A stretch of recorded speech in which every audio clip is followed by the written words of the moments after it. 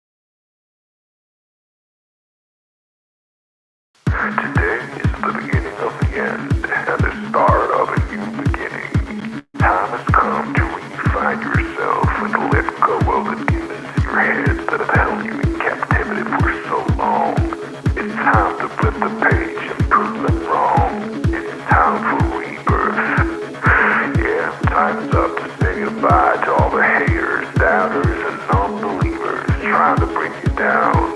In the blink of an eye, you'll realize that there's so much more to the book than the page you were stuck on.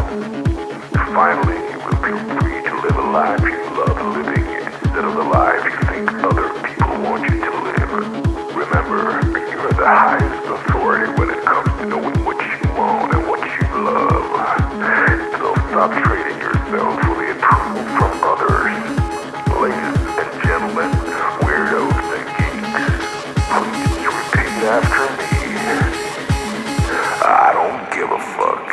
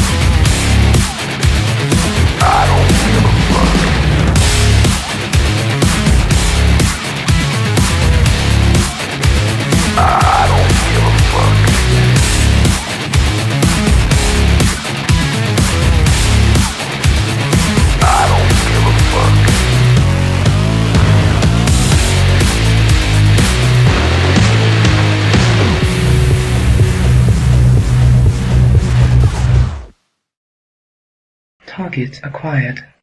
Eagle 1, first strike. You have permission to engage the target.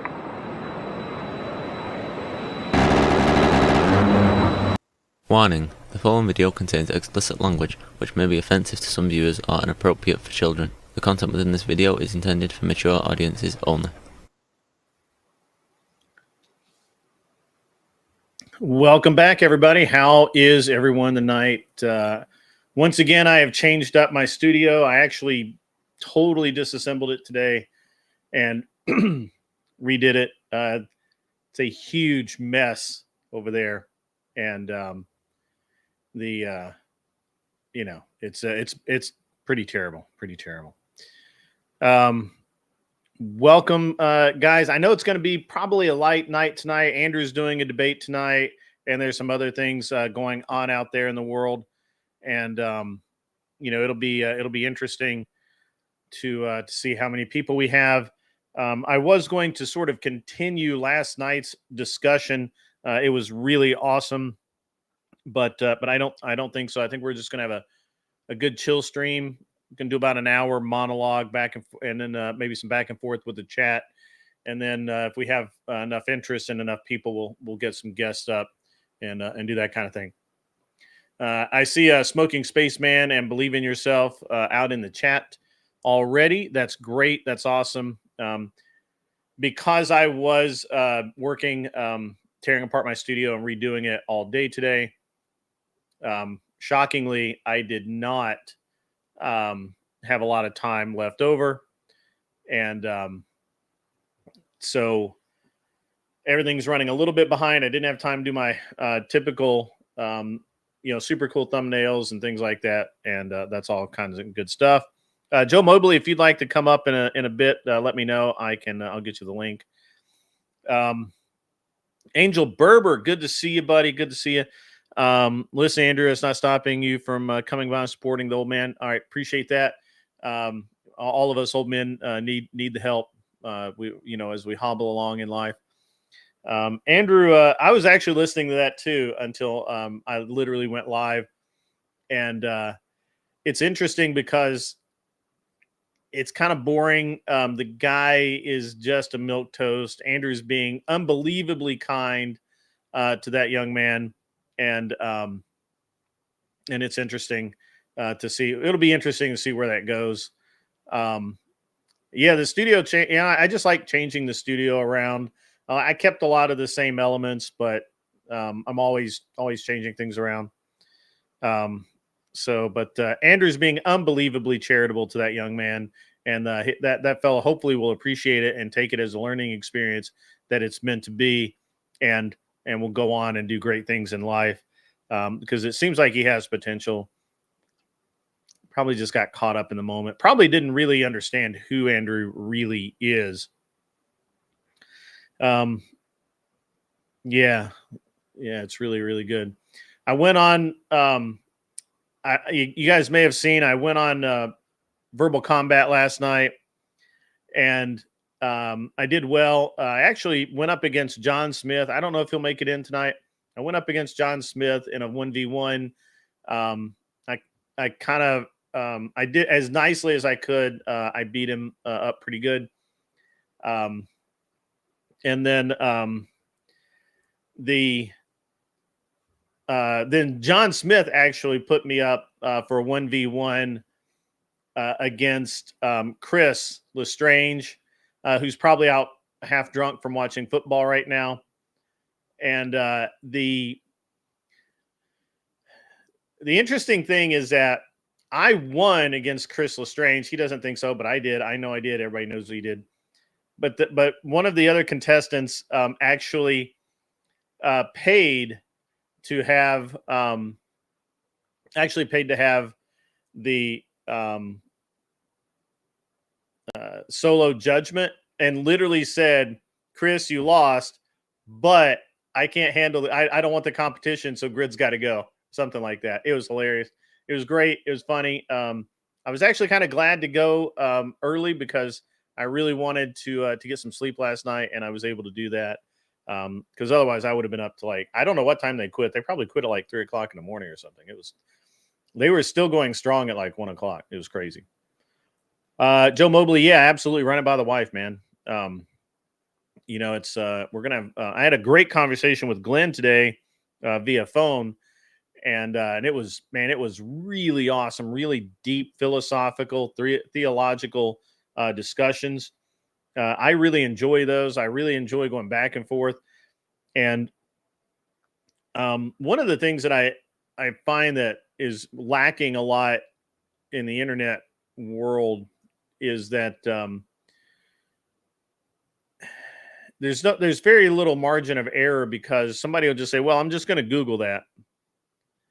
I'm just going to Google it, and then they beat you about the head with facts, even though what they should do is, I told Glenn today, I'm like, "Look, man, I haven't read this stuff in a long time, and I'm not a theology student, so I know I'm going to get a lot of this stuff wrong.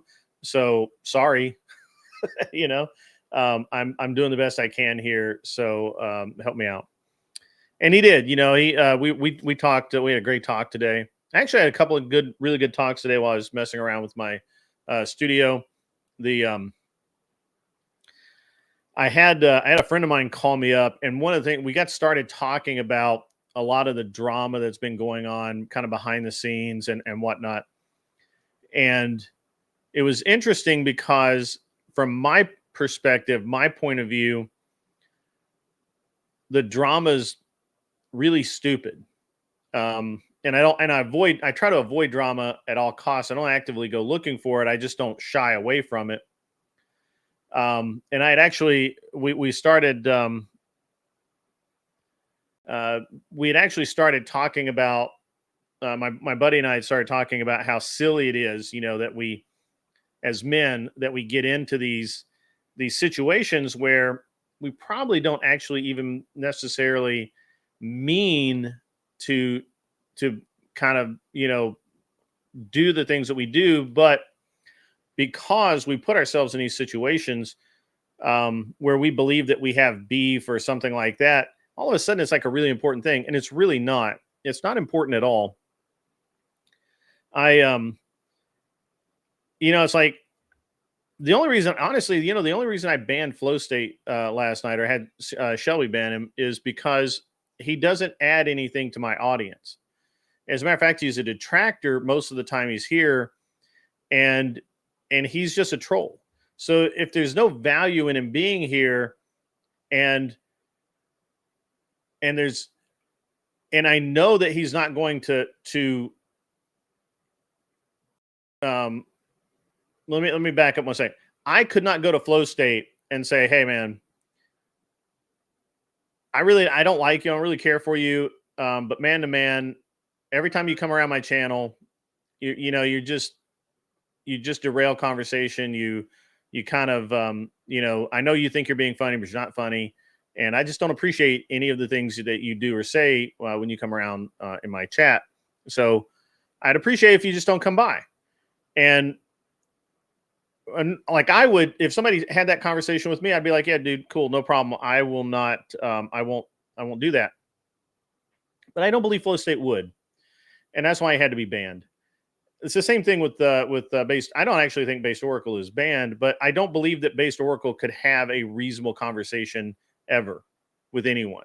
So why bother? You know, I'm in this like, why do I give, how do I give somebody the chance when I know that they don't act in good faith and they don't do things, or that I highly suspect. I shouldn't say I know. I highly suspect.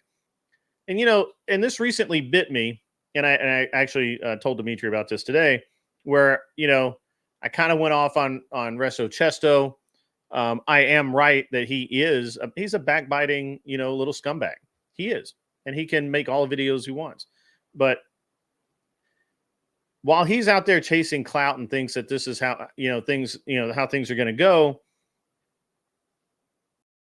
there are going to be more and more people that just don't want him around because they can't trust him to be genuine and to be real and to actually mean what he says.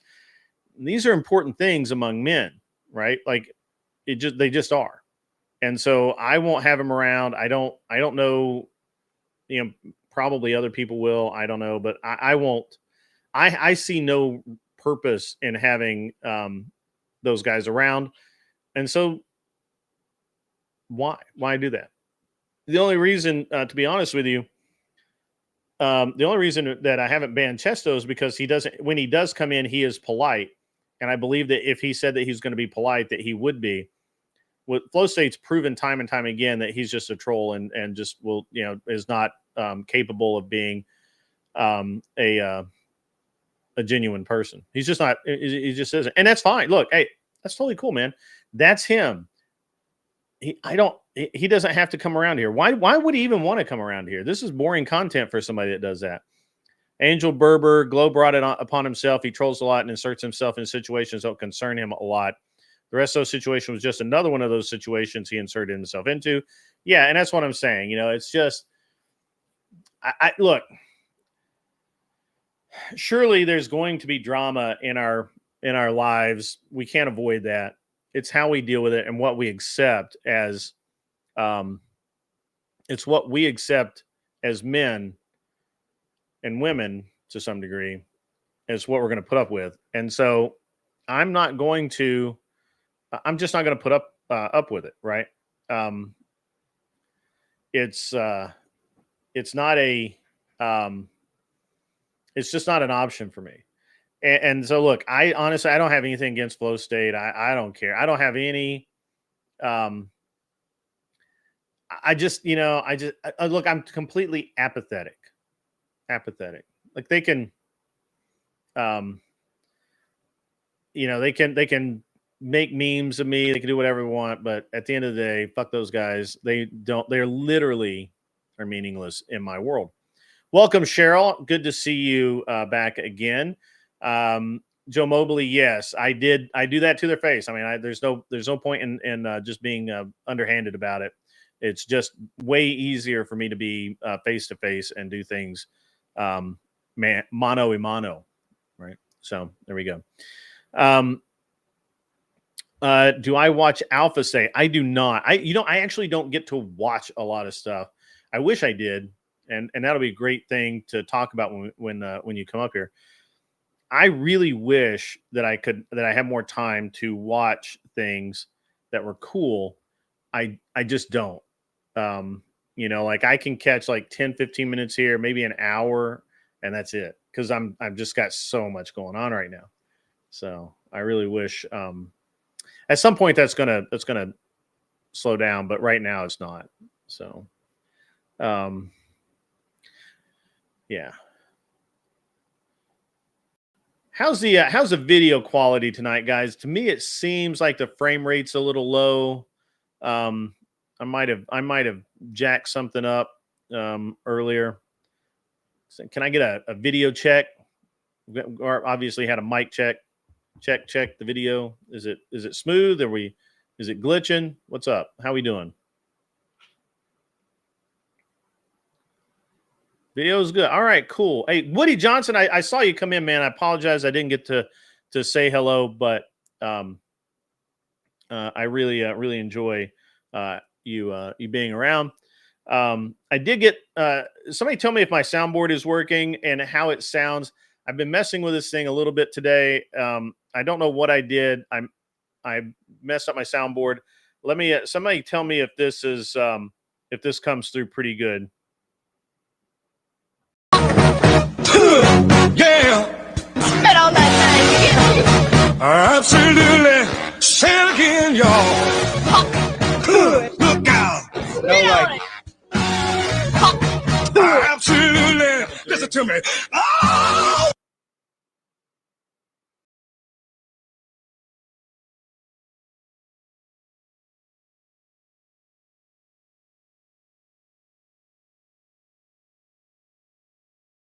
It's good. All right, cool.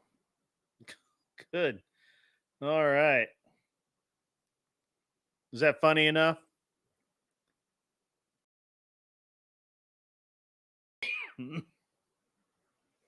All right, good deal, guys. You know, when you tear apart something like when I get the studio together, when you get Cheryl, I have one for you. Hang on, I have one for Cheryl. Oh, you gotta give it that fuck. You know, turn it over a new leaf. It's all about keeping the peace. It's Mama's first priority. I apologize for any bad energy.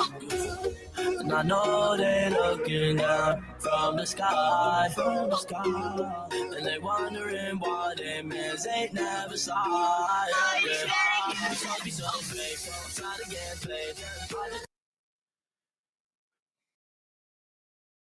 I aim to please. All right, so soundboard's working. That's great. Now we got some really great things we can do. And sorry if there's a little emotional damage there, Cheryl, but that's okay. We'll let it go this time. But when you take apart all the stuff, I mean, I literally had everything apart today, and I got one for Kevin. Emotional damage. There we go. Kevin, I feel bad for you. But anyway, I had cables all over the place and stuff. I still do. I still have, it's only about halfway done, but I will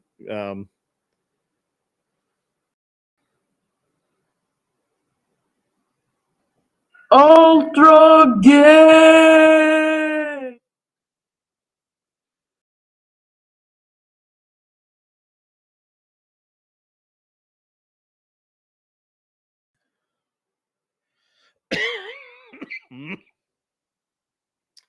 So anyway, guys, yeah, so I'm glad everything's working out, that everything's back together as normal, because it literally was an abomination this afternoon, and it was great. Um, the yeah, I got my favorite here too. Tossing frag grenade! Yeah, that's one of my faves.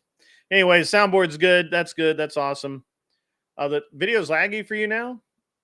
I didn't do that. Mine hasn't changed, so that's not me, pal. Thank you. Appreciate it. I think it's just you, Woody. I'm sorry. I wish it wasn't. But yeah, so my buddy Dimitri and I talked quite a bit today about all of these online beefs and things like that, because we both live in the real world. And, there's a look, I just don't care. Right. Like, like I would care. Honestly, I would care if there was something. I'm just glad it all works, Spaceman. It's worked before. I just never used it, but I took it apart. I had to install a bunch of software. I have cables running everywhere. It's just a huge mess in here right now. And I'm so glad it works, because earlier today I spent like 3 hours trying to make my mic and everything balance out and work like it should. And so the fact that it's working has me grinning, man, because it was really, like, I'm not kidding. This is the opposite wall that I was facing yesterday. So yeah, I normally I'm facing towards the way I'm sitting now. I literally spun everything 180 degrees. I did a completely different wall. I moved every piece of furniture in the studio was moved today. That TV, that monitor there, that came down. That was mounted up high where I could see it, and I moved it down to be a kind of a painting that I can change, or a picture that I can change at will. You think it's a frame rates per second? Yeah. Yeah. I think maybe I'm dropping some frames right now. I don't know why. But I don't really have anything else running, but I'll figure it out. So I could just, yeah, I mean, I could just do that.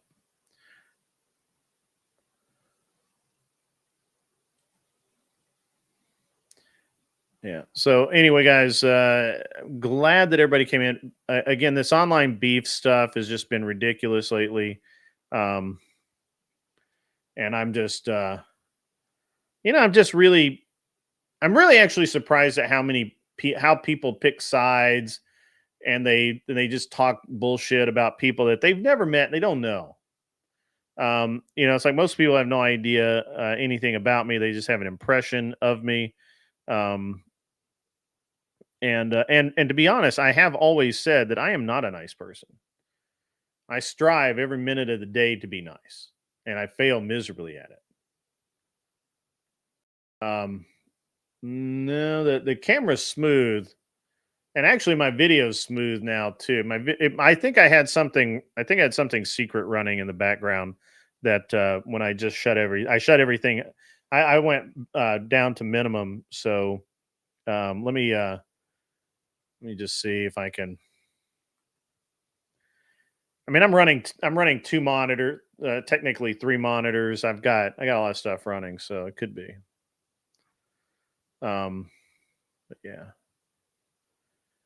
I am not running a VPN. I'm running straight through my modem I have a I'm running a hardwire Cat 6 cable, and we're showing good. So, like, it's fine, guys. Oh, no, that slowed down. It could be. I may have messed something up on the camera when I moved it around today. It is entirely possible that happened. So I'm not going to say it's not possible. So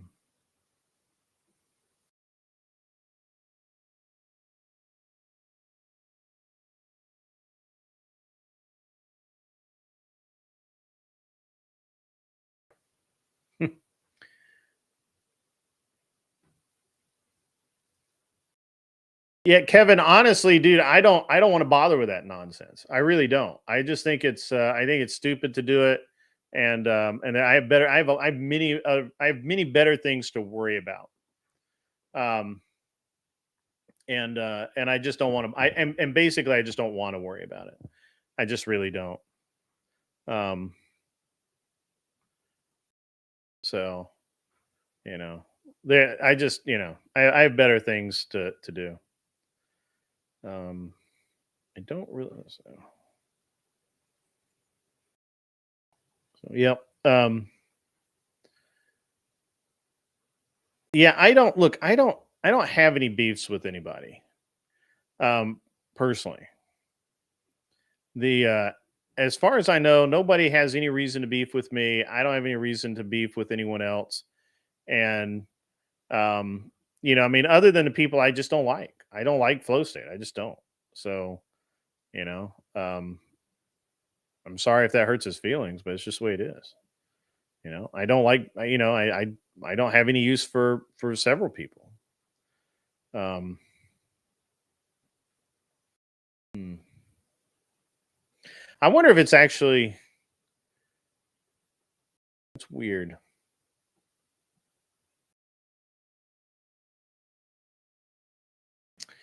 Yeah, it's something it's hmm.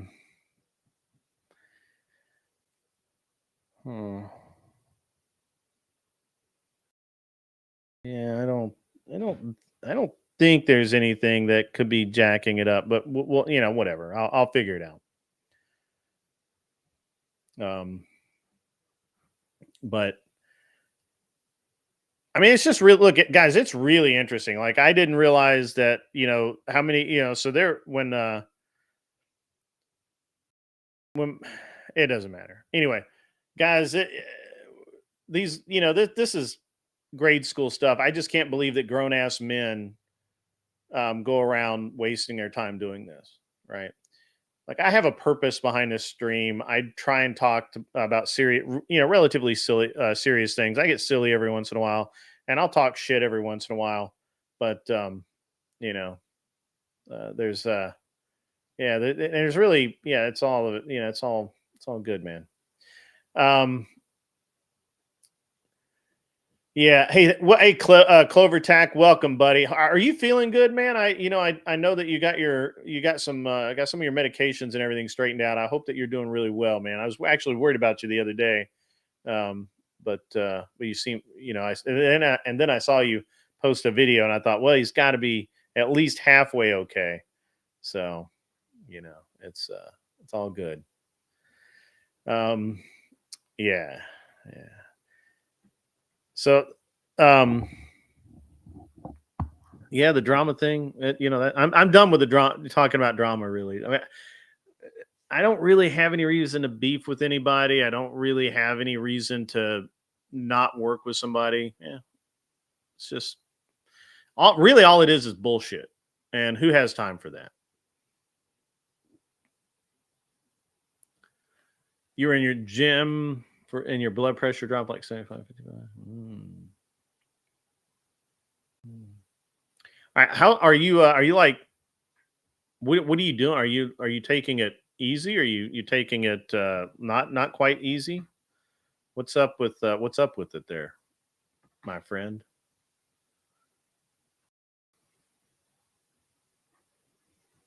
What is up with it? That's right. They're drama farming. Yeah, I don't get it, man. I understand it. Look, I see what happens. I understand the way that people react to drama, and they get clicks and they make some money, and and they don't actually mean anything by it. It I'm closer to the camera than it, but it might be right now. It's got the green box right on my face, so it should not be trying to focus on it other than me. But I mean, I'm not. Hey, anything's possible, man. That's a great idea. So yeah.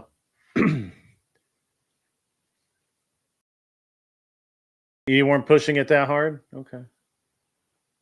Yeah. Okay. Yeah, I'll figure out the camera stuff. Oh, that was weird.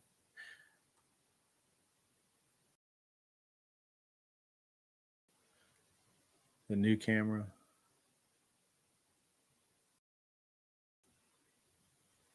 It's the same camera I've always had. John Detman, it's the same camera I've had for the past however long, to be honest with you.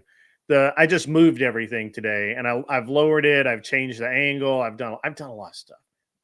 For me to have problems with it is not a big deal. Actually, right now it's doing fine. So it could be the camera. It could be a setting. I could have bumped something when I was moving it. Who knows, man? I'll figure it out. Right now it looks great. Everything's looking great. It could have actually also been that my wife could have been working inside and clogging up my bit rate on my internet. So, because, she's inconsiderate like that. Work while I'm working. So, yeah, the cameras always look great. And one of the things I did, look, hey, since we're just kind of casually talking, I didn't spend a ton on this setup. I spent what I felt like was enough. I just didn't spend a ton. And when I first started doing any of this stuff, I talked to several people, and much like when I was dealing with racing, there was always some guy that would say, well, you got to have this and this and this and the other thing. And then I would be the guy who says, really not,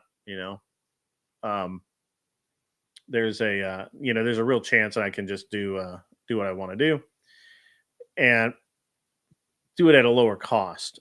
And so I did a lot of studying, and I bought this specific camera because it was a reasonably priced camera that had all the features I knew that I needed and not a lot that I didn't understand. And that kind of had, it kind of worked out pretty good.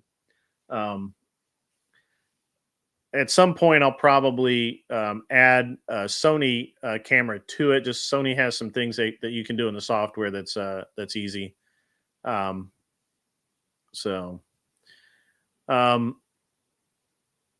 Yeah, Clover Tack, man. I was a little concerned about you the other day, for real, man.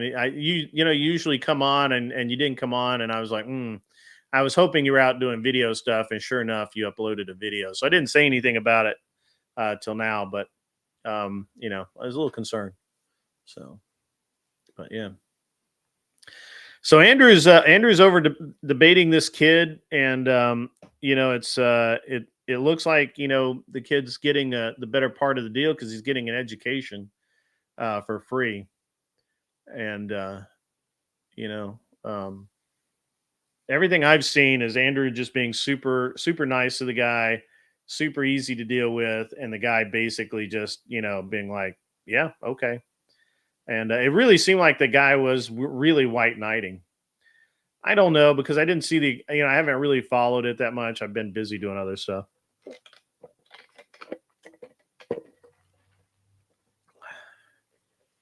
So, all right. Well, enough about the beeping situation, Yeah, guy's in class. That's right. He's in class on how to be a damn human being. Isn't it weird that so few people know how to be humans these days? And how few people, I'm repeatedly shocked at how few people think that they know how to treat other people and fail at it miserably. I just find that very interesting. So I'm, like I said, I am who I am. So, it all works out for me, but other people, are different, and that's it's tough to deal with. So,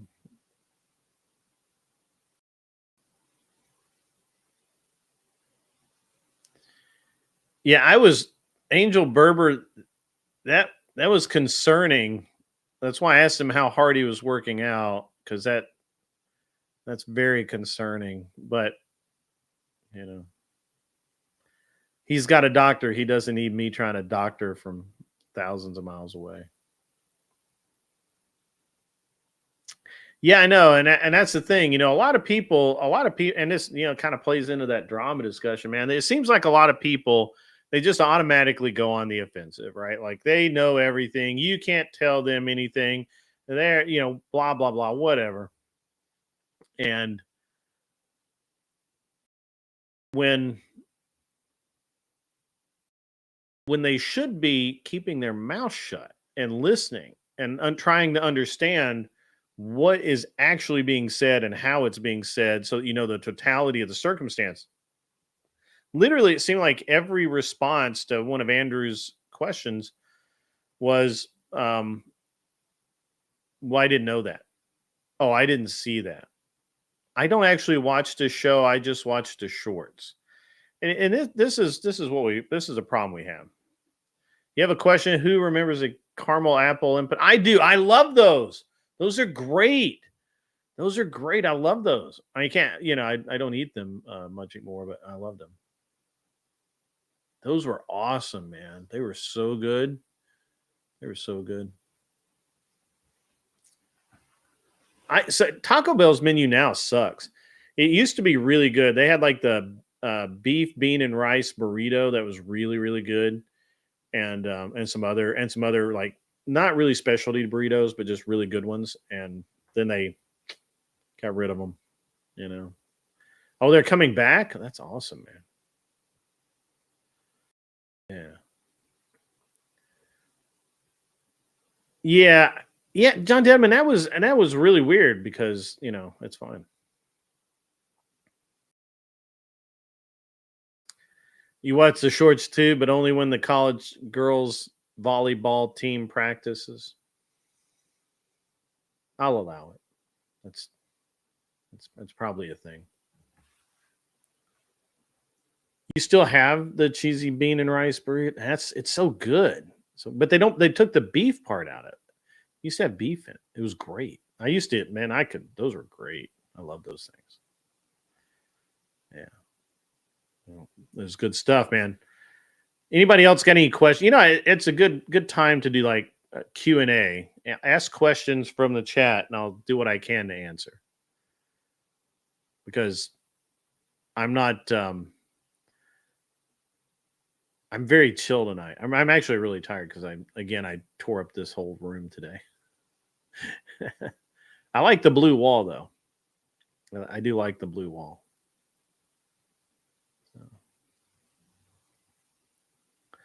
In the app, I'll have to get the app. I don't use apps for ordering food very often.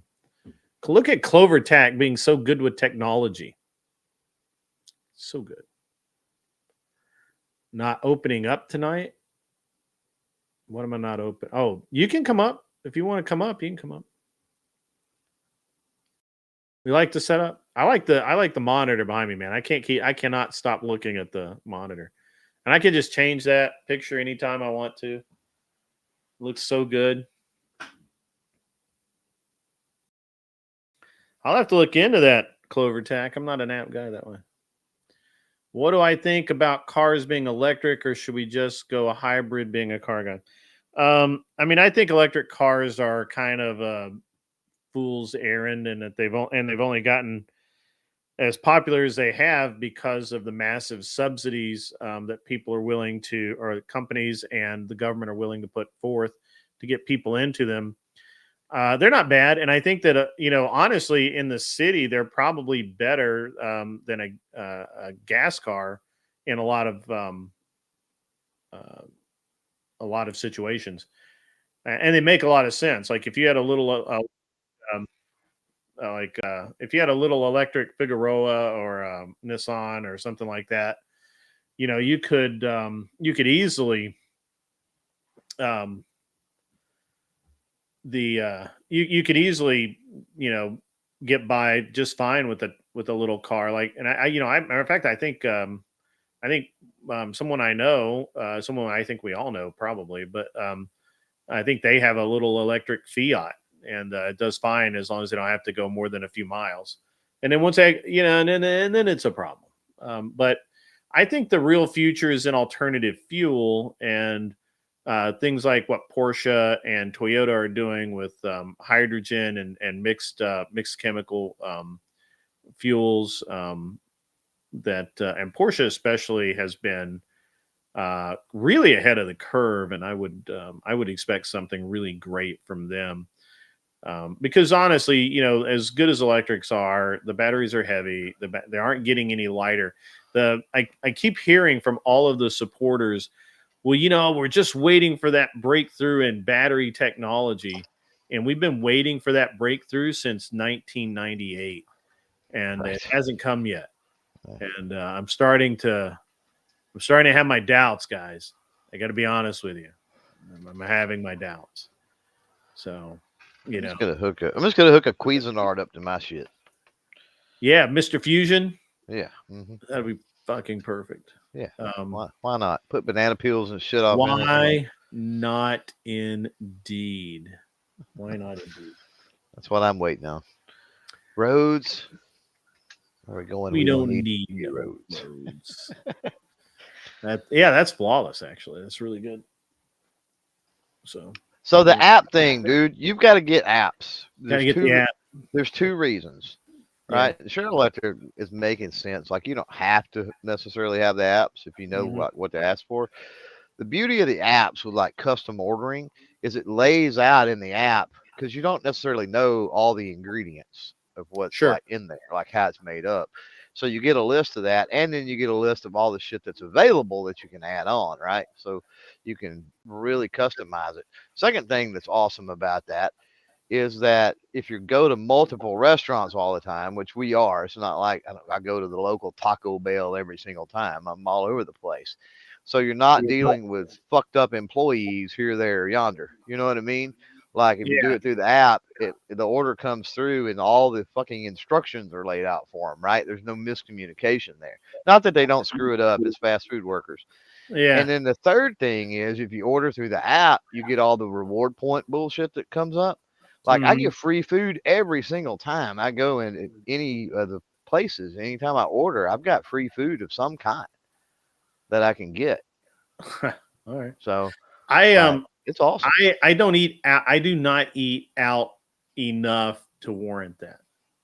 Yeah, but everything stacks for like it doesn't expire. Nothing. I don't have anything it's not like I have points or anything that expires. And when you do decide to eat, there's always special deals and that are going on through the app that you can't get if you just walk into the establishment.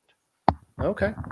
Cheryl, you should come up anyway. I was sick for the past 2 weeks. I did an interview with Joe Mobley where I could barely talk. I literally kept telling him, you have to talk, Joe, because I can't talk. So there's no excuse. There's no excuse. Joe, how the hell are you, sir? Trying to keep from getting sick, my man. I actually abstained from the bourbon. This is an adrenal cocktail.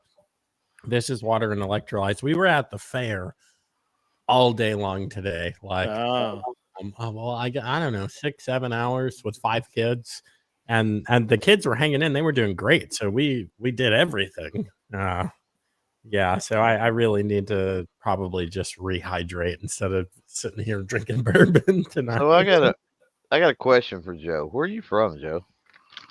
I am truly from Long Island, West End, Long Island. Okay. But I was raised in Virginia. Ditched the accent. Southern girls, actually, no girls outside of New England like that accent. So I ditched the accent. You had a very interesting accent. That's why I asked.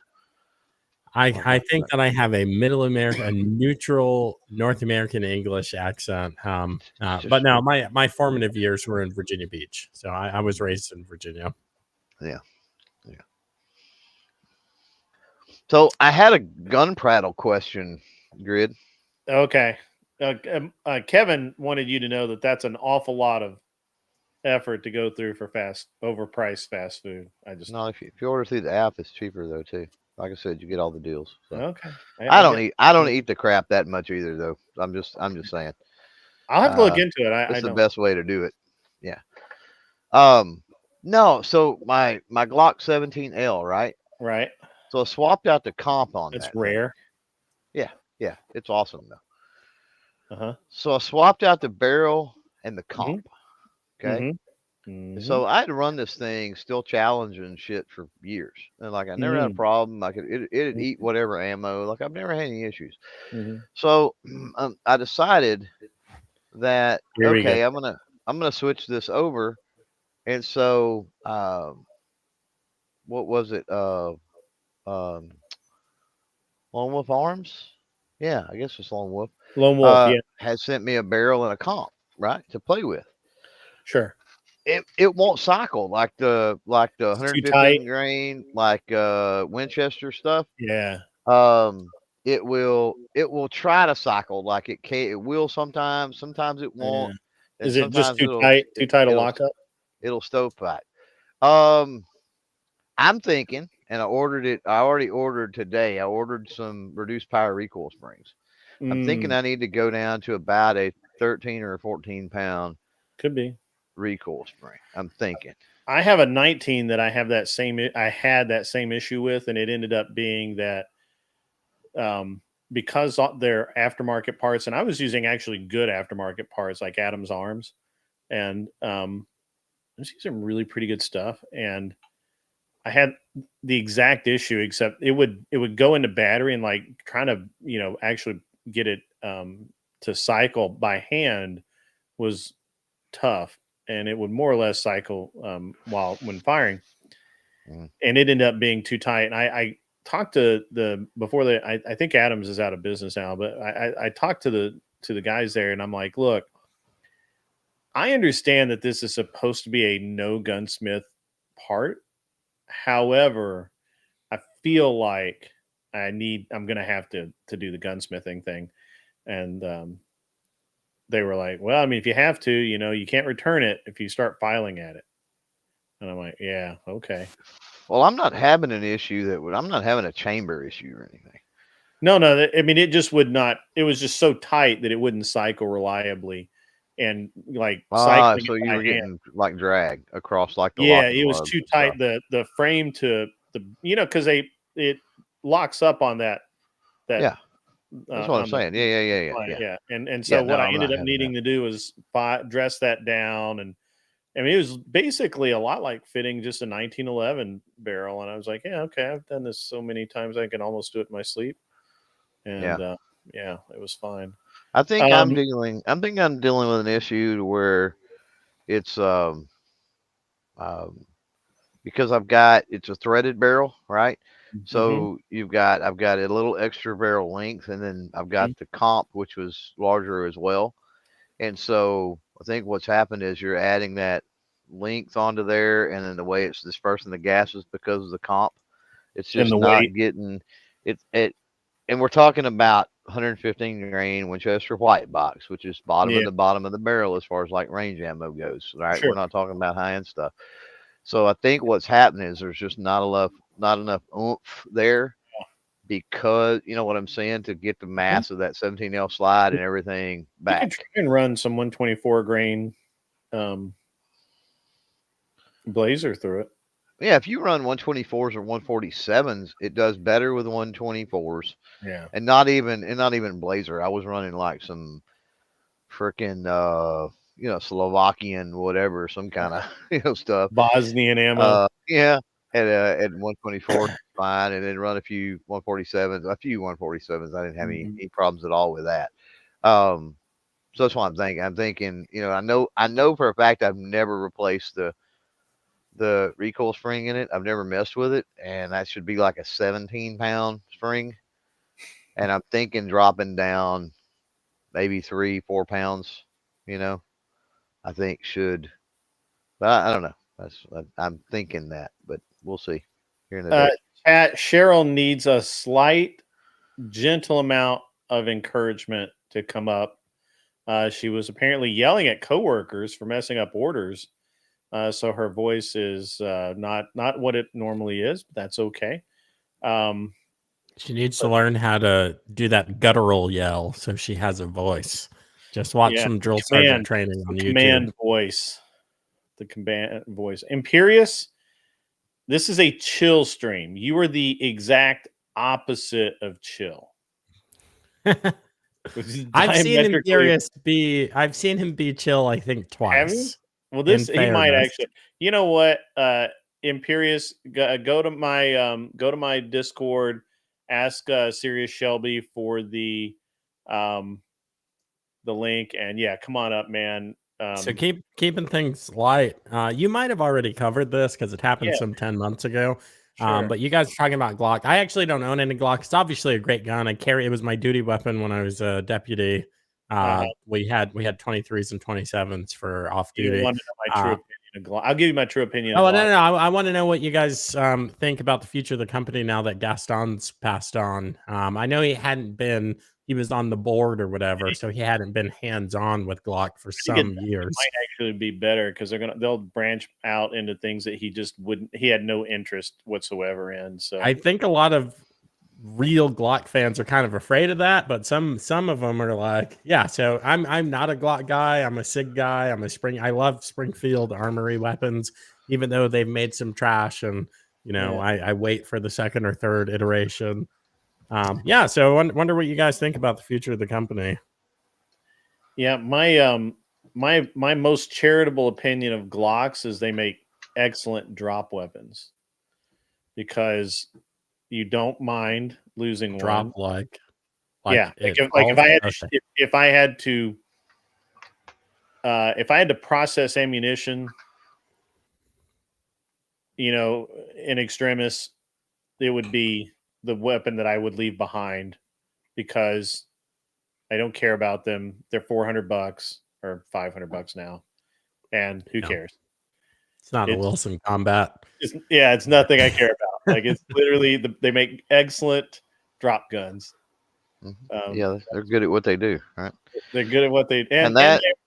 The thing is though, and I'm going to incite a riot here, but that's okay. I've seen more Glocks malfunction. No, don't give me that than shit. Than I have some other brands. Some other brands. So you're not going to give us a specific. I'm not going to give you the other brand because that's awful sus, Grid. I'm just you'll saying. You'll be mad at me if I tell you. Mm-hmm. Okay. So I mean, if you, I'll be honest with you. I'll be honest with you. I have a friend of mine who did tactical instruction for like people, and the only ones I could really give out without anyone caring is he did a lot of work with the pararescue jump, whatever the fuck they call the PJs, the PJs for the Air Force, and trying to make them better shooters because they suck. And he wore out M&Ps, like literally wore them out. Like he had shit. 2 or 3 of them. He had like 2 or 3 of them. Well, I mean, it's like these are ridiculous round counts that he's going through. And he's like, these guys would come through with Glocks, and Glocks are great, but they're just not. In his experience, there were more there were more issues with them than like the M&P, for example. Now, my personal experience with the M&P has been flawless. I don't like the grip texture, and I'm a picky guy. I'm picky. I get into small things I just hate about a gun. No, Grid's picky. What? No. Yeah, I know. Fucking right? newsflash. And well, let's be fair. Let's be fair to those people that are out there that may not know the gun world and stuff. Yeah. So Grid made a real loaded fucking claim a while ago. Yeah. And so I want to say this. Yeah. The vast majority of firearm malfunctions across the board, the vast majority are fucking shooter error, period. Or ammo. The next is ammo. And then a very small portion, period, no matter what fucking brand you're talking about, is something actually wrong with the gun. So whenever somebody says, "Oh, I've seen nothing but trouble," and blah blah blah blah blah, you got to realize that even if it's legitimate causes, it's still a very very. And I'm not saying that they had nothing but trouble. Just my personal experience. I was shooting a match with a guy in the rain. He had a Glock 34. I was shooting a 2011, he laughed at me. He's like, "Oh, you know, it's raining now. You sure you want to drop those mags in the mud?" And I'm like, "Yeah, I do. I literally do it all the time." And so the very next stage, guess whose gun malfunctioned because of a dirty mag that had gotten dropped in the mud? The guy with the Glock. Like, and I didn't. And he was over there like shaking them out and doing all kinds of stuff. And all I did was like wring the water out of it a little bit and put bullets back in it and keep going. Shake it out. Huh? Just shake it out. Yeah. Just shake it out, man. That's all you gotta do. Well, I mean, now come on, you've been to a USPSA match. Oh yeah. And literally every single stage, these guys will fire 30 rounds or 32. I think 32 is like the minimum or something. They'll fire like almost no rounds. They will literally take the mags in completely apart, run a brush and towel through them, put them back together. Because just that little bit of dust could cause a problem. And I'm like, you've got to be kidding me. I remember I've got mags I've never cleaned. Why would I do that? That's crazy. Yeah. Well, Glocks are not the best at anything, right? Glocks are that all-purpose. I'm trying to think of an analogy for anything else like with a Glock, but they're the hammer of the gun world. They're like an all-purpose, multi-purpose. Like they're good for everything, but they're not great at anything. Yeah, you know what I mean? Type thing, and they're that leads part into hammer and they're part Corolla, like Toyota Corolla. It's very dependable. They are the Toyota Corolla of the gun world. That's right. That leads into what Joe was asking with Gaston. Yeah. So exactly, is it going to continue being the Corolla? I hope so, because if it's not, Gaston was a fucking genius, and he absolutely changed the world. He's up there. He might be on the. There's an argument to be made. He's on the Mount Rushmore of fucking gun makers. And he's not definitely even gun makers and inventors. We've got the printing press and the what is it, the Henry repeating firearm was So and there's a reason that he ran things the way he ran, and the whole Glock perfection thing gets a really, really bad rap because people misunderstand that, and they think that by Glock perfection it's the perfect handgun. It's like no. You gotta. There's more to it than that, right? So a really good, some really good insight for folks out there. Go check this book out. It's a fucking phenomenal read. It's called Glock: Rise of America's Gun. And the guy's last name that wrote it, it's an old book. The guy's last name that wrote it, his last name's Barrett. I can't think of his first name. Not related to Barrett. But phenomenal read. And as far as some of the behind the scenes, and we're talking, through the 80s into maybe like the early 90s, but behind the scenes with the gun companies and stuff like that. Some of the behind the scenes 2A battles, like it follows kind of Glock because that's what the book is about, but there's a lot of other nuanced stuff in that book. It's absolutely amazing. Whoa, somebody's there it is. I just so happen to have an autographed copy of that, but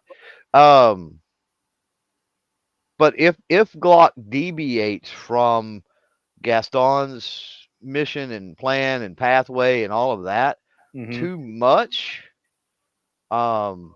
they're gonna get lost in the mix. They're not. You dance with who brought you, man, and that worries me, big time, for the company. Yeah. I mean, I'll go with that. I feel like that. So my experience with Glock is always Glocks have been very frustrating to me because one of the things that they've always been the thing that's always aggravated me about them is that when they fail in a very odd way. Usually, that is it's just a pain in the butt. And I actually had a 19 one time that I bought from a fellow who was an engineer of some kind, and he had polished every moving part internally. Yeah, and so the gun would randomly go full auto. Or you mean like every friction point? essentially. what Every you're saying. friction point, Yeah. every single piece in the internals of the firearm was polished. Mhm. The barrel was polished. Like everything was, it was like this guy wanted zero friction. Yeah. And every now and again, it Run away. it would just go full auto. Yeah. Yeah. And so I ended up having most of the parts pulled out, a combination of factory and or Glock Sport and Ghost components put in it. It worked fine. I ended up trading it for his CZ P10C, which is a much better gun and more accurate. The other problem with Glocks is that I've never been able to get one that was as accurate as I wanted it to be, but they were always just barely accurate enough as I needed them to be. Yeah. Right. Like, Yeah, again, I right? think you guys are Good forgetting though. Good at everything, not great at anything. Yeah, Right. definitely. I think you guys are. If you're talking about Rushmore, it's still got to be Oliver, Winchester, John Browning, Sam Colt. I think those are still your. I mean, the model 1873 repeater is the gun that won the West. Yeah. I mean, the 1886 lever action from Browning was like the first actual modern firearm. And you had the Browning is on their number one, hands down. Yeah, I mean, you had the Browning Auto, you had the 1911. Yeah. Gaston. Browning was was the genius that we always wanted to have. Like he really was. Yeah, I mean, first auto-loading shotgun, right? And I mean, Samuel Colt too. The Peacemaker was kind of the, Yeah, I mean, Colt.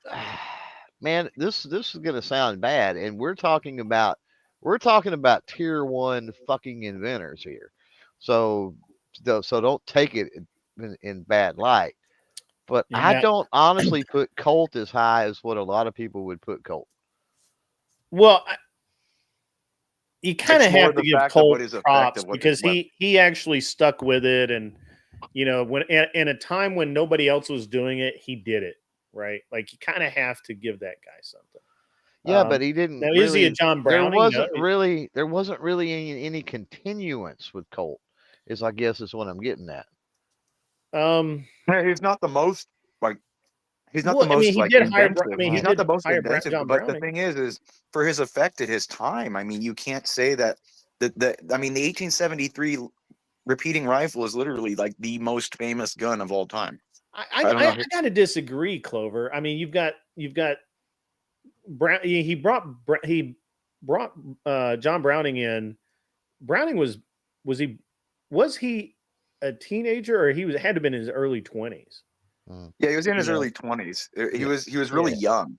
He was super young, and right out of the gate, they designed the Colt Pocket Hammerless, which was better than the Browning of the time, which was what every military was looking at as being like the gun of the future. And one of the reasons why Browning actually ended up hiring John himself, right? And the Colt Pocket Hammerless was one of the it's such a for its time, it's an amazing gun. Yeah. I mean maybe, but if you get up into, especially if you get up into what would that be? 19th century, 20th century?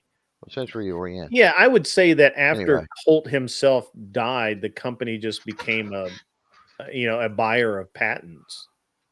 Yeah, the company. Yeah, we're you got to separate the company from the people too. Yeah, big time. You big time got to do that, right? We have to be, just if we want to be intellectually honest about it. I think Colt himself was a visionary. Because does Winchester do what Winchester you gotta does? Think, I mean, if you're talking without overall, Henry. you got to think Bartolomeo and Beretta too. I mean, the cool thing about Beretta is still privately owned. The oldest, remember it was 1530 manufacturing. Yeah, 1530. Yeah. 1530. I think they were. Yeah, so that's what's cool about Beretta. The bad thing about Beretta, and I just had this conversation sadly with a viewer the other day that shot me an email and had some concerns and stuff. Sadly, Beretta, and a lot of it, I think, to hear other people in the industry talk that deal with Beretta, talking about literally with the owners and whatnot of Beretta, the family and whatnot, is it's a lot of it is just the Italian culture and attitude, and then the fact that they are the oldest arms manufacturer on the face of the earth, but they just man, they just like their shit don't stink. They don't nothing that Well, yeah, they they're make Italian, dude. It's the same nothing thing. that I they mean, make yeah. goes wrong. Like it's just you know what I mean. Yeah. Well, yeah, And it's so just that dealing with they them can be a huge pain in the ass. Is what each I'm gun. saying. It's the same thing with like Benelli. The Italians make bespoke products. They Well, don't make like mass-produced products like that. shockingly enough, Beretta owns Benelli. Yeah. Right. Weird. Yeah. Yeah. But it's an interesting. So I agree with you. I mean, I think it's. I think Beretta was really good, and again, Beretta was constantly innovating. I just really feel like that with Colt, you have once Colt wasn't affiliated with a company, it became basically a buyer patents, and that's fine. It's just like Smith and Wesson. Like we can argue that Smith and Wesson with the first double action, first true double action revolver. Oh, well, that's another thing. Smith and Wesson come in, and when Smith and Wesson come in, Smith and Wesson they steadily just wipe the fucking floor with Colt, dude. Because if you look at you look at the late 1800s, early 1900s, and that's an era I really love because that's when you had all the smaller companies that were trying, like the Aber Johnsons, the H&As, the H&Rs, all of that shit. And then companies that Howley, companies that people wouldn't even have heard of. And during that time, the big two was Colt and Smith and Wesson, right? That were battling at the very start of the smokeless powder, era right in there. And you look at like law enforcement, obviously was using revolvers, then. And you look at that, and Colt and Smith and Wesson battled and back and forth, so much so that when you get into 32 and 38 caliber stuff, you've got the 32 and 38 S&W, and you've got, which is not the same cartridge, 32 Colt and 38 Colts, right? Like they would develop their own cartridges so that they couldn't be used cross-platform, and that gave them like proprietary setups, right? Where where it was a competition thing. But ultimately, Smith and Wesson, they got some Army contracts and some other stuff, and just whooped that ass, in the early days. Well, again, Colt couldn't hang, and I say today, Colt still can't hang. I will say Colt right now is not near the company it was, but we have to keep in mind that Smith and Wesson stuck with revolvers long after they should have moved on. Right, like they were still building revolvers when they should have been at least attempting to build automatics. They looking into some other stuff, probably. They made a really tremendously good lever action rifle, and they just gave up on it. They just like stopped. Well, like the the Gen 3 stuff, all of that, throughout like the 80s and stuff like that. Very collectible, by the way. Handguns for anybody out there that finds them at a decent price, especially those in 10 millimeter. Holy Jesus! But like Smith and Wesson, the thing is, Smith and Wesson had they just had the law enforcement market so cornered until Glock came along, right? And Glock is one of those things that Glock just put the fucking screws to them. But Colt was they couldn't hang with, and we're talking about in the 80s. I mean, up until then, it was the Colt Smith and Wesson battle. But when you got into the 80s, and then Glock started coming along, just the marketing campaign, the way that Glock was doing the police trade-in programs, just the business side of Glock, right? They just ate Smith and Wesson's lunch, and then they continued to do it because Smith and Wesson refused to try to compete in that stupid, SDVE, SD9. Oh, I had one of those. Sigma I fixed it though. Piece of shit. Glock copy is exactly what it was. Literally a Glock copy. Yeah. Literally. Well, here's the story. So, spoiler alert, put fingers in your ears and go la la la la la for about 3 minutes here if you want to wait and read the book. But spoiler alert, on a section of the book, it talks about a meeting at Smith and Wesson And this is a direct quote from an executive that was in that meeting. But they had a meeting. Smith and Wesson was getting their ass kicked by Glock. Just, I mean, the profit shares, whatever the hell, their margins, everything was down. And like the CEO comes in and he has all the engineers, he has all the executives. They're in this huge boardroom, and he lays a fucking Glock on the table, slams down like a Glock 17 or 19. I forget which it was, but slams it down. And he says, I don't care what we have to do. He says, I want everybody here to fucking put your heads together and come up with a way to beat this fucking gun. And they all look around, the boardroom's quiet, everything else. And finally, a guy nods to another guy that nods to another guy. And like the main engineer stands up, and he says, sir, we just can't do it.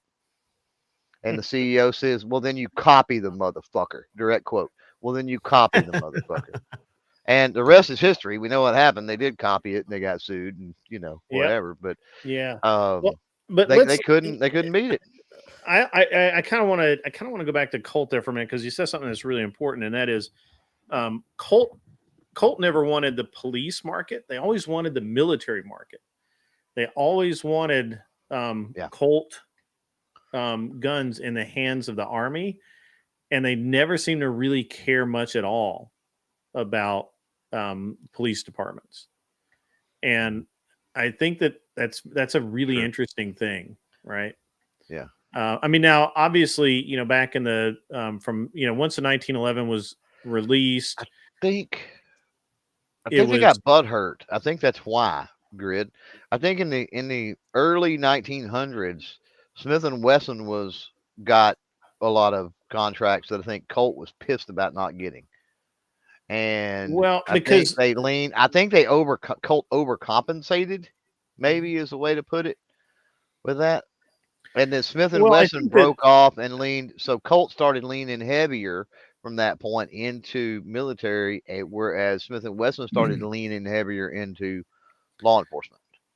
Well, I mean, if you want to believe legend, the legend is that Colt didn't believe in double action firearms because of the first shot and a chance to miss, and that obviously back then sights weren't even a thing, right? Like it was all point shooting and it's one-handed too.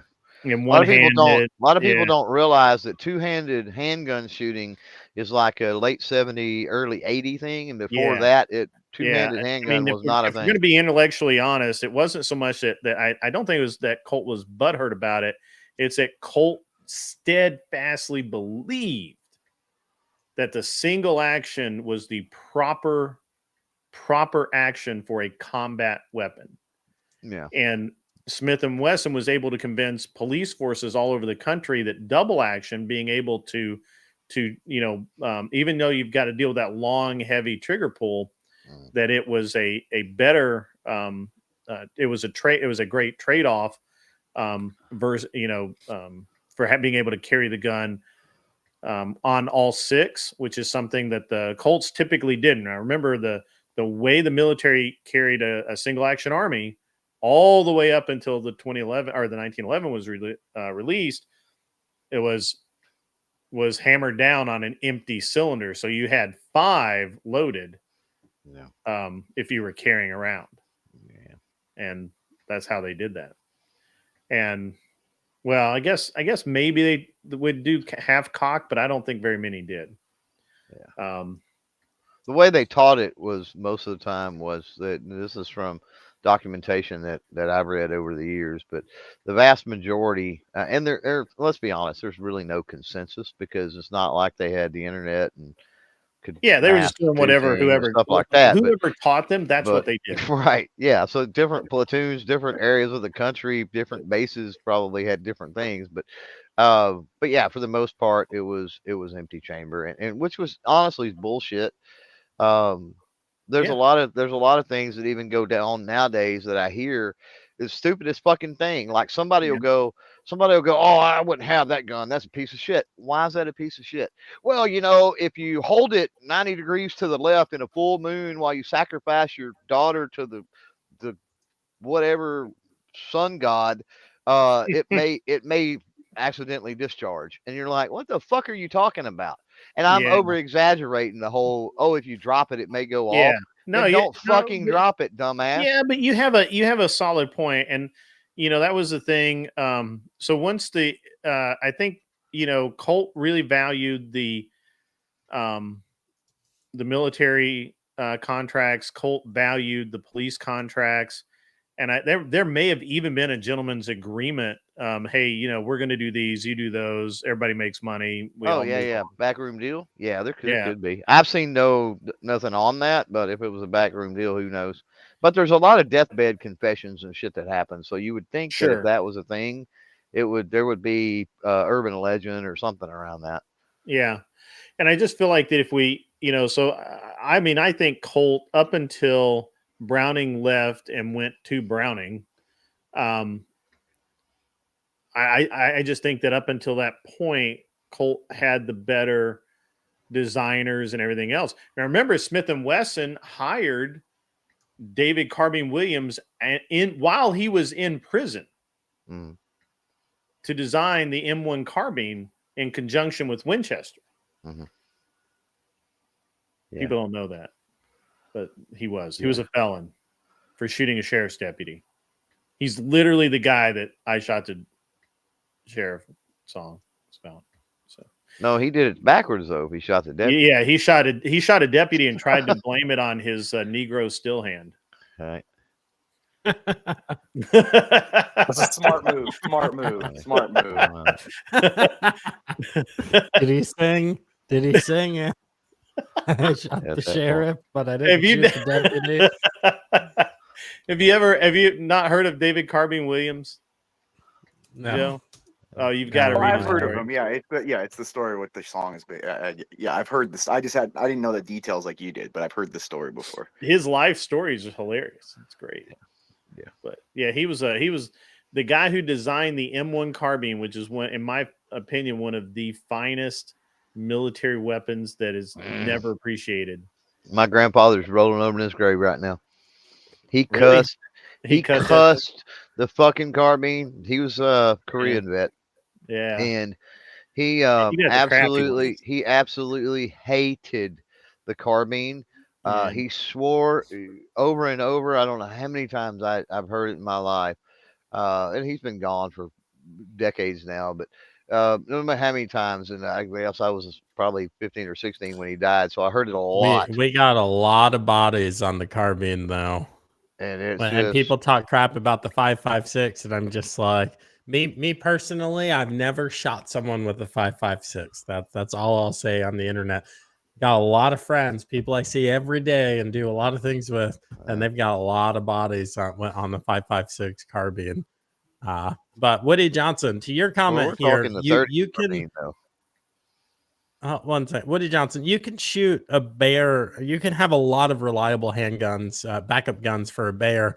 The thing is, you're gonna have to shoot it more than once. There's no caliber that you can a handgun that you can confidently shoot a bear anywhere and just feel confident that it's going down. So knowing that you're going to have to put multiple rounds on this thing, there are plenty of options other than the 10 millimeter.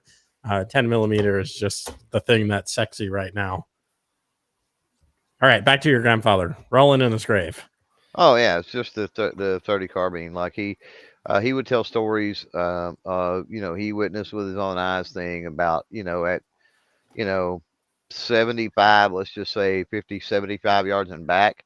That with any type of gear that the advancing troops or whatever would have on or things like that. Like, oh, you're talking about the round. I thought you were talking about the rifle. We're talking about the 30 carbine, the rifle, and the round. But your M1 carbine. Yeah, we're not talking about a 5.56. Yeah. But your grandfather was right then. Yeah. He cussed that and cussed that. He's like, I've seen so many of my brothers die because of that, and blah blah blah. And he's seen so many Koreans get shot with that, and it just keep coming. And it not like because it just bounced off literally, or it went into some type of gear they had, or something like that. I mean, it wouldn't penetrate nothing. Yeah, it's an interesting thing because it's basically the equivalent of like a weak 357. Yeah. Well, don't get me wrong; it's a great 100-yard deer rifle, and I think that's where it's a ridiculously reliable gun. Yeah. The Ridiculous. rifle itself, I think, yeah. I don't have a problem with that, and I don't know that he did either. I think he hated it across the board simply because of what he's seen, which was because of the round. But you got to think. I mean, I think it gets popularity, at least in these parts, like I said, from like deer hunting, right? Because you got to realize the surplus, Oh yeah, mil-surp stuff's been a thing forever. How many custom bolt actions are built off of Mausers, things like that, I right? made And my way through so, college doing that. yeah. So a lot of people will get them and they'll deer hunt with them, and they're like, "Oh, drop that deer at 100 yards with that 30 carbine," and I'm like, "You're talking about a thin-skinned animal." Like, of Yeah. course you did. Now, Well, the thing gear about up in wintertime yeah, in but Korea, and it's a whole the different thing story. about the carbine though is that you could carry a lot of ammo, and you could maneuver it inside those tighter confines, where guys with the Garands, and at the Oh, time, without I doubt, believe yeah. the Garand was still chambered in 30-06 and not 308, which I think came later. The guys with the Garands, like that's like a 10-pound weapon, man. Mhm. Like they're heavy, they're long. I think I the think carbine. more. Yeah, man. I Against think the most squint, of the against the squints, you need a ton of ammo because they Zerg rush you, man. Look right. what they did. Look what the Chinese did in Korea, dude. They Yeah. Zerg rushed us, dude. Like Yeah. they literally they Zerg rushed us from the north, and we had to like regroup down in Seoul and finally push them back to the border to the parallel. But to my grandfather's point, tons of ammo that is ineffective outside of about 50 yards. What's Well, the that's point? just because they weren't shooting him in the face. Yeah, I Well, mean, but the thing is like again, that's true, but that's kind of hard to do with we're not in a movie here. We're talking a real world Oh, scenario. come on But now. yeah, They're all I hear John you. Wick, baby. They're all John Wick. Yeah. no, we get, but the thing is, at the same time, like in those kind of conditions with the logistics. Remember, it was a tough war too on logistics, Oh getting yeah. the ammunition, getting the resources up there and around. There was no True. infrastructure like railways and things like that. So Mhm. moving that amount of ammo, if you were doing 30-odd sixes for that many soldiers in Yeah. that kind of terrain, in that long of a logistics, you're going across the Pacific Ocean to get things there. Right. Yeah, Against, you know what I mean? I can see it in the Korean War, though. I think the Korean War is probably the worst example for it. But in World War II, the Filipinos used the M1 carbine to ridiculous effectiveness, and so did the tank crews. As a matter of fact, it was the preferred weapon of a lot of the soldiers in Germany, um, not just the tank crews. But Yeah. the important part of this story is that guy went to prison. He was a felon. In prison, he learned how to be a machinist, and he was fascinated with firearms, especially auto-loading firearms. And he designed that gun. He designed the basic design of that gun in prison. And he got out of prison, and as a felon, he went to work technically he worked for Winchester, but obviously it was Smith & Wesson that was actually building the rifles. And he ended up, he was David Carbine Williams, pardon me, until the end of his days. And that's it's a cool story, just because in modern times that couldn't happen. Because Hey, I'm offended, man. yeah, that's okay. These people out here have gotten like an hour now of fucking nothing but gun prattle, and there's not a super chat one. What the That's hell? true. What the hell? Yeah, that's all, and it's a lot of good historical gun prattle. Hell It's not yeah. Fucking people talking. need to step up out there. Come on. Everyone lost their money today on the games on parlays. So That's probably true. Yeah, they were licking their wounds. So yeah, I mean, I think it's interesting that we've gone from like medium cartridges. Well, actually, went from heavy cartridges, like for example, 30-06 and the 8mm Mauser, to intermediate cartridges like 223, 7.62 39, that kind of thing. Mhm. And then we, mixed in with a little bit of, big bolt gun stuff like 300 Win Mag, 7mm Lapua, and Or pardon me. Yeah. Yeah. You're thinking of 338 Lapua. Yeah, 338. I was like, that doesn't sound right. And we've gone into that. We've gone back and forth, and now we're getting back into the more intermediate cartridges again. Except now we're doing these weird like 6mm. So I've heard that 6mm arc is going to be a The 6.8. The 6.8 is so sick, dude. If you haven't shot it, dude. Oh my god. Yeah, I went down to the 6.8 Sig. I went down to the Yeah. Sig factory in Florida. Oh my dude, I'm telling you, dude. What we're focusing on right now, the military is refocusing its objectives. We're no longer looking to fight second world enemies anymore. It's first world. So everything is ballistics based now. The 6.8, what they're doing with it, that thing can. Are you talking about the 6.8 SPC? Because that's been out. No. The new 6.8. No, Okay. the new the XM5, the new squad assault rifle.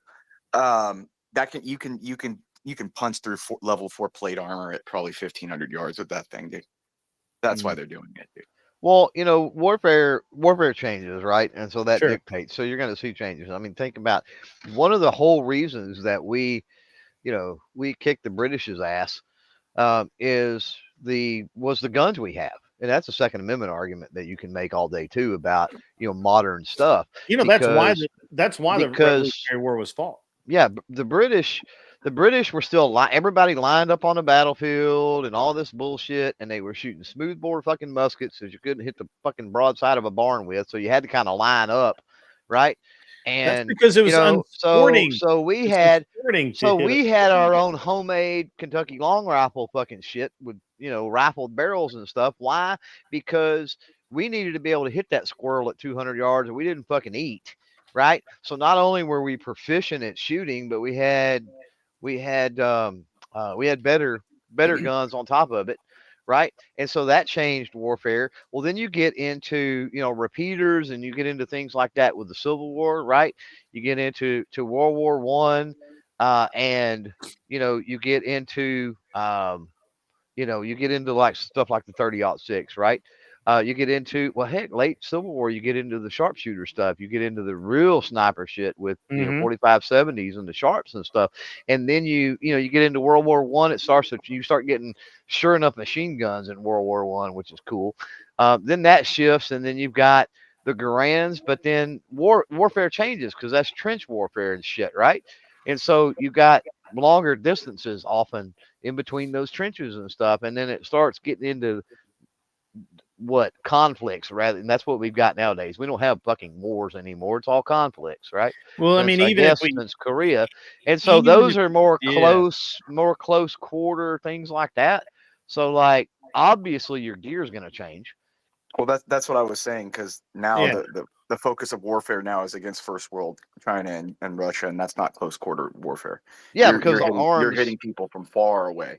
Yeah, modern arms are available to everybody, right? Like, you have reconnaissance drones, you have satellite imagery and stuff. So you're gonna be hitting people from far away. There's not gonna be much like close quarter combat in the future of warfare. It's gonna be hitting people from 15. That's what I said on verbal. That's what I said on verbal combat last night. Is that warfare is changing to the point where we're never gonna send divisions and brigades into a country again, and at least initially. It's always going to be the only thing I could see would be like an invasion of Russia too. The only thing I could see is like a full invasion of like Europe from Russia. We'd mobilize, but even now we can't do it, dude. We used to have 300,000 troops active and ready in Europe. We have less than 100 now, dude. We couldn't stop them if we wanted to. Like that's the sad part of it. Well, so actually, yeah, fuck it. So.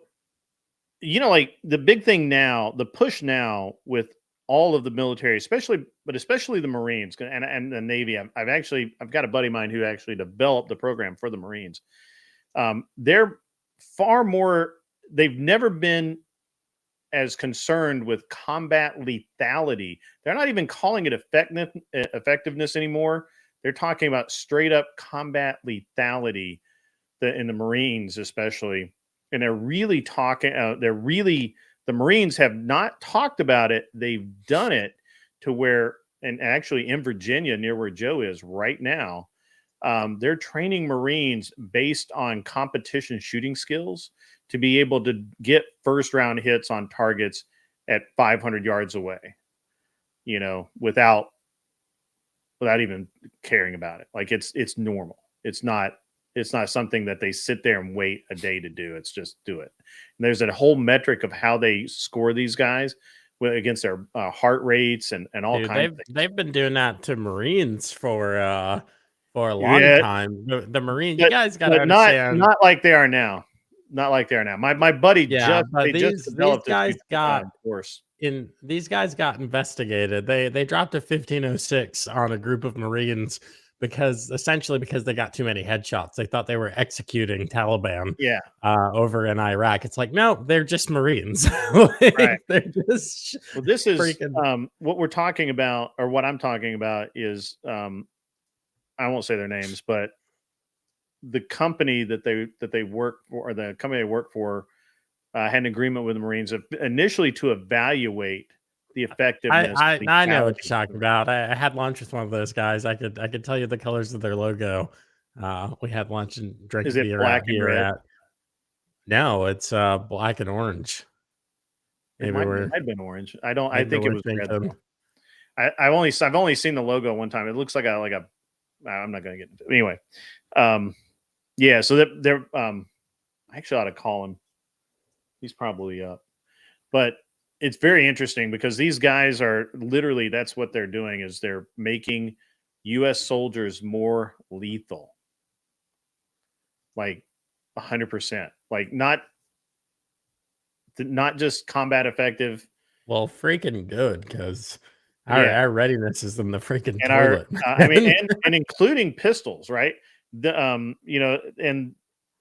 it generally starts with the Marines, like they got all the Magpul magazines first went to the Marines.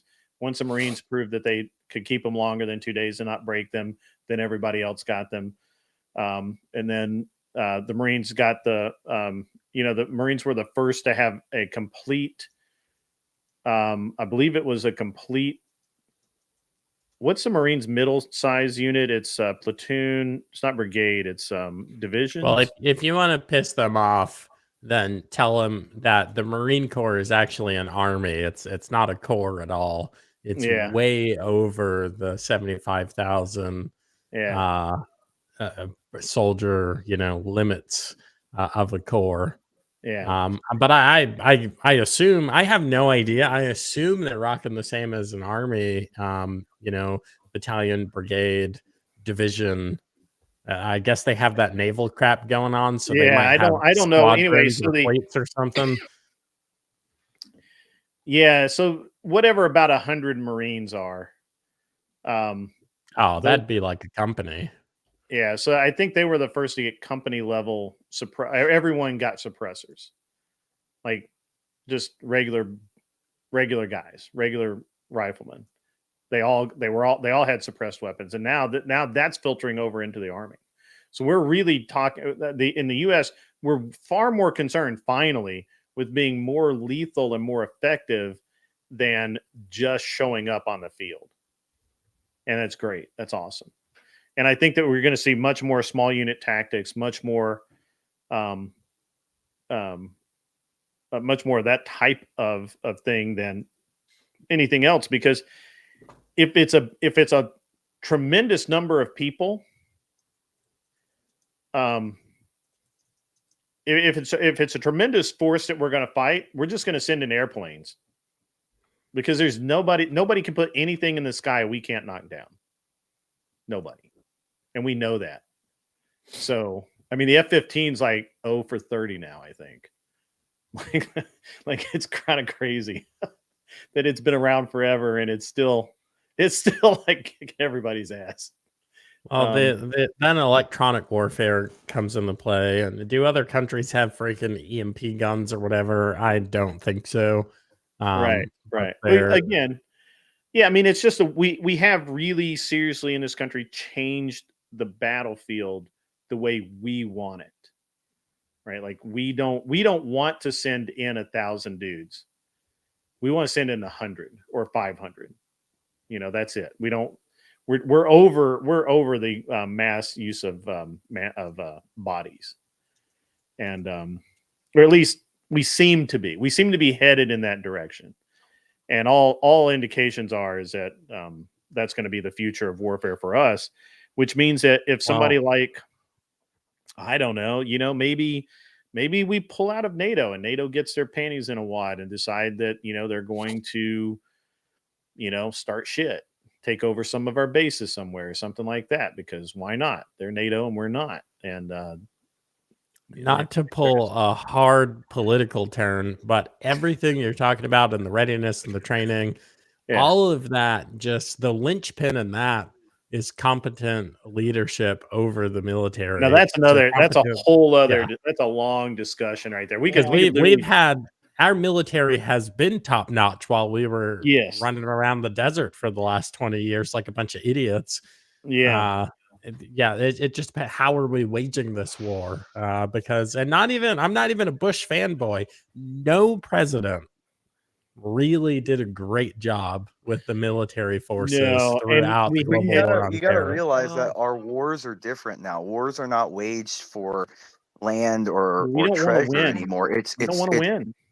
Well, no. Wars are waged to progress technology. Is to progress technology.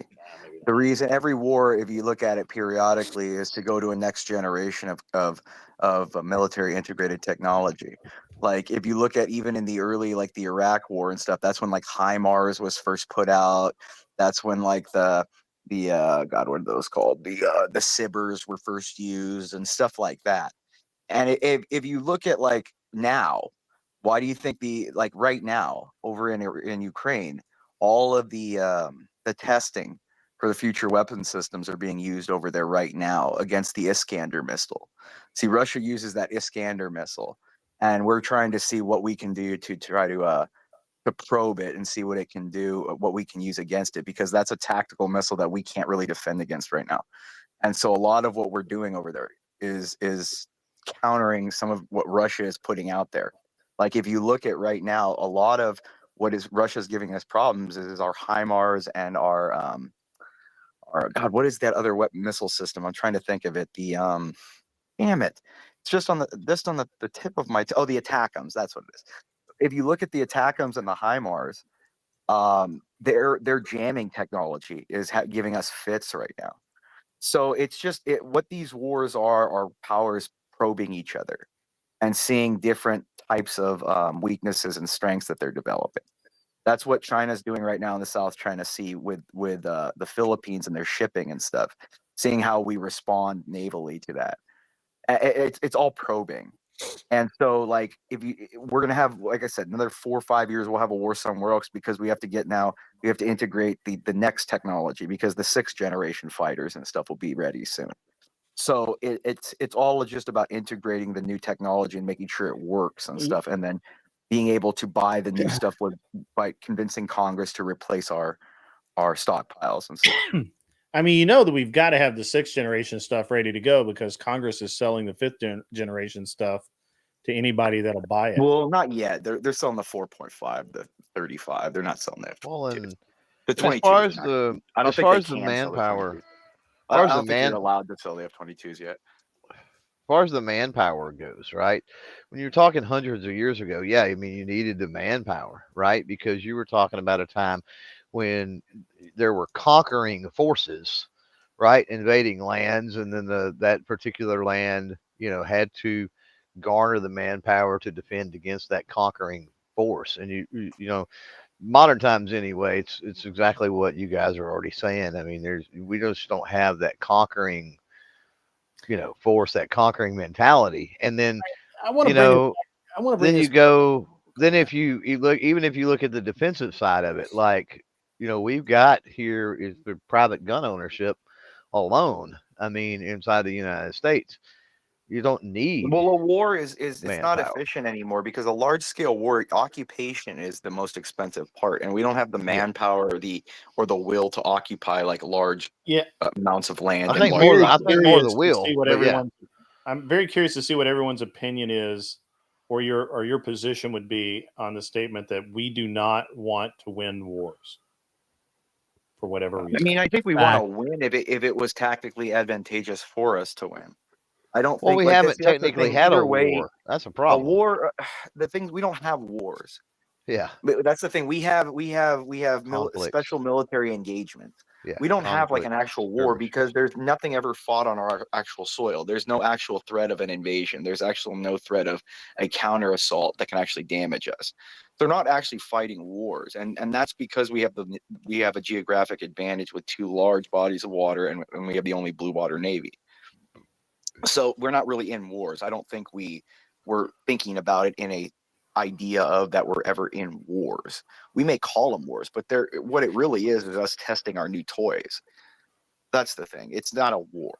We get involved What do you think, Mobley? rather than being at war, I think. I don't think we have any interest. I think we've spoken about this before. I don't think we have any interest in succinctly ending or winning wars, defeating our enemies. We're definitely more interested in political correctness, not just in the States, but how we are looked at. Because again, if I were the commander in chief or, joint chief of staff or whatever, if I had the juice, we would do wars like Old Testament style. Like, hey, we're going to kill every man, woman, and child. We're going to kill everything until just death or total surrender. Those are your options. We could do that. We're one of the few countries in the world who could operate that way. And we don't, which is what I would say waging war is. But not trying to be pedantic about it. Do you think it's the optics of what it would take to actually win the war?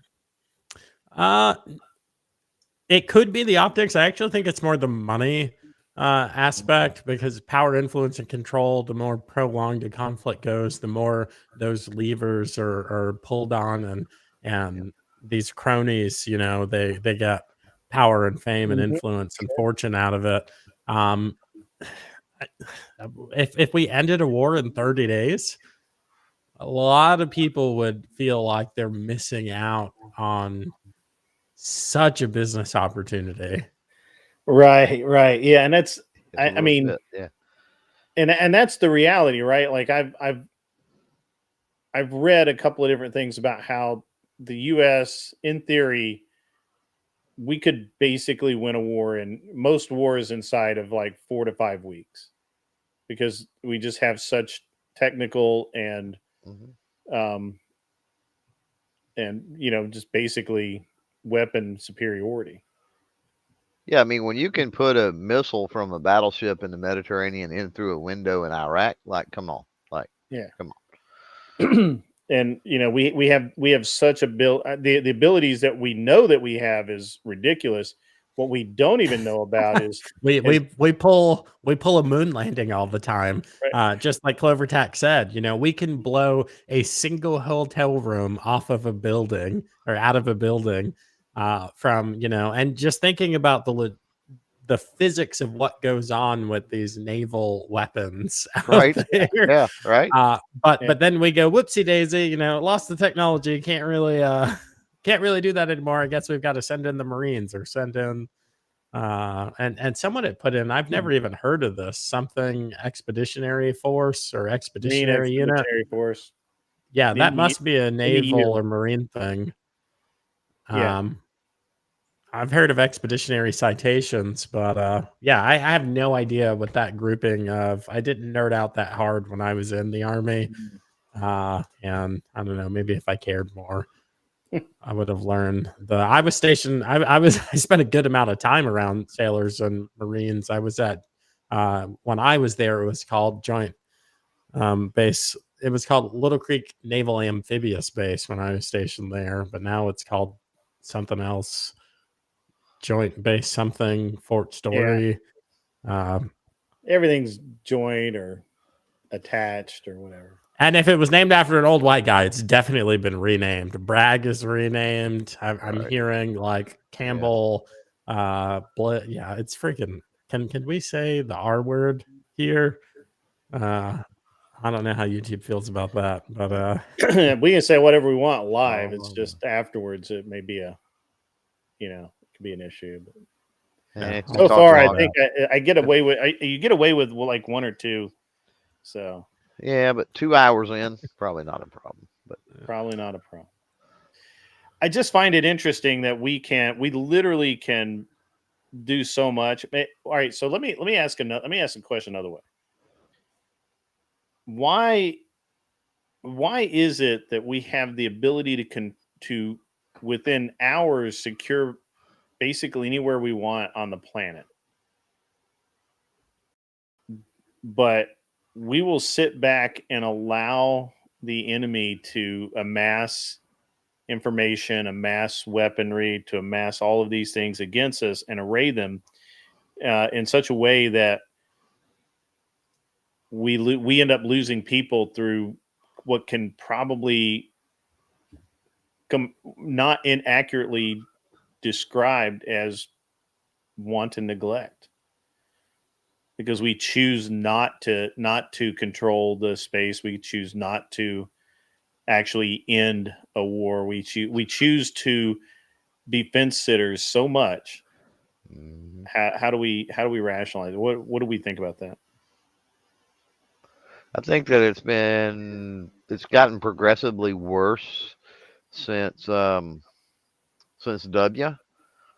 because there was WMDs, right? Oh, there's WMDs, and then there wasn't any WMDs. Where they at? And, and so I think that there is so much care that is taken that has caused a situation where there's so much care that is taken that we need all the smoking guns in a pile in real time with video evidence, that they're so afraid of trying to preempt anything for fear of some type of a backlash like that. And especially as on edge as everybody is now,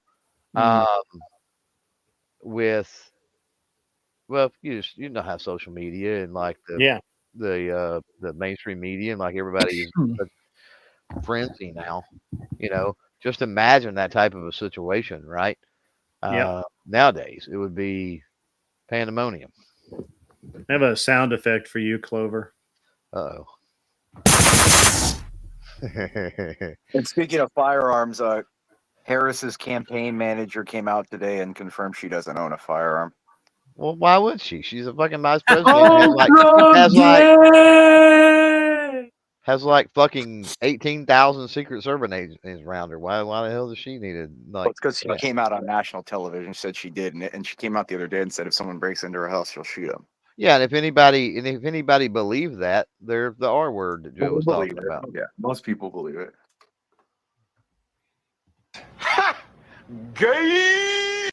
Now, when she was AG and the prosecutor and all the other stuff, she probably carried one. I wouldn't doubt that. But nowadays, nah.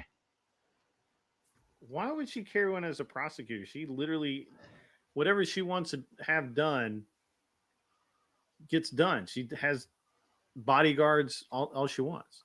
Back in like the early days, a long time ago, I don't know that she did, but the prosecutors, you're not good.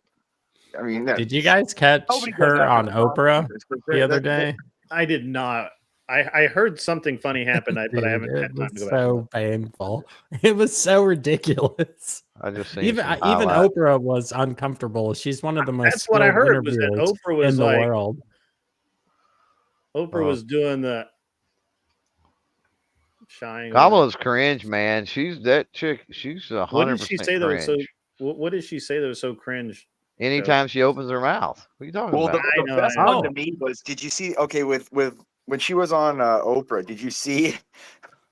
God, it was so funny. I laughed my ass off when the family asked her, "How are you going to bring prices down on things at the grocery store?" And she's like, "That was the worst one." And she said, "Huh." And she had to like contemplate it, like even it processing through her head that like people even pay more, or that she should care about it. I don't have the Windows rebooting. Huh. You know what I mean?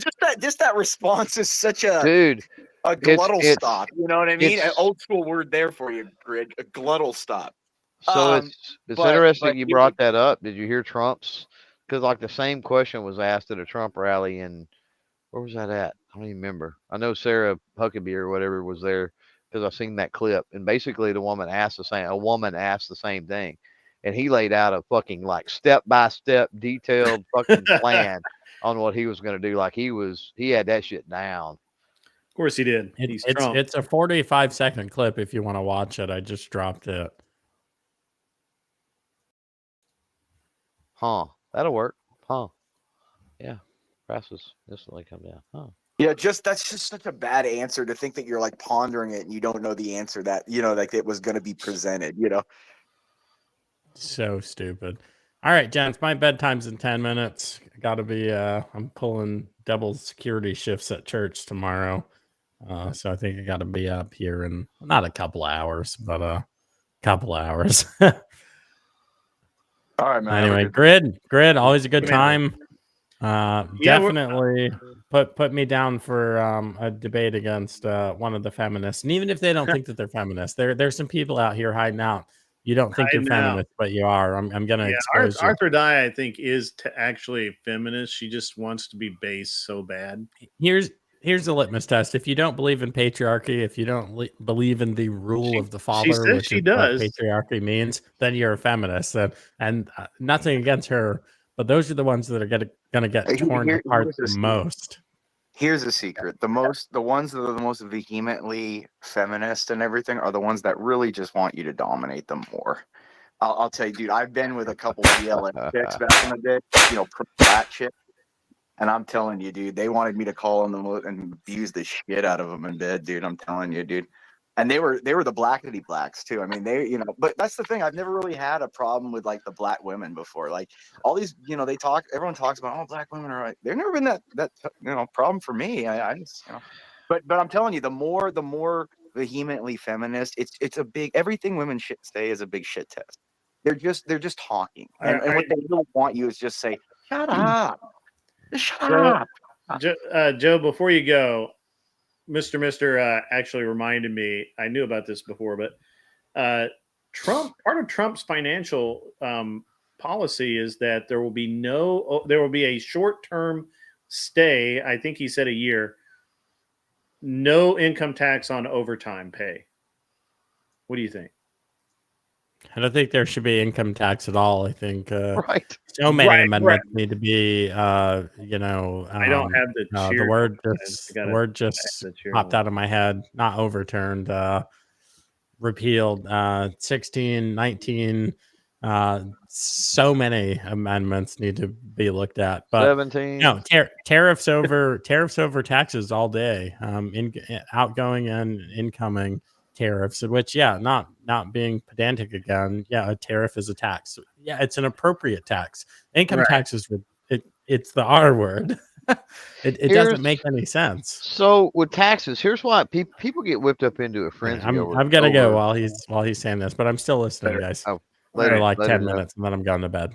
Okay. Guys. So when you start going down the tax rabbit hole, because we're kind of dealing with that shit in Texas with a few things too, the last few sessions here and some state level stuff, but people don't pay attention. They see it as all compounding and all of that, and so here That's true. The thing is, you can talk about tariffs and you're like, oh, that's horrible, the price of goods are going to go up, and this and that because of the tariffs and all this. Well, if you don't have any of these other taxes, you're talking about getting rid of one thing and replacing it with another. You're not talking about putting something on top of, right? Yeah. And it's the same way here that they've talked about, they talked about a state income tax. They talked about, raising a tax. They talked about a flat tax. They talked about some other things, but then they're also talking about like eliminating property tax as well, right? So getting rid of one, replacing with something different. And I've even said, like, somebody years ago come up with like a national sales tax thing. And if you get rid of all the other fucking taxes, I would be okay with a national sales tax. And here's why. Everybody at that point's got skin in the fucking game because everybody buys shit. Even drug dealers that deal with cash under the table buy big screen TVs and shit, do they not? And new cars and wheels for their cars and whatever, right? So you would be getting tax revenue from people that you typically, at least now with income tax, you don't get tax revenue off of. Yeah, no, I think a flat tax, a sales tax, whatever you want to call it, I believe a flat tax is the way to go. But you have to get rid of other taxes, right? Yeah, all of the other taxes have to go. Yes. All of them. Remember, though, the thing is the government wouldn't have a high enough continued income stream if they didn't have the income tax. Because remember, that's automatically deducted from corporate coffers. So Sure. it's not. It's deducted in essence when they pay. It's just money that the corporation or your boss or however you make your money, your clients are paying you. They just intercept it before it gets to you. You're talking about income tax? Yes. Well, sales They're not- tax would work the same way because the businesses would collect the sales hold tax. on. But remember, the government can project how much money they get every month because And they they can can't project- with sales tax. True. Yeah. No, I got you. I follow. No, I track. and so They can't. Yeah. Dish out and borrow as much money because there's no. Yep. But There's I'm no a flat forecast. tax guy, Imperious. I think that while I guess sales tax would be okay. I would rather get rid of all sales tax, all property tax, all tax on any sort of property, and simply have a flat tax on income with a corporate tax rate on corporations for the reason you specifically point out. I think that, and I think that really truly is the fairest way to do it. And that way, I don't know. There's a lot of ways you could go about it. I mean, you could actually like use tax systems in a positive way. Here's my victim right there. And you could like direct buying habits to like correct manners. Like, why don't you just have like massive taxes on like luxury goods instead of like and remove taxes from consumer goods? Like, Well, I think that would be I think that'd be a mistake. And I think that the reason that while I don't necessarily disagree that a tax on luxury goods would hurt a massive amount of income, I think that those goods in and of themselves, I know how to put this. No, dude. I shop at like Louis Vuitton, and But at what point do we? What I'm at saying some is point they're you going would to be call it a surprised. luxury good, everything a luxury. No, but what I'm saying is you would be they already do it. No, but you would be surprised how many. The reason those things are a problem is they're still somewhat attainable for the regular people, and people put their income they don't have into it and raise the amount of credit card debt in the country to obtain those things that they can use credit to get. Now, if you had these things so distant from people that they couldn't buy it, like no one's going out there. Do you think like the normal person is going out thinking they're going to buy a yacht one day? No, it's just not on their mind. Now, if you tax things that are inefficient and damaging really to the economy, because the thing is, it's not look, very few people. Like Shelby, send Angry Casper the link. He needs to put his mouth where his money is. I'm just saying, like it's a thought, because if you look at what consumers buy, what they buy their goods, they're putting themselves in debt for things they can't. I don't disagree with you, but here's my problem. Well, hold on. The thing is that credit debt in the country holds us hostage to the banks, and it holds us hostage to the interest rates to the banks. And that's the issue. It causes stagflation in the economy, because eventually, if you notice, people's spending habits right now are decreasing more and more because credit card debt is so high. That's why they had to cut the rates right now, because they need an influx in the economy before the election. They need that sign of economic growth and health for the election. Yeah. No, I get all that. I understand. But here's my point. While I don't actually think what you're saying actually adds up, I'm willing to concede that, okay, it could work. Here's my problem with it. If you legitimately, first of all, you'd have to define what luxury goods are, and then that we start getting into a very slippery slope on that. But it doesn't solve the underlying problem of people are going to overspend because they're mentally trained to overspend. And it won't have to be on Louis Vuitton bags. It'll just be, stupid shit like Hello Kitty stuff or something. The problem is we have to solve the root problem, and that is that people are not educated about how money works at all. That's on purpose, and so we need to correct that first.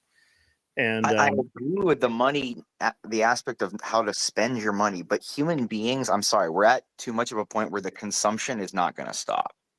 And the problem is, okay, I agree with that, and So- I so don't hold- actually have a problem with the consumption. What I have a problem with is that people are consuming, not understanding not fully understanding the ramifications of the spending, and so that's when all of a sudden they look down and they're like, "Holy crap!" All right, look, I've legitimately had someone say this to me. Well, I have $1,000 extra a month, so I charged up $7,000 on my credit card because I could pay it off in 7 months or so, and that would be done. They didn't realize that they're paying 23% on $7,000 for 7 months. It actually takes them 8 or 9 months to pay it off with the interest, and they just don't fucking get it. And that's the problem. Once people understand how money works and how things and how to manage all of that, then we can actually start having meaningful change. We can't have meaningful change just by pricing people out of a market. I just don't think that's but the way my counter to that would be it as long as you allow the thought that it is attainable to people, they are going to do whatever it takes to get it because it is a social divider. It puts them into the class they think they want to be. Sure. So and you'll always have that. I mean, I can grant that we'll always but remember, but in the 1500s, glass was an impossibility to afford. Nobody could be vain. There was no vainglory because people couldn't look in the mirror and worship themselves like we do with but phones. the problem is the cat's out of the bag. You're not putting it back in. No, I get that. I get that. But if we direct it away, and I'm not talking everything, but if you start to direct this expenditure and the over expenditure on goods and services that can actually propagate people's everyday jobs. If you go buy a Lamborghini today, I mean, it's $1 million. You're going to pay roughly $225,000 in luxury tax. Yeah, that's fine. My point is, let's make it 500 million in tax. You know why? Because then people are going to have to go buy the only things they can, and those goods and services, like when you make little cheap goods and you make little things, that feeds into people's everyday economy. People work at Walmart. People work at small factories. People work. If you buy a Lamborghini, that's money's going overseas. It will never see any production in the American economy because that money is always used for R&D. It's a bespoke product, and they're not building new factories. They're not going to be building anything else. But maintenance and consumables on said Lamborghini would be stimulus to the American economy. Would it not? Those companies, no, those companies control their production of parts through their companies. But what about the mechanics that install them and the businesses that sell them? Well, you have to be licensed to do that. Like if you have a, for example, if you have a Bugatti, there are very few licensed Bugatti repair people that the company will allow to work on that and cover you for anything that goes wrong. Usually on some of those cars, like if you have a Zonda or something, like I remember I used to go to the Newport Beach Car Expo a lot of the time. And these cars, you got to understand, these cars are brought in on toy trailers, and they're air sealed, and you have to understand, with that kind of money, those people do not care if there is an extra 50 million on top of because they can afford it. But if you make it impossible for the everyday people that look at those and say, "Oh, I can get that. I'll save and I'll work my entire life and kill myself and all the money I can possibly make to produce." I think that we have too much proof to the opposite side of that. I mean, we look at what the rappers in Atlanta that have owned Bugattis, and I cannot remember their names. One was a female, one was a dude. They both bought them. They could own them. They literally, like, I think they made it to the first tire change and realized that a new set of wheels and tires was $25,000. Because you have to replace per Bugatti, you have to replace the wheels when you replace the tires. Yeah. And so it's like 25 grand or 50 grand or whatever it is. And they made it to that point, and then they sold the car because they literally they couldn't afford the bills any further. And I think we have too much proof that a luxury tax fails all the sniff tests to solve the problems we want it to solve. It sounds good. It sounds like it'll work. I think we it's easily proved that it fails. I think that there's no point where we can point to, there's no example I can point to and say that a person who really truly can't afford this won't buy it, even if it's 100 million, or Bugattis are $2 million, or $3 million. You buy a $3 million car. A lot of times they're actually not buying them in cash. They buy them on note, and then generically, up until the past year, you've been able to buy that car, keep it for 6 months, make the minimum payment, and then sell it for and pocket 100 grand, right? It's like the same way that the reason I owned a Ferrari at one point in time was because I paid $80,000 for it, and 6 months later, due to a bump in Ferrari pricing, factory pricing for new cars and the economy, I sold that exact same car that I paid 80 grand for, brand new off the lot, for we sold it for 130,000, I think.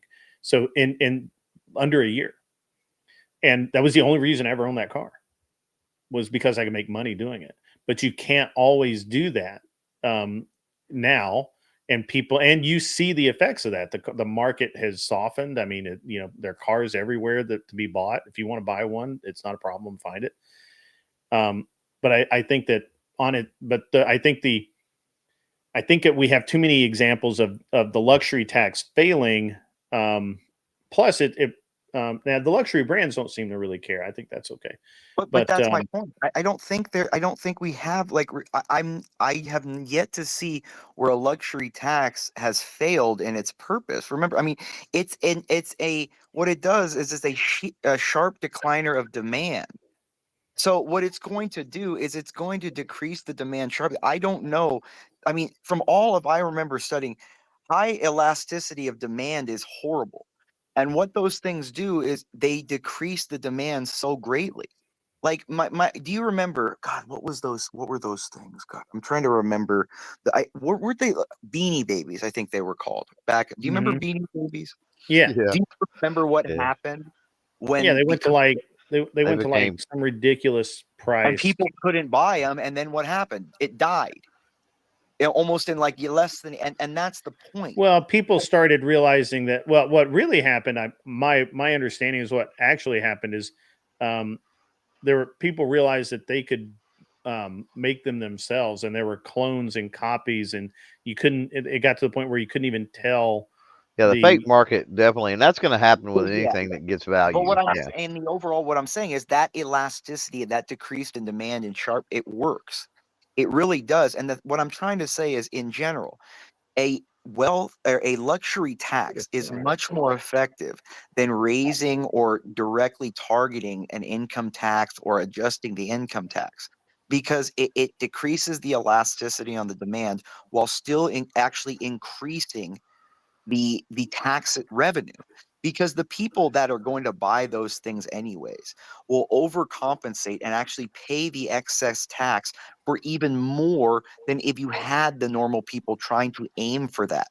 The problem with these high-end luxury goods that are still available to us, because just like college debt today, the capital is too available to people. Mm-hmm. It's the same thing. It's when you assure the capital is available to people, they're gonna spend it, and companies are going to raise the prices to target those people and take advantage of that excess capital. It's just like colleges. And that's the same problem we're having with colleges. College is a luxury good that we have now said we're going to subsidize for everybody, and now everybody believes in it's an attainable thing for them to just drop hundreds of thousands and taking your entire future for. That's all I'm saying. Yeah, I think that every time I've seen a luxury tax put in place, and now granted, most of these are state level, obviously. I don't believe that it works. I don't. I think it's a failed effort. Now, look, hey, I can be wrong. I mean, I've been wrong many times before. It's fine. No, you're not wrong or right. We're just talking economic theory, dude. It's not a really wrong or right. These are theoretics. I mean, if people that discuss this even at the highest level knew what was going on, they'd be richer than Bill Gates. Hey, y'all, I'm gonna back down. We're just talking. Thanks for Cool, indulging me in the prattle there for a little bit. Everybody, Yeah, have a yeah, great yeah. weekend. We kind of. It's been a good kind of really relaxed, nice, chill stream. Yeah. But, I got some stuff I got to handle. So y'all have fun. Yeah, and you should be Let you taking know it though, easy anyway, young fella. No, A Clover, check out the case that's just going to get cert before SCOTUS from the Third Circuit about the preliminary injunctions regarding the Second Amendment. Did you hear about that or no? You'd have to be more specific. It's the Delaware. There's a Delaware case. I forgot the name of it, but it's up for about right now. what? Let me. It's up for cert or SCOTUS, and they're probably going to take it 99% because there's a circuit split. The Third Circuit is the 4 tests for a preliminary injunction for a constitutional right. You have to meet the 4 tests, but for an injunction. But No, you're going all around anyway. Yeah, dude, I keep up with. There's at any given time there's probably 15 court cases I'm this aware case of. is So the big one because the reason we don't win cases is because we don't get preliminary injunctions issued. Yeah. Okay. And this is the case that's going to change that because the Third Circuit is saying the Third Circuit is pretty much putting the test down that no, you have to meet all 4 burdens of a preliminary injunction. When for constitutional rights, you only have to meet the first. Yeah. Okay. Well, I know that they just had a deal where the Supreme Court. I'm not trying to nerd out, but that's real intricate stuff because the thing is, look, in a preliminary injunction, when it's public balance, it's balancing of the interest because for a normal in preliminary injunction, you make 4 tests. That first, that the plaintiff is going to is more than likely to win on the merits. The second is the balancing of the interest between the plaintiff and the defendant. The third is the balancing of the interest for society. And then the fourth is like overall like jurisprudence and overall benefit to the law itself and state interest. And the thing is that for constitutional rights, you only have to meet the first because once you meet the first, all the other 3 are satisfied. But the Third Circuit is saying, nope, not for the Second Amendment. So that once that goes before SCOTUS, you're going to have a new case law and jurisprudence specifically addressing preliminary injunctions regarding the Second Amendment. Is that or is this the AWB case that SCOTUS didn't take initially? It was too early. They refused to take it because it was too early, basically. Yeah. And that's my point. They don't like interlocutory appeals. But no, right? Yeah. Well, and here, and I gotta jump off, but I'm gonna say this real quick because people out there need to fucking know it if they're watching like 2A channels, and I'm using air quotes, and GunTuber fucking channels. These fuckers will gin up a ton of drama. It's good for them. It's good for views. It's good for subs. It's good for making money. And what they'll do is they will shit all over SCOTUS for not taking up a case when it's in the best interest for SCOTUS at that time to not take up the case. And the one you're talking about is a good example of that. Yeah. Well, yes. The only channel anyone should really watch if they want to know what's going to go on with the court system is just watch the 4 Boxes Diner. Mark's awesome. Yeah. He's down here in Florida. Yeah. Mark's awesome.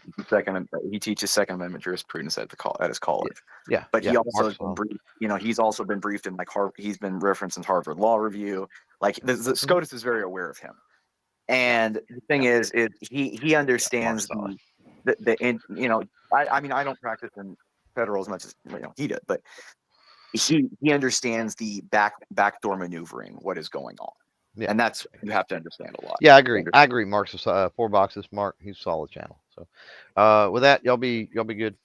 Yeah, man. Have a good rest of your evening, man. I'll probably be hanging around giving people shit in the chat, but I want to step down for now. Well, go take care of yourself anyway. Bye. Bye. Have a good one, man. All right. And then there were 3. Welcome, Arthur Daya. How are you? Hey, good to see you guys. Joe really wants to debate you on some subject, or at least have a good conversation with you about them. So Yeah, sure. He was on Whenever, earlier, but you weren't here, so yeah, I was listening to Andrew on the Crucible. yeah. But I wanted to discuss this luxury tax thing. I did type into the chat that our best or a good recent example is that back in 1990, they enacted a 10% luxury tax on boat owners with the idea that only the rich were the ones buying yachts and boats. And it had disastrous results. It lost over 25,000 boating jobs for all the little guys making the boats and repairing boats and whatnot. And it ended up actually costing the government revenue because it was so devastating to that injury. And the problem with all these targeted taxes that always go after one specific group that the government decides is sort of the evil thing to go after is that it assumes that buying behavior doesn't change when you tax it. And that's false. The rich are not going to just keep blindly buying their boats at some higher tax rate. They're going to switch up their buying habits and quit buying those boats. Or you price people out of the market who might have been saving up and would otherwise have just barely made it to buy a boat, but now they're not. And so I think luxury taxes are really a bad idea. Yeah, but the rich aren't buying the goods I'm talking about anyways. Real rich people don't buy Louis Vuitton. They don't care. They don't care. When you like my dad's worth a lot. He doesn't care. He could go buy a Louis Vuitton store if he wanted to.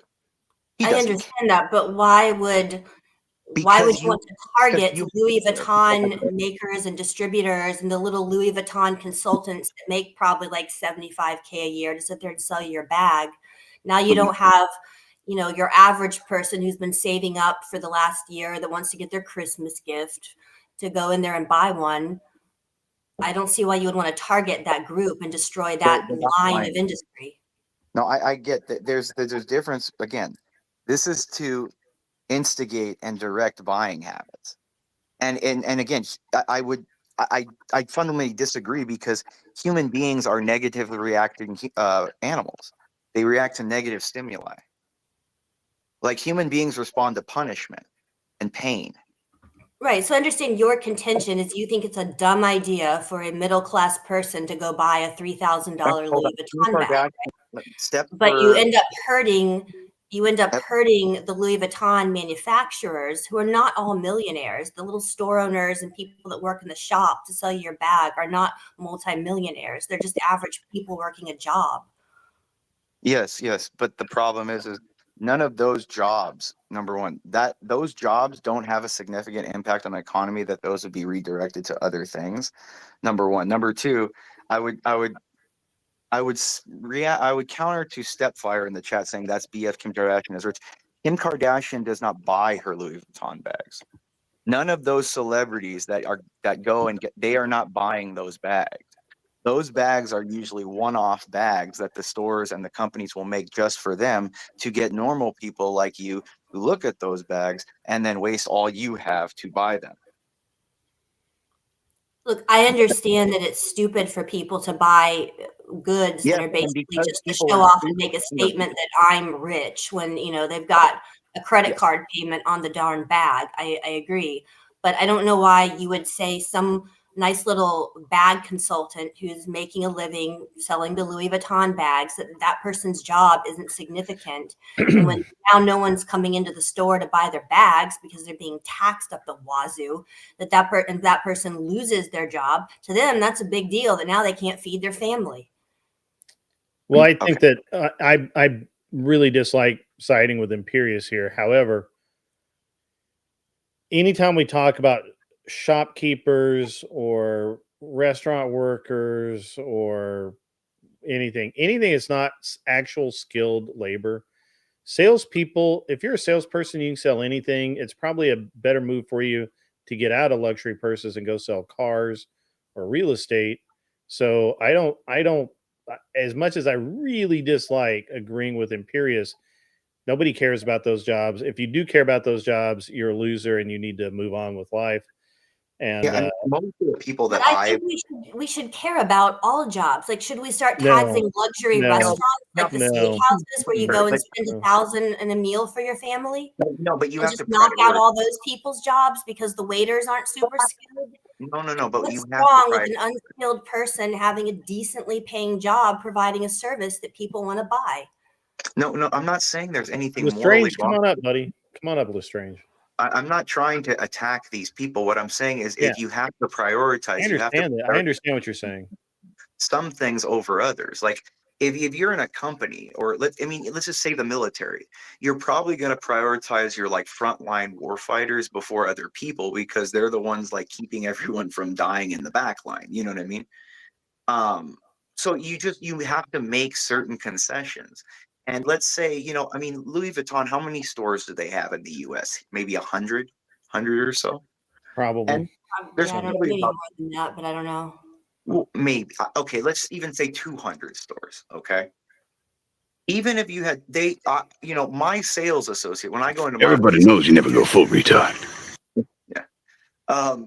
Yeah, and I don't know if you've seen the meme of that and Kamala talking, where he's like, "I'm gonna get some collard greens, yeah," and you know what I mean. Like, that was very Kamala-like. But I mean, even if there's 20 people that work at those stores, and there's 200, that's what, 4,000 jobs or so.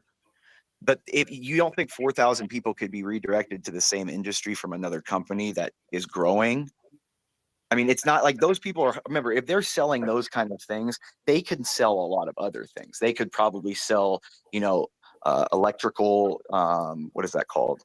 Infrastructure. Okay, so let's grant that they can go find another job. This is actually, hold on. What is your point in taxing a Louis Vuitton store out of existence? Hold on. Why would you want to punish that one industry? Shut your bitch ass the fuck up! The soundboard is coming along nicely, Grid.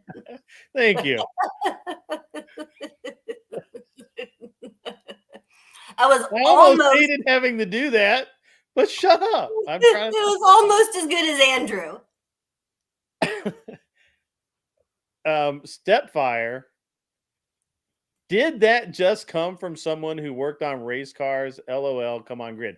Yeah, absolutely. Look, I fired people all the time and told them that they could go do a better job somewhere else. It's not like I paid them a lot of money to work for me. They were mechanics. They were skilled tradespeople. The fact that I would go out of business, it made them sad because they had to expend energy to go find a new job. But in almost every case, they were better off for it. I know I was. I walked in one day. I walked in one day in North Carolina, outside of Mooresville, and I knew something was up because everyone's toolboxes were outside the shop, and that's a bad sign. When I walked in, and the team owner said, "Hey, guys, sorry, we didn't get funding. We're not taking money out of our pocket. We came to a decision last night. We're shutting the whole operation down, except for what they did there." What they originally used the building for, which I don't even fucking remember now, but sorry. Like literally, it was that tight a conversation. And a couple of the guys were like, "Oh man, this sucks. I really like this job, blah, blah, blah."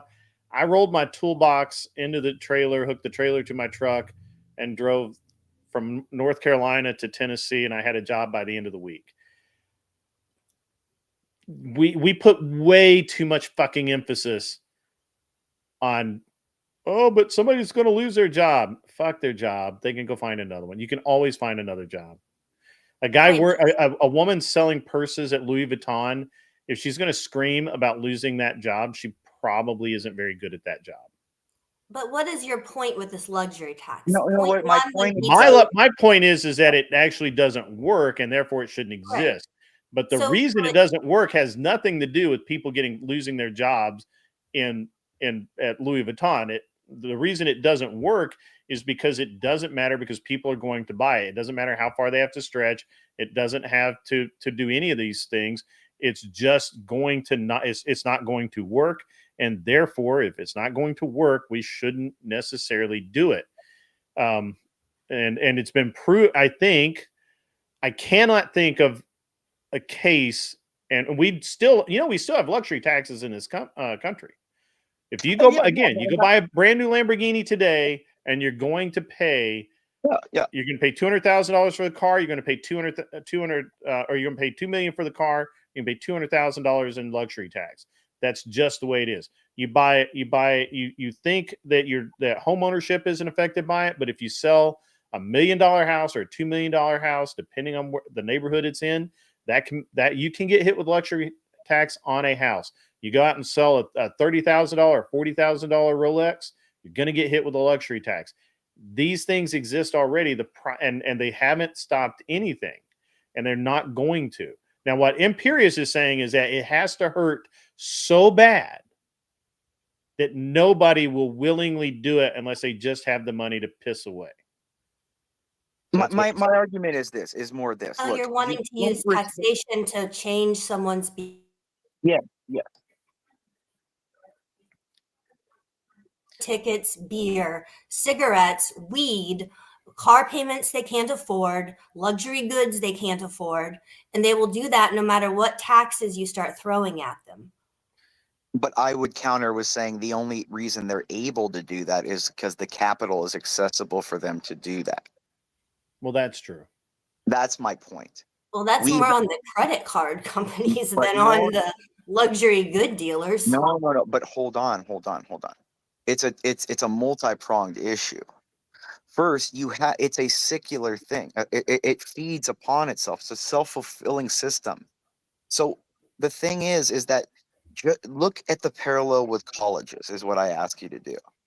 Mm-hmm. You have created a culture where everyone goes to college. Government provides capital for people that don't need to go to college, that don't provide any effort to go, or that don't provide any, productivity once they go to college. And then they destroy themselves while giving the centralized banking authorities more power.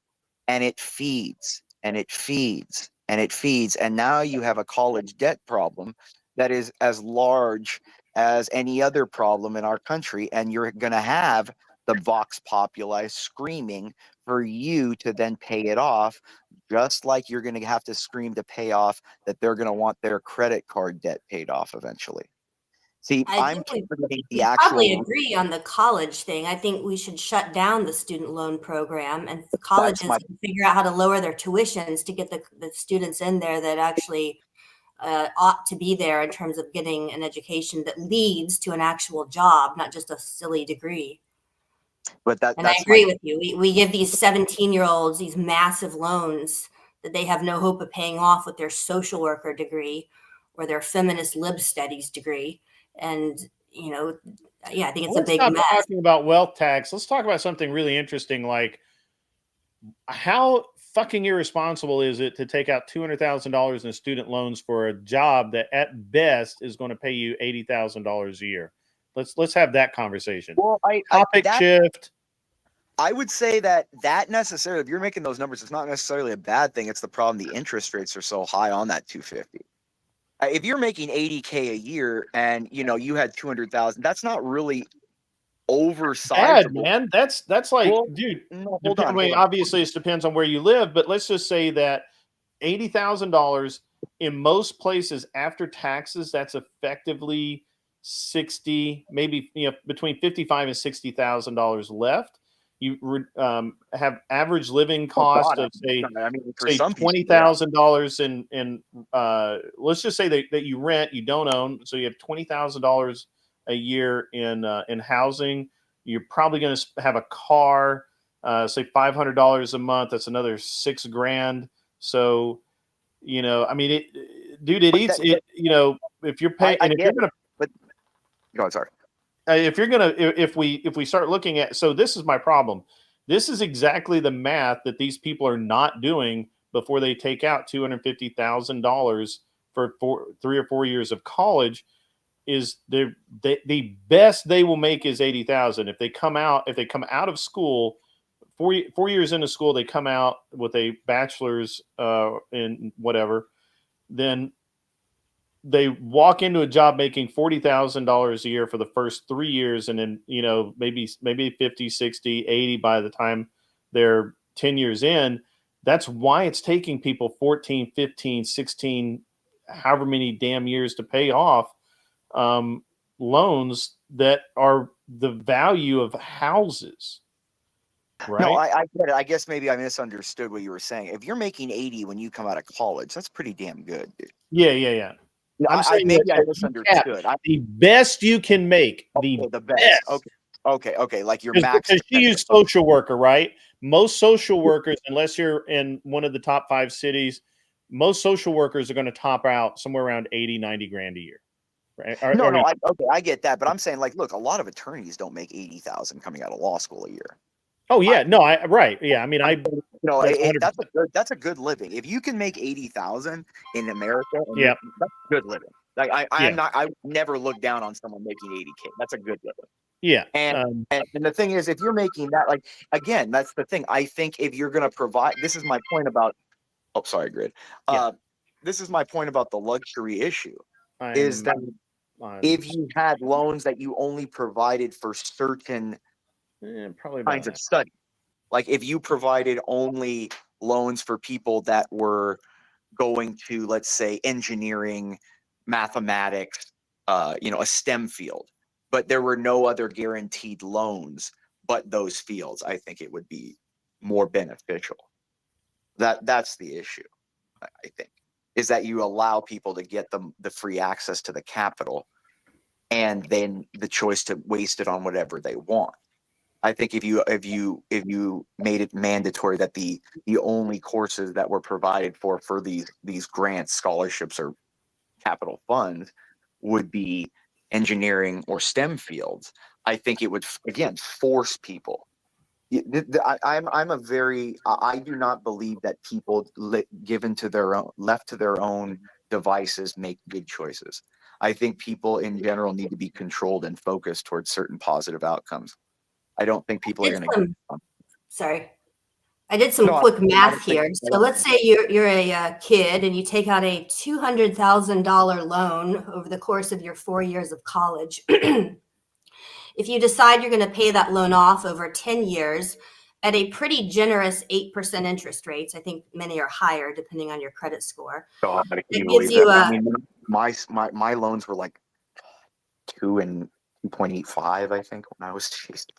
Well, that's not anymore, right? So most of the best loans you're going to get now are going to be around 6 or 7%. And then if you've got worse credit, you're going to end up with a little bit higher interest rate. So that gives you a monthly payment of $2,427. And over the course of 10 years, you end up paying $291,186 for the cost of your $200,000 loan. So unless you have a job where you can come up with an extra $2,400 a month, and you don't mind paying an extra $91,000 over 10 years for your college degree of $200,000, like, it's just a bad deal. And that's, like I said, a pretty low interest rate for what a lot of the students that I talk to, because I talk with a lot of pre-med students and med students who have these loans. A lot of them are up around 10, 12%. No, I agree with you. But again, like, I would say if you're an 17, 18, whatever year old you said, those loans wouldn't be available to you unless you're going into a certain field. Now, if you fail in that field in competing, I can't help you. Mm-hmm. You know what I mean? Let's say you go with here in Florida, our Governor DeSantis, God bless his name, is trying to make it such that students can't take out loans for what he's calling basically bullshit degrees, degrees that don't lead to jobs with a certain job afterward. Well, that's how it was up until like the 90s, if I remember correctly. Was you couldn't get these. I mean, I remember like my uncle, my dad, they took private loans out to go to school and stuff. Right, and so the private companies have a vested interest in actually getting paid back, where the government care less, in particular, if they get paid back. They just like to sort of toss around the loans and resell them to different holders of the loans, and they're happy if you just. The government doesn't actually hold on. Let's be accurate. The government actually doesn't hold those loans. The banks hold those loans. Yeah, and then the banks sell those loans and those amongst each other to other people. And that's my point with the whole credit card debt. You're literally, if you encourage, you have a system that is so corrupt, it feeds into the brainwashing of people to keep feeding itself so it could trade your debt to exponentially grow the debt amongst themselves so they enrich themselves, all because the things that people are driven to, the lust for consumption, is attainable to them. I totally agree. I didn't mean, have, kids you need didn't to be have taught even this in during high the school market before they get capital credit for explosions it. of like the early, the early 1900s and the Industrial Revolution. You didn't have bourgeoisie or I think bourgeoisie class looking to buy castles from royalty. They were just like, oh, I'm going to be able to have a business and pass that down, and I can live within a certain means, but I will never be able to afford a castle from the Windsor family. Like, people didn't think, even the Rockefellers and stuff, they didn't think of themselves as evil as people think he was. If you read all of his diaries and what he did, he gave most of his money away. I mean, no, he was evil. Only, well, hold on. I forget, you're a lawyer, so you probably have a picture of him on your wall, but he was evil. It depends. Again, to me, it's like the force of his will, though, made this country what it is today. Without him pushing through and forcing these things, we wouldn't be that massive superpower. So again, it's a plus and minus, That's all I'm saying. It's the I mean, that is the balance of history. I mean, look, I'm not going to disagree with you that he did do some and very few good things, but he hosed us all with the Department of Education system, which is why we're in the student loan mess we're in now. He did do some good things. They never thought it would be the way that, even the most extreme liberal, or what you would call subversive thoughts that they had back then, they could have never believed it would evolve to what it is today. If you read his letters and what he actually thought, he wanted a Department of Education because he wanted Black people to learn. He wanted it mandatory. No, that's not that. Come on, man. No, I'm reading his personal papers outline why he went after the Prussian model of how he searched or had a search done for the best model of providing subservient workers, and they chose the Prussian model because they were the best. They literally trained. I hate to use the term mindless because I don't think that's how they expressed it, but it's the only word that comes to mind. The Prussian model built the most obedient workers, or soldiers in their case, and that's why they use the Prussian model as the exemplar for the public education in this country. And it wasn't just him; it was all of the robber barons. That was Carnegie, Vanderbilt, J.P. Morgan Chase, or Morgan Chase, John Chase. What was it, John? Yeah, I think it was John.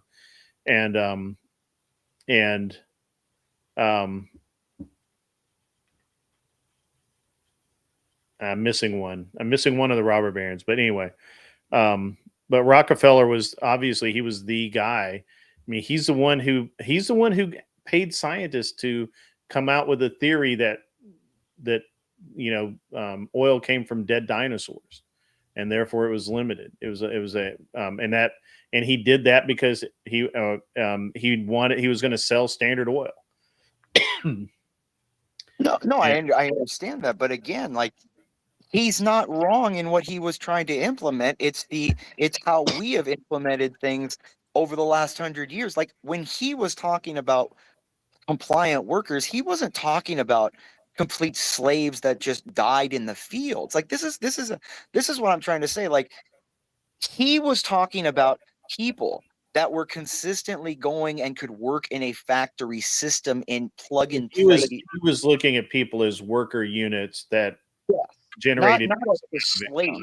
Yeah, to be able to plug and play people in different areas of a company. He wasn't saying like, "Oh, these are." He was not he just wasn't a humanist. He just. But isn't that the problem with his model, though? That do you want your son to be raised to be some plug and play factory worker? And so we have him tamed down on all his ADHD medication so he can sit in some feminized classroom with his hands folded all day, politely raising his hand before he talks. I mean, that's the problem with our system. Well, that's what I'm trying to talk about, the recency bias.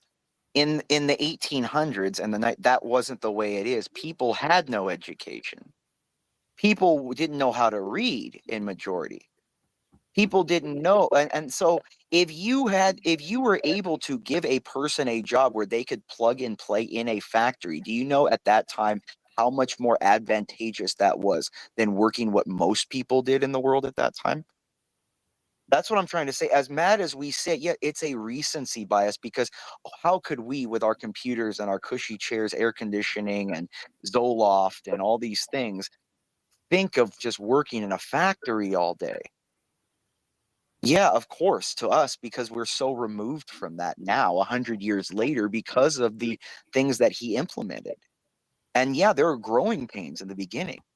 But if you look at the reason why we have it is now, how do you have a logistical system and a factory system now without those early growing pains and people forcing those systems be implemented? You wouldn't have that. And that's Yeah, what I'm saying. I don't know that it was a net. I mean, I'm sure If you didn't have the amalgamation of the oil and the steel industries and the railroad Sure. at that time, you would have not had Manifest Destiny. Yeah, I don't. So I don't actually have a problem with the robber barons. I think it's baller that they actually had the nuts enough to call themselves robber barons. That's But fucking remember epic. who they But were robbing, though. That's what well, you they got were. to. They were robbing really. They were robbing the old aristocrats who had all the power from the early days, and these were new money people. Yeah, but well, yeah, they were. They These were weren't these were people robbing the robbing people from like the aristocrats. They Hancock were family. the aristocrats saw what they were doing as a waste of time and beneath them. And you look at was it Carnegie that was I think it was Carnegie that um started off as a dirt poor kid who got got paid a penny and bought a wheelbarrow, and then used the wheelbarrow to just haul bricks and get paid another penny or however many pennies, and he ended up being Andrew fucking Carnegie, like fucking wealthy. I'm not saying they're good people. They're not these pleasant, nice guys that you want to like. But what I'm saying is, sometimes in human history, if you look at a totalitarian of the entire human history, there are men that sometimes have to impose their will to push human beings forward. It's been like that for a long time. Very few leave their mark on history like that. And if you have the opportunity, Well, I mean, I agree. I mean, I think that most people don't. I think most people don't really understand the depth of the depths of Rockefeller, especially the depths of his. And it wasn't even greed so much as it was just it was had to have the like most. what I have, a psychotic desire to just be the best at everything and dominate, push. I think it was a psychotic. I think he had a psychotic mentality to simply have more money than anybody. He was the first billionaire. Yeah. He was the, he understood that money could buy. I think one of his, and somebody can fact check me on this, but I think he made a comment about how that he could literally buy the English king at one point in time, and of course the nobles all laughed at him and said, "Well, you'll never be as good as us," and yet here he is. He built his own castle. He did everything, that he ever said he was going to do. And of course, they were great philanthropists and all of that. But I think I don't know that their theory of well, actually, I know that they didn't have a theory like you espoused, where people are taxed on luxury goods. But I think that they would say that they would be so foreign to them because, again, our philosophy has changed so much, and you're right. A lot of it's due to credit cards. A lot of it is due to the command of capital that we have never had ever in any time in history, and and we'll probably never have again once this the next credit bubble burst. But it is what it is. No, I mean, I agree. Look, he's not a perfect guy. Look, he's a Baptist. I don't agree with him 100% of things. Oh, But no. in general, look at what he did. I mean, he gave over 550. I mean, $550 million at that time, Grid. And not just that, but people forget he was one of the he was the first legitimate billionaire. And remember, that's when it was all cash. There was no credit. He had gold just sitting around. Yeah. Dude. Gold. Literally, he is the prototype for Scrooge McDuck swimming in gold coins. No, he was. I think, he was. I believe him. Yeah. But I think you can acknowledge that there are great people like the J.P. Morgans and Carnegie and Rockefeller and Vanderbilts and all these guys. Yes, the Industrial Revolution would not have happened without them, and they pushed forward American ingenuity, and they were philanthropic on certain levels. But they also did a lot of unethical business practices. They tried to create monopolies. They were exploitative of their workers. Okay, first of all, hold on. I mean, and that's what gave rise to like the child labor laws and the life. unions, and we've gone way in the other direction now with all these only unions. Unethical in a modern light. This is again, you guys are making me agree with Imperius way too damn much. Oh no. Because normally I'm calling Imperius out on his bullshit, but here's a problem. Nothing they did in their time was unethical. There was no such thing as an SEC. Do you understand? There were no rules. It was the Wild West. Do what the fuck you want. There's nothing they did was unethical. You could you could make a stretch and call it not immoral. illegal, but unethical is well, hold on. Don't fall into that trap, because ethics are a study of laws. Morals set the law. You could almost make a claim that some of the things they did was immoral. However, I can't think of anything that was immoral about the way they went about gaining wealth. No, while they did create a situation where workers tended to owe them through company stores and that sort of thing, and that it could be seen as immoral. However, they also provided the housing for those people, and they provided the clothing and everything else.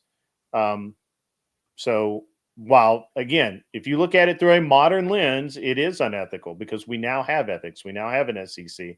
We now have a, public decency kind of deal. But in their time, there was nothing unethical about what they did.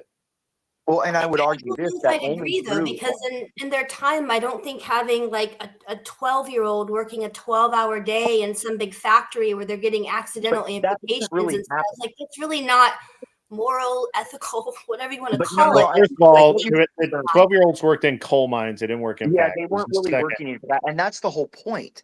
That built character. This could be that they could actually know the reason why modern society has failed. My grandpa worked in the steel mill, dude, for when he was a kid. You're talking about people who built their empires because they worked as children in coal mines or on construction sites and all of that. So again, not unethical, not immoral. Every kid that was 12 years old worked. Every kid that was 12 years old that worked. You're falling into the trap, and I caution people about this all the time. You're looking at history through a modern lens and holding it up to what is today's standard, where they would laugh at our standards. They would call us weak. They would call us immoral, right? We have coomers now that sit around and do nothing but watch porn. They didn't have that. Could you imagine a time then where you had legalized abortion? Are you kidding me? I think you can't conflate, like, obviously having a 12, 13, 14-year-old working on the farm, doing some labor, starting to learn a trade. You were the one that's conflating, Arthadiah. You're making this is not Little House on the Prairie. Literally, everyone worked, even the 12-year-old kids. I don't think it's ever correct to have a 12-year-old child working in an unsafe factory where they can have their arm cut off by accident. But ma'am, is it worse than having to work outside where you could get run over and killed by a horse or an oxen every day? What does that matter? Life That's is what I'm saying, dangerous. ma'am. Life is dangerous, Arthrodaya. You could step off I the curb understand tomorrow and that. get hit by a bus. Life is At dangerous. that What the time, there was hell? no antibiotics. 1 out of every 6 kids died from disease before they were 11 or 12. I mean, you have to. This is a different world, you know. What I'm saying is, look, through what he did, you were able to get kids out of freaking coal mines and into factories, into housed places, out of the rain, out of And death. by the way, he did, which I think was an evil thing to do. However, he did develop the Department of Education, which removed kids from doing those jobs and paved the way for the things that you're championing. As much as he would have never propagated to what the Department of Education is today, because he hated the government regulating his life as well. He would not have wanted a government oversight regulation like that. Well, he would did give the Department of Education did, to but the remember, government. that was such a limited, and it was still state directed. It was controlled by the states in conjunction with the feds. It wasn't overtaken by the feds until after Brown versus Board and the Civil Rights Movement, because they used Title IX, Title X, Title VII to supersede each state's regulatory of their school systems. That's true. You know what I'm saying? So he would have never. Do you think a man who made all his money off of no government regulation would have wanted something he invested in to have government? No. Again, over everything, he was still. I know we could say, for every $1 million that he got loaned, he immediately donated 10 to 20 grand to Christian charities every single time.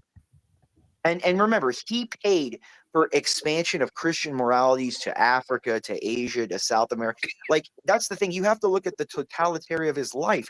The guy, I mean, yeah, he may have done some unethical things. He may have tried to create monopolies and push people out of it. But look that again, it's not unethical. I mean, what I mean is, in the modern view sense, you could make an argument that there was he did some immoral things, but I would have a hard time. This is the thing that annoys me about Rockefeller.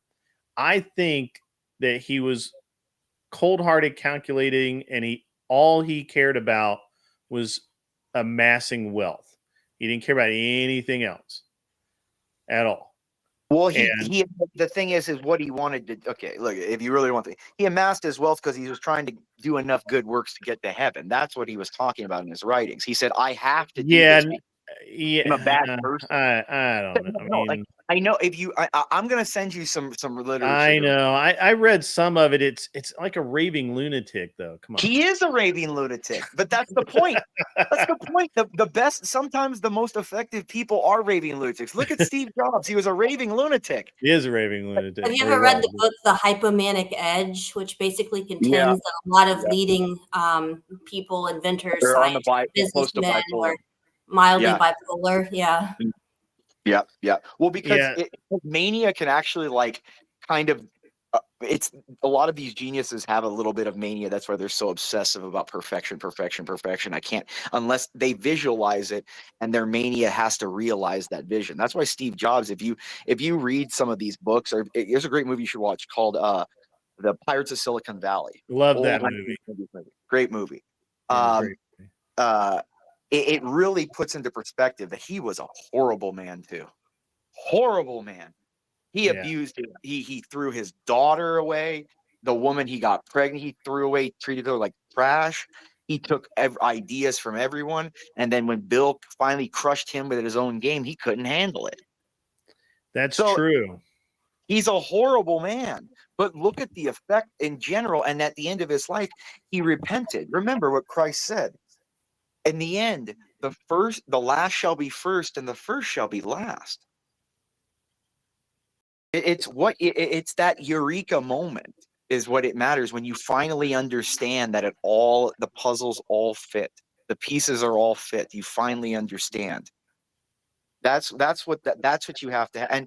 And thank God he did, because at the end, when he realized he had cancer, he's like, when you understand your own mortality and you understand that this isn't the only thing, if this was the only thing, there's no reason, there's no meaning for life itself. There's no reason for suffering. Yeah, I mean, that's true. And look, I just think Rockefeller was for all of I personally think that what he did was borderline evil because it was purposeful, it was methodical. However, it wasn't illegal, technically wasn't immoral, and definitely wasn't unethical because ethics derived from law and there was no such law. So, well, and not just that, but remember, in the grid, you got to use Rockefeller against the liberals because remember, he's the man that single-handedly cured hookworm, yellow fever, and meningitis in Africa. Single-handedly, his money did it. He set the team. And he saved how many millions and millions of lives because of that? Yeah, and he didn't care. He didn't. I mean, honestly, he was making so much money. That's what I'm saying. He was like, I don't care. This money doesn't mean it. There's something bigger because if this is it, this is it. That's all there is. Yeah, he's that's it. Yeah, but again, you have to be careful, Arthur Daya, and everyone really is when you start looking back through history and you say, "Oh, it was so terrible that these 12-year-olds had to work in a factory." Well, everybody had to work somewhere, right? And I mean, even here's my issue with it, though, is kids that are if allowed you're to gonna work at 12, 13 on farms today. I mean, that's the thing. There are no labor laws for family-owned farms. Mm-hmm. Here's my issue, though, is that I think we should always view actions through the standard of God and the Bible. And so if I were to look around at culture today would tell me it's perfectly acceptable for me to walk around in, a bikini, basically, sleep with 20 men and have an abortion, because culturally that's all pretty accepted. That is a very statistically average lifestyle. It's too late to start this would all say, no, that's terribly wrong. You should not do those things. That's a long conversation to have. But well, let me just tell her this. Look. You can't. The reason why is if you're trying to say the Bible, that's my point of what he was doing. He was living the Bible. He gave most of his money away. He did charity. Remember, he did not drink or smoke his entire life. He was completely abstinent. I mean, in a lot of ways, he lived. I mean, we may not like that. He's kind of a monk. I mean, his wife. He literally scheduled time with his wife. Well, H.K. Chesterton, that Catholic philosopher in the 1900s or 1900s, or G.K. Chesterton, sorry, genius guy. He was so smart that his wife literally he got lost. And his wife had to write his itinerary. She had to find him. She had to take him because his mind was looking at existential things and thinking of such high level things. He couldn't do the normal day-to-day tasks. Like his wife was it was like a handler, but he was so intelligent that he was thinking of these abstract ideas and stuff. And Rockefeller's the same thing. He didn't care about the minuscule things because once he amassed the amount of wealth, those things were insignificant. He was thinking of, oh shit, there's got to be something bigger than just amassing wealth and money and power and things, because if that's it, I've done everything. I'm at the apex. How could there be? What's the meaning then? What's the meaning? And that's what I'm saying. I'm not saying, like any human being. I'm sure, and I know he got consumed by his lust for power and wealth and greed. But I think any person wouldn't all of us? I mean, if you were at that time where everything was moving so fast in the world, and you're living that at the time, we don't realize, if you take the step back, and when you're living in things that happen, remember, these guys, it took weeks sometimes to get information from here to there. Things were changing, guys, so fast. And I would the only thing I would guard you on, what was your name, ma'am? I didn't get your whole name.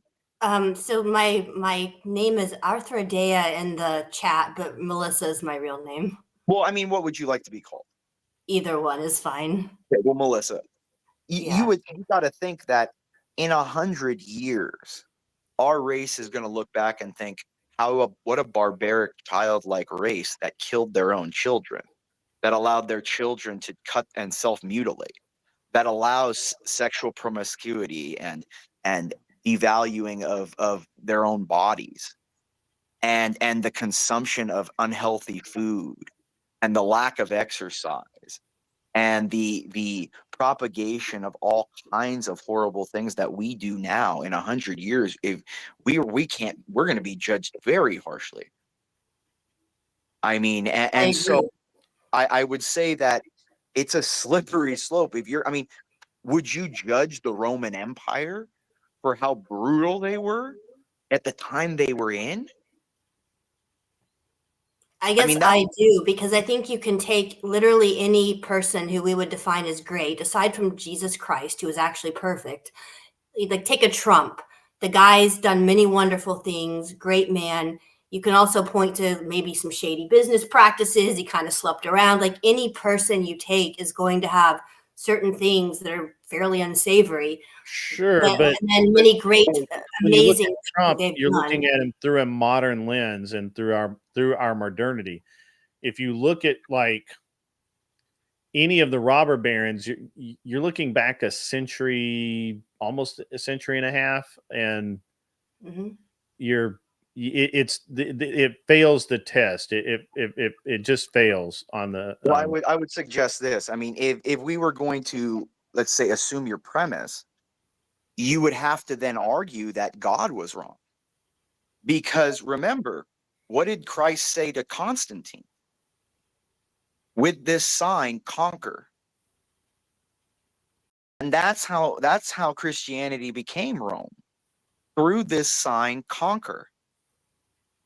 So if you think that the brutality of Constantine, who was directed by God to slaughter these people, is wrong, you're then taking a moral superiority on the judgment from the creator of the universe.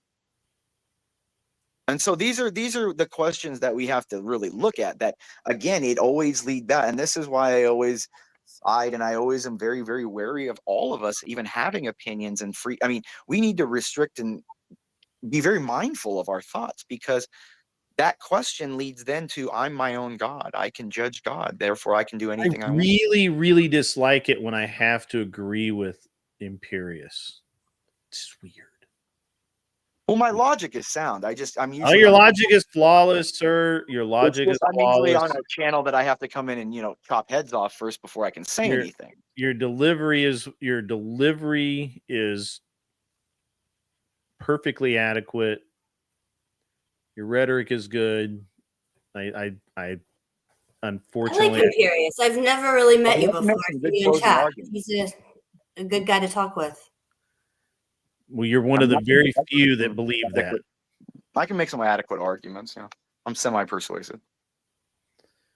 He's a It should be lawyer. my job, but And he's a No, but lawyer. what My dad was a lawyer, so I have a soft spot for lawyers. I like. oh, don't. We're bad people. Yeah, literally by definition, they're bad people. What did Shakespeare say? No. If you want justice, kill all the lawyers. So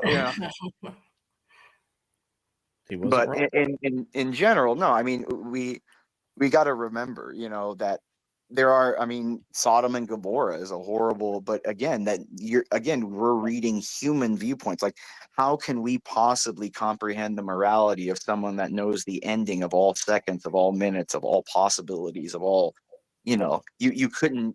That's what I'm trying to say. We as human beings need to understand our inequity, our inadequacy for a lot of things. He's saying, "Know your place, woman." Hey. Yeah, we have to all know our place in general, and that's what I'm like. We have to be careful when we start thinking of that's like recently. Like, trust me, I've been watching YouTube. The Pope came out the other day, and like I hear all these trad Catholics all, "Oh my God, the Pope! He's saying that all religions, and you can't be Christian, you'll still be saved." And they don't even hear what he's saying. Like, that's what I'm saying. Everyone is so, instead of just listening to authority and just listening and letting go and understanding that you can't control everything all the time, there is a superior power at work. You know what I'm saying? And so what the Pope said, people say, "Oh my God, you don't have to be Christian." You say, what he said is, all religions lead to God. Meaning, if Chaotic Truth was here right now, he would be so freaked out to hear Imperius having a normal rational conversation. No. I talk to CT sometimes on Discord and stuff. No. Oh, okay. I'm a mod on his channel. I mean, I know him pretty well. Not, he's not my friend. Like, he's not like Savage or freaking Bob, but I know him decently. But no, I mean, people need to understand that sometimes we can't allow ourselves the immediate judgment. We have to educate ourselves. All of us are inadequate. We don't know everything. I'm constantly trying to learn, read, understand, because I don't know much compared to a lot of people. So, it's a constant desire and need to expand your knowledge base, your understanding of how things work. So that's all I'm saying. And it's the same thing with the judgment of morality over eons and epochs. Because, I mean, for example, would we judge the way that, or as a Christian, I'd ask you this: if you believe that we should always judge people by the values of like the Bible or the Gospels, you don't accept divine ignorance then. So then every person before a certain time period that could have never possibly known about Christ are automatically damned. And what that assumes then is there was no free choice, and then that means God lied.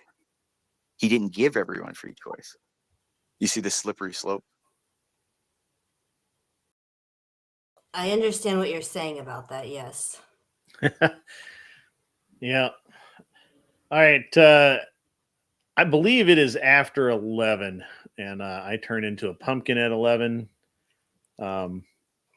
Actually, what really happens is my wife goes to sleep. If I let her get too far asleep, I can't wake her up and, do things. So Are the soap operas are they off? Yeah. Well, dude, I had a good friend who was he was a first generation from China, and his parents, and man, do they have the costumes, and does it look like it's like 70s film still on her soap opera? You know how it's kind of like the fuzzy. No, it's all modern stuff, but it's I remember really the 90s though. I remember that because the Chinese so networks were wholesome. It makes Leave It to Beaver look like I know. Oh, I know. No, man, it's so. But I mean, it's nice though and quaint too. I It mean, it's is. nice. It is. You to be can't honest. hate it. It's corny because we look at it, it's like, oh my God, it's silly, But at the same Right. time, it's not like it's like people twerking on each other's faces or something. It's not, Yeah, it's really interesting. It's just. Well, so I mean, and then growing up in Southern California, I had a lot of the Chinese, heritage things, and there was what's it called, like Shin Yun or something that my grandma took me to when I was like a young kid. Yeah, it's like a really long running show. Yeah, here in the US. Shin-Yun, I think it was called. I think we saw it at like the Hollywood Bowl. She Yeah, took me. yeah, it's still running. Yeah, still running. Beautiful, man. You'll really appreciate, and that's what I'm saying. Like some of the things though, and I love the East. I think it's a fascinating culture over there. Yeah, it is. All right. Well, great conversation, especially towards the end. It really. I'm gonna go cry myself to sleep since my Trojans lost today. Oh, sorry. Well. Before you go, I want one Destiny turkey gobble on my end, followed by I got a special thing for and it's it's almost midnight. So it's midnight where he's from. So I got a special thing for Destiny on my soundboard. Here you go. You ready? All right, yeah. A female girl? I must sniff.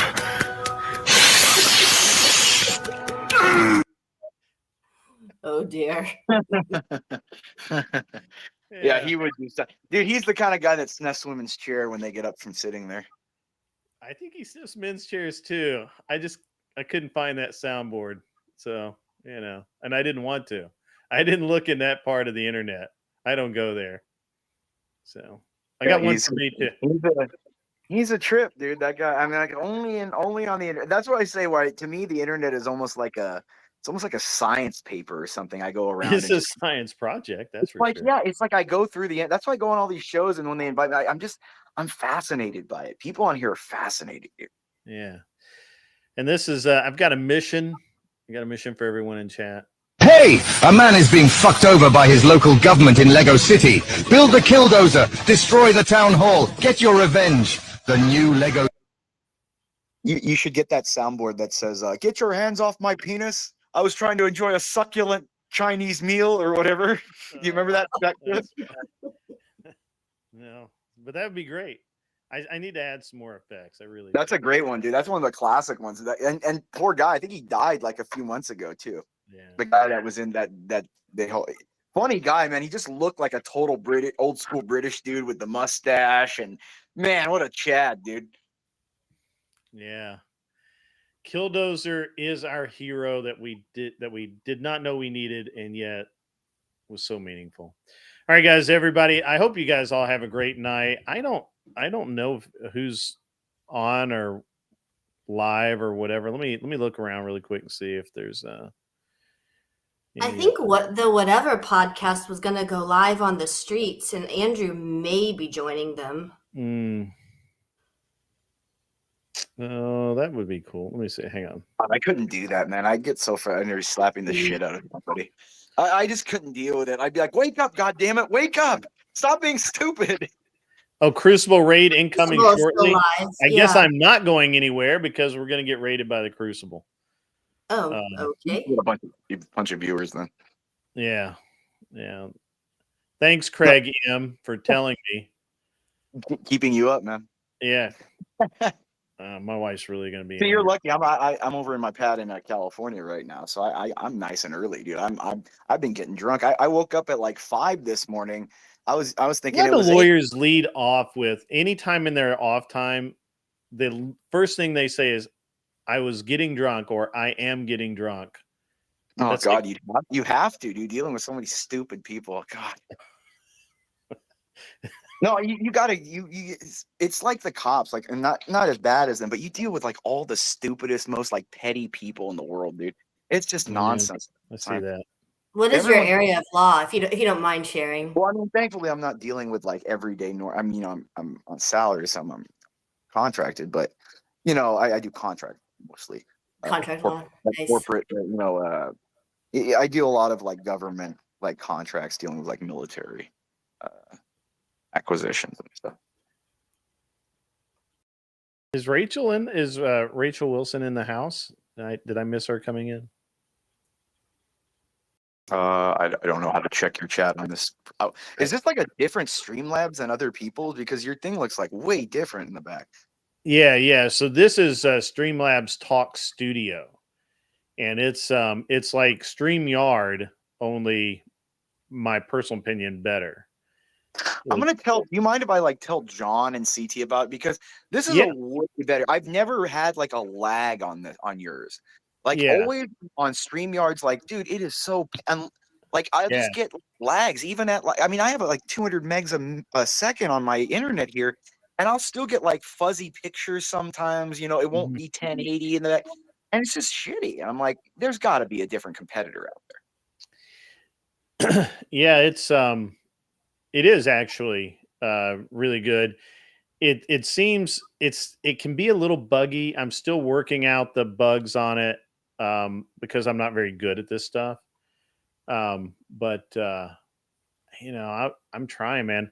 The nice thing about it is like it actually has its own little. I don't know if you guys have it on your side because I don't ever come in this way, but there's a little mini soundboard built in to where you have like laughs and cheer, like cheer. Here we go. Cheer. Oh, it has like pre-recorded emoji kind of things.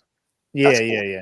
Something at least, you know what I mean? Yeah. Well, that's Streamlabs from because I was talking to John. I don't know if you know who John is, but John Galt, he's the urban landlord. But anyways. Oh yeah. Yeah, you should be, dude. You'd love to go on here because he has more of like, dude. He's got like real estate investors on there, and like stock investors, and like a lot of some of his shows seem really good, and some of them seem like it's a roll in the dice because his the random shows you'll get people just like having a total like CT show where everyone's just going crazy on.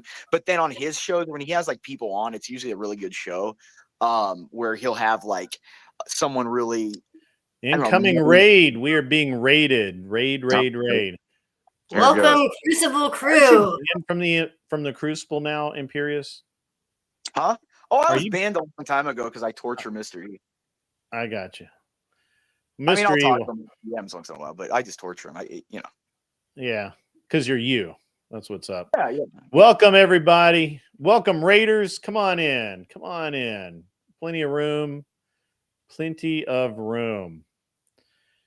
If you're raiding and you would like to come up and chat, let me know. I've got this is the portion of the show where I take questions and some callers. You'll have to get to call in. You have to get with a mod, and they will let you know how to get up here and all that. What's going on, Cronick? We've just been chatting tonight. Tonight's my chill stream. And we've had really good conversations, and we've ranged from guns to finance to looking through history with the modern lens. So it's been cool, guys. What's up? We got a lot of dudes. Imperious was banned for spurging and roid raging in VC. I was banned for sexually harassing Mr. E. What are you talking about?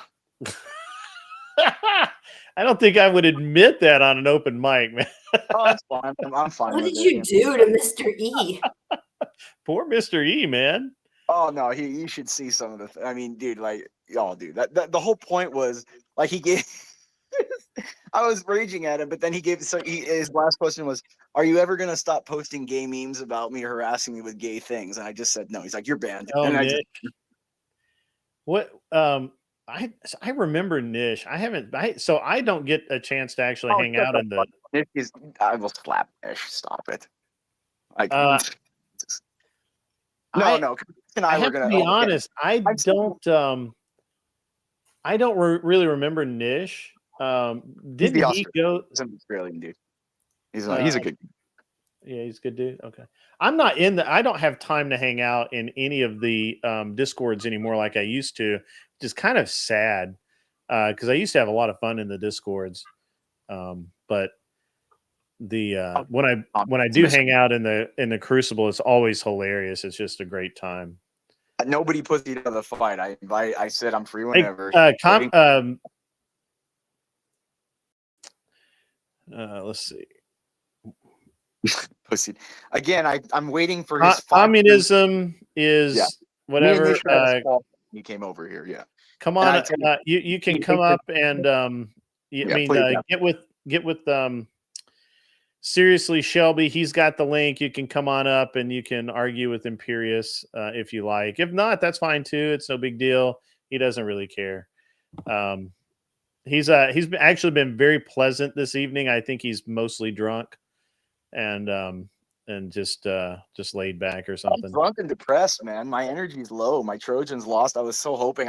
I'm like, we were gonna get finally back in the top 10 if we wanted it, and then just like, God, man, like the game was won. We clawed defeat from the jaws of victory. Like we couldn't do it. Like it's like I was watching my Raiders on a Saturday. I couldn't handle it, dude. We talked about the pagers. Yeah, we've talked about the pagers a lot. Lauren B. No, Discord. The Crucible is badass. If you're not a member of the Crucible, you should be a member of the Crucible. If they will let you in, I have no control over that. I mean, it just depends where you go on Discord. Like, there's some funny places. Like, I'm in some Blatt forums. Oh my God, they're hilarious. Actually, Imperious is here now. I got to be honest with you. So I was talking to my buddy today, and he took me back to when we carried pagers, and he's like, "Hey, you know the real secret of the pagers, don't you?" And I'm like, "What?" And he's like, "You know where you used to carry your pager?" And I'm like, "Yeah, right front pocket." Why wouldn't you? He's like, uh-huh. And I was like, oh crap, explosive right next to your nads, man. This was like the best Israeli birth control strategy ever. Or either on your hip, like right above. Either way. The whole area was blown off there, dude. Like that's what I was saying. It was, yeah, dude. Dude, Like this was literally Israeli saying no more babies from you. Yeah, that was awesome. And somebody yes, was like, you can tell him his DMs are open. He's my friend on Discord. He can DM me anytime he wants. I'm sure you don't need to remind him. He can DM me. "Oh yeah, paid flights are cheap, man. Why would you?" Like, I'm still, again, he has 504 days of just waiting for his visa from Australia. So I don't know. This guy's rushing me on it. I don't. 4 days. Wow. I think it's But easier for you to go to Australia. I'll get past that. But what I'm saying is, I mean, yeah, it's that dude. The thing that the Israelis did, that wasn't even like a really high tech or kind of like extreme espionage. I mean, that was such a kind of high tech. to intercept a freight like that's coming by either air or, but come on, they just redirected the plane to an airport, opened it up, swapped them out with other ones, and there you go. Well, because the theory is right now is that they were, sorry. So the other day on Chaotic Truth, they were like, "Oh, they stopped it at sea," and I'm like, "No, there's no way they stopped a ship at sea." No, they redirected it to air. They probably sent fighters and redirected it by air. It was probably more than likely they got it in at one end or the other in customs. Yeah, they intercept because by ship it's too obvious. Yeah, There's it's too obvious. You can't. And use radio. The ship captain would see him. Oh, we got people intercepting. Don't accept this ship. There you go. Yeah, you can't hijack trucks like you used to could, and all that kind of stuff. The easiest thing to do is just simply they're obviously they're Mossad, so they plant a guy in a customs office. They put the wrong sticker on the crate. The crate gets held for another 2 or 3 it's held days. at the docks, and then they swap it at the docks, and they just swap and they swap. And here's the thing that really gets me. I think they probably swap the pagers for like regular swap the booby trap pagers for ones they already had done, so it only probably took them like 2 hours. Yeah, that's what I'm saying. Like, people think they were going in and swapping everyone with that. No, dude, they had them Not already. that too, but it just makes way more sense. Why we couldn't have that? Now wants to know 7,000. Didn't they get 6,000 or 7,000 of them? That would have taken way too long if they weren't pre. I got to answer this one. I have to answer this one. No, it's not terrorism when you're at war. It's not terrorism when you are at war. By the way, how do you believe that an 8-year-old and a 6-year-old have a encrypted military grade pager? How is this possible? How much propaganda would you like to believe? Well, the only I can't say believe that. there are a few instances where they dump and they sell those pagers to the local people who sell it at like their little carts that I saw. That's not what happened. Not what happened here. What happened here is they identified the outlet, which I'm assuming is a seller of some kind, or a warehouse, and they identified that as where these people were getting them from. So literally everybody that had one of those pagers was Hezbollah or Hezbollah adjacent. I knew that too, because the real work, what was done was when they hacked into the phone network of Hamas and they found out whose number and what radio signal activated those pagers and things like that was the real hard work. Once they did that, they could identify with their other intelligence and correlate with who had what. Just like today, when they hit that building today, they knew that leader of Hezbollah Special Forces was in that building. I don't know if you saw that today, but they hit that building in Beirut today, and it hit. I hadn't seen the pictures, but I read the article. Yeah, it got the leader of the Special Forces of Hezbollah and like one of their chief military strategists. So I say what you want about the small hats, but man, they got great intelligence and they do what has to be done quickly. And we have to keep in mind that Israel is not just small hats. Israel's only like 65% small hat. The rest is Christian or other. Well, yeah, people don't realize Catholics run most of that, all of those historical sites, even Jewish sites we run. Like the Wailing Wall is actually run by like So- Catholics. No? So it's you just can't. It's well, look, it's intellectually dishonest to say the things people say. It just is, right? But I get it. You know, people like to hate people. I got $5 here from Intel Wild. Israel doing some James Bond shit. It really is James Bond stuff, man. This is really pretty. This is really pretty. What's fun is it's actually kind of low tech if you look at it. It's not like It is low tech. Well, hold on. They're just so efficient. It's low tech to a degree. Now, remember, these are encrypted pagers. These aren't the old $1.99 pagers. I get that. Yeah, that we buy at the bodegas. These are high tech shit. And the following day, at this, I think it was the same time, they triggered the sat phones and the walkie-talkies, which I'm assuming were the higher end semi-military grade walkie-talkies, like I use. And so they triggered those, and that was impressive as well, because those don't have numbers. I'm assuming that they actually did do some like really cool James Bond shit, like, when they sent the text, it said goodbye or some shit, Well, I'm assuming that's the network stuff. That is the intricate stuff where you're getting into the network and finding out the radio signal, like the actual Hertz signal, and being able to identify where all those pagers are, who has them, when they have them. Like to me, that's more of the high tech. The low tech, I mean, just swap pagers, and once you have that radio signal, you can ping every pager that can receive the signal. Yeah. And that's what they essentially did, is they pinged it and then they blew them all up at the same time, I think, if I remember correctly. Yeah. So I gotta respond to Alana here. By the way, this is Arthur Daya. Yeah, I'm still here. This is why women can't be president. Well, I disagree with Alana because, yes, it's sad when a child dies because maybe they're standing next to an exploding pager. But the reality is you're fighting terrorists. These terrorists actually use children and strap bombs to their own kids and send them to blow up the Israeli citizens, bus stops and stuff. And so I really don't have a problem with the Israelis using this tactic. These same people use ambulances to travel because the Israelis actually follow the rules of war and won't bomb ambulances. They have their entire headquarters under the major hospital in Gaza because they didn't think the Israelis would bomb the hospital. And if they did, then they can make the Israelis look bad and say, oh my God, they bombed the hospital. This is terrible. So, this is war. This is what happens. Ideally, these people would all sit down and work out some agreement. But you're right. Essentially, and they've been doing this for the last 1,000 years with each other. Well, war is a constant. It's going to be a constant with the human. It's part of our human nature.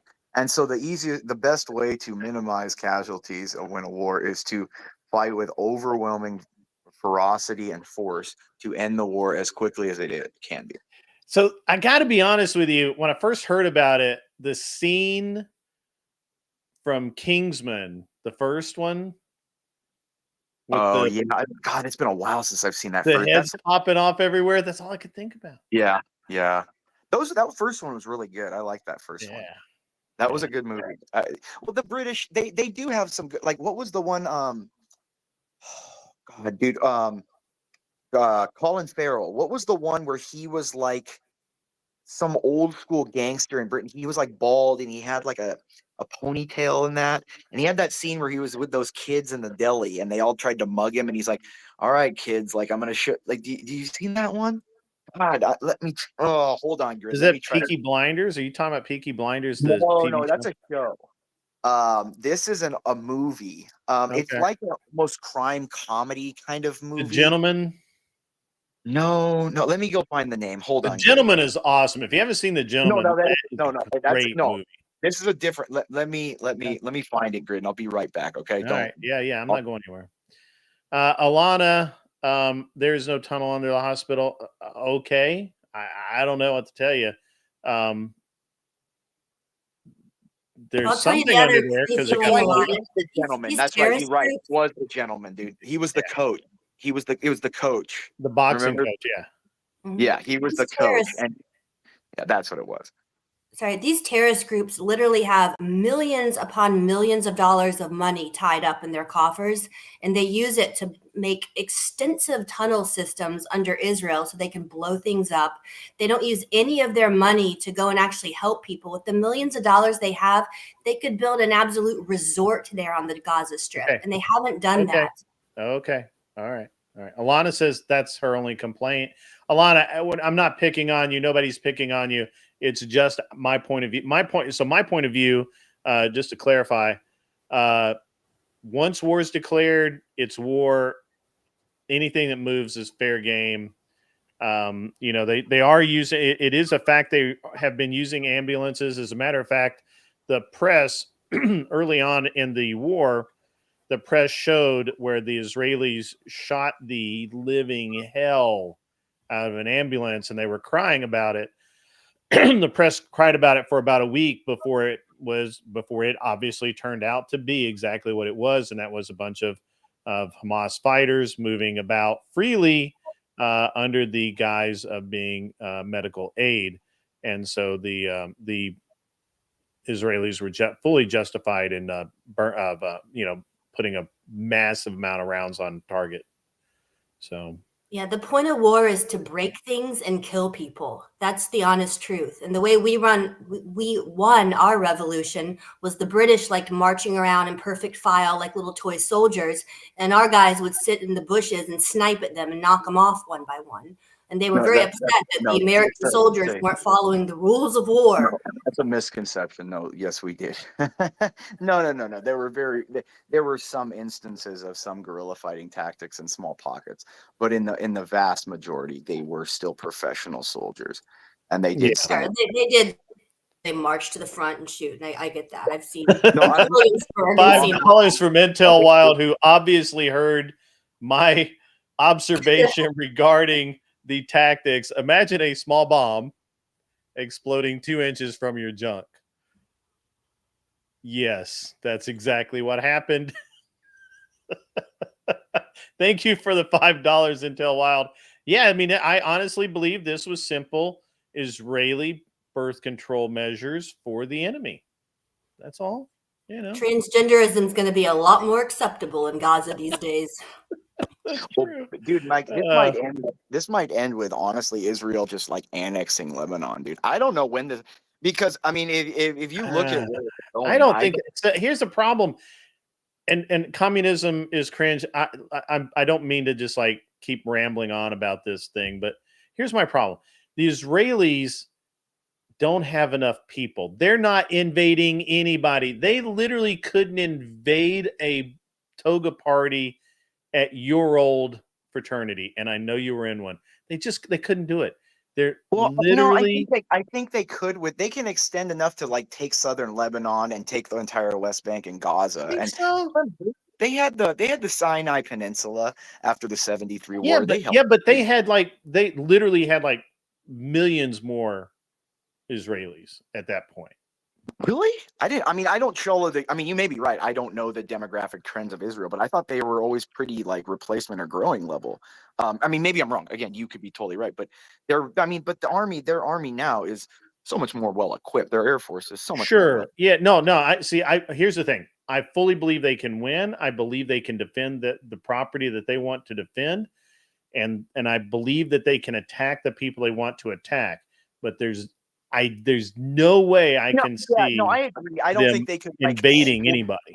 Country of Lebanon. No, but I think they could annex enough in the south, in that southern region where Hezbollah has, historically amassed a lot of their weapons and their missiles and stuff. I think they're going to end up taking that just because it's been such a thorn in the side where Hezbollah has been able to them with so many crude missiles for so long. You're probably right about. I mean, I would agree with that. I don't think you're wrong. I just think somebody else.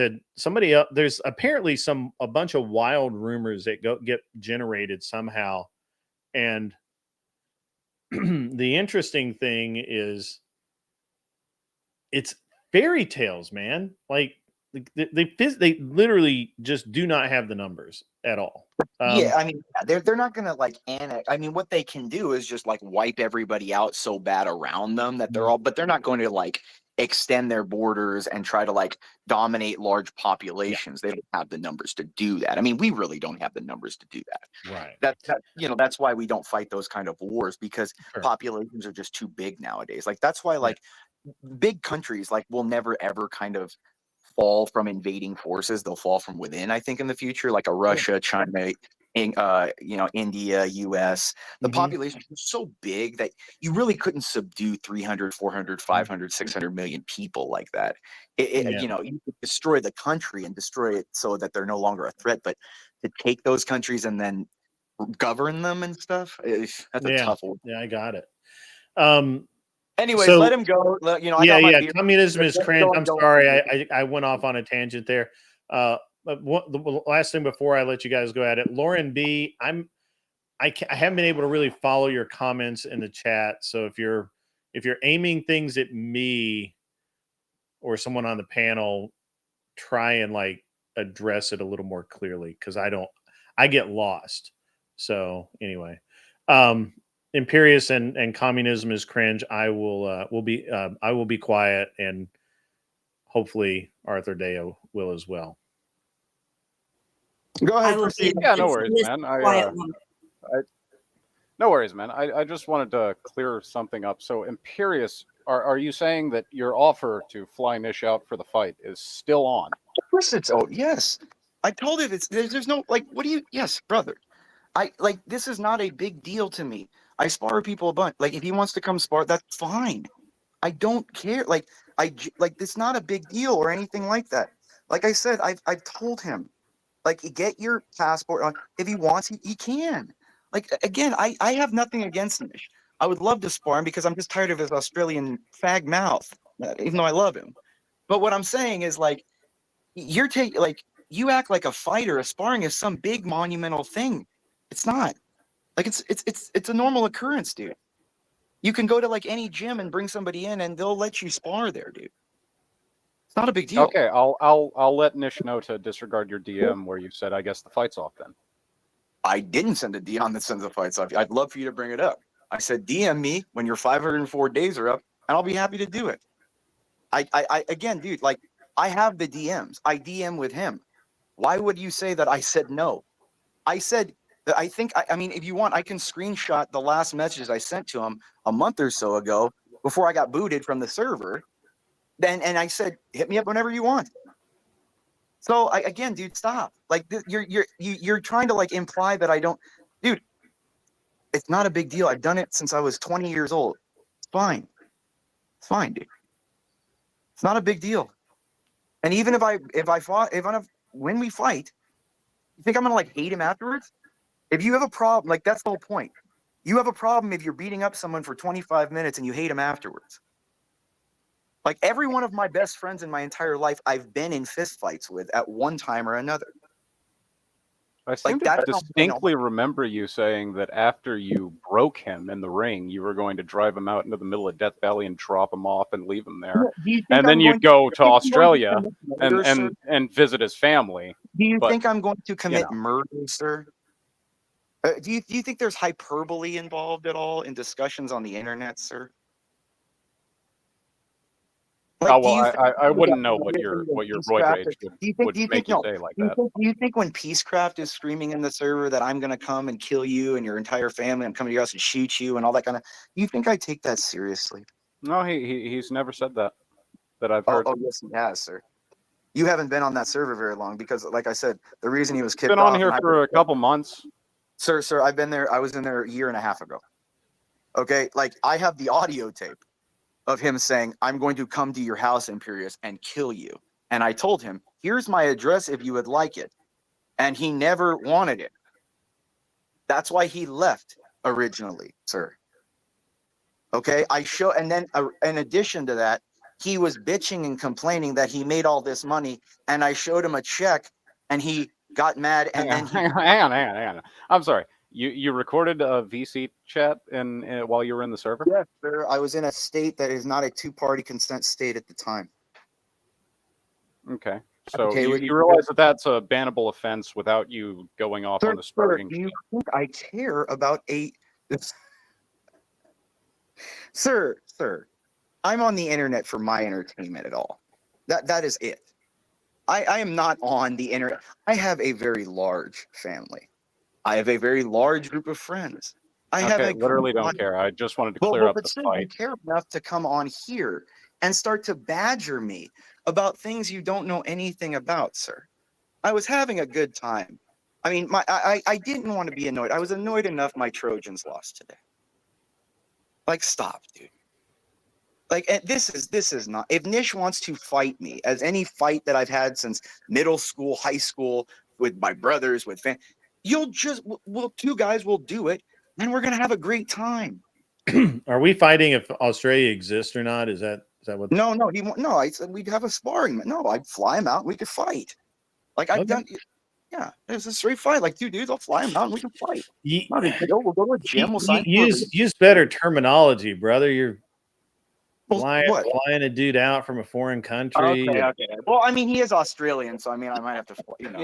He said that he would pay for his travel expense to fly out. And okay, I'm just anytime that I can get me beat on Imperius, it's a great. Sir, you are forgetting, sir, that he said that if I don't just have to fly him out, I have to give him a 5-star hotel.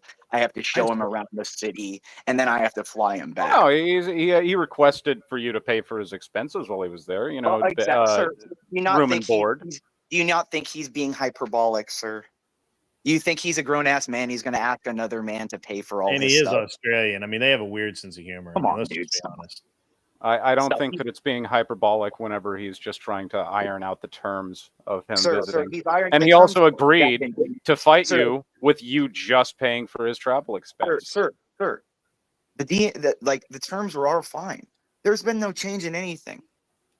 It's fine, sir. Okay, I'm not saying that there was. Well, I mean, I assumed that there was because Nish told me, you DM'd him after you got banned from the server and said, well, I guess the fight's off.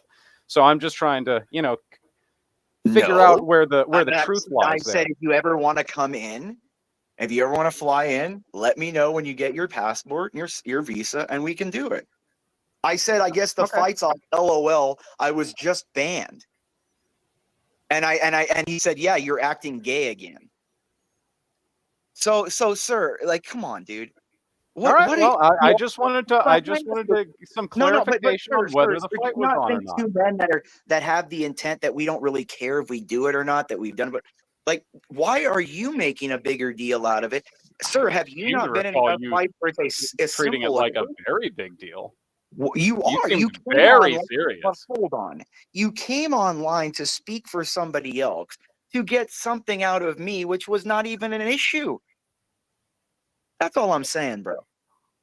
Like, if two dudes no, I came online to watch Andrew you're reminding me of dude on, you're reminding me of like whatever, me when and then I got rated over to Grid 1, and then I just happened to see that you were there. Bro, this is Grid's channel. I'm not mad you're here, dude. I don't care. I'm fine with it. I'm just saying. Yeah, it's Grid's channel. I'm not telling you have to go. I'm not saying anything. I mean, like I said, I'm not vicious on this channel. Well, yes, but when you say, "Oh, you came online to represent somebody else," that's no, but you came online to say, "Oh, well, Nish said this, and this is what I like." Sir, I would first. Yeah, because I want to see a spectacle, my man. But that's my point, sir. Two dudes fighting is not a spectacle. It's every day in high school. Well, when it's a 40-year-old and a 30-year-old, I'm not 40, I think he's 27. He's 27. I'm 37. Like, it's not a big deal, dude. Like, I mean, do you think that like there aren't like higher end guys that are older in sparring in gyms that could kick your ass? I think that you should have had the perspective that it wasn't a big deal.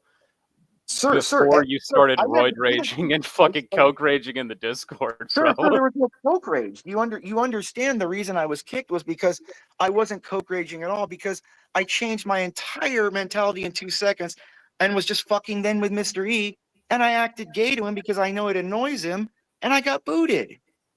Do you think that someone is booted because you said you weren't going to stop posting gay pictures that were basically of Mr. E, right? Porn? Yeah, sexually harassing Mr. E, like I said. Yes, right?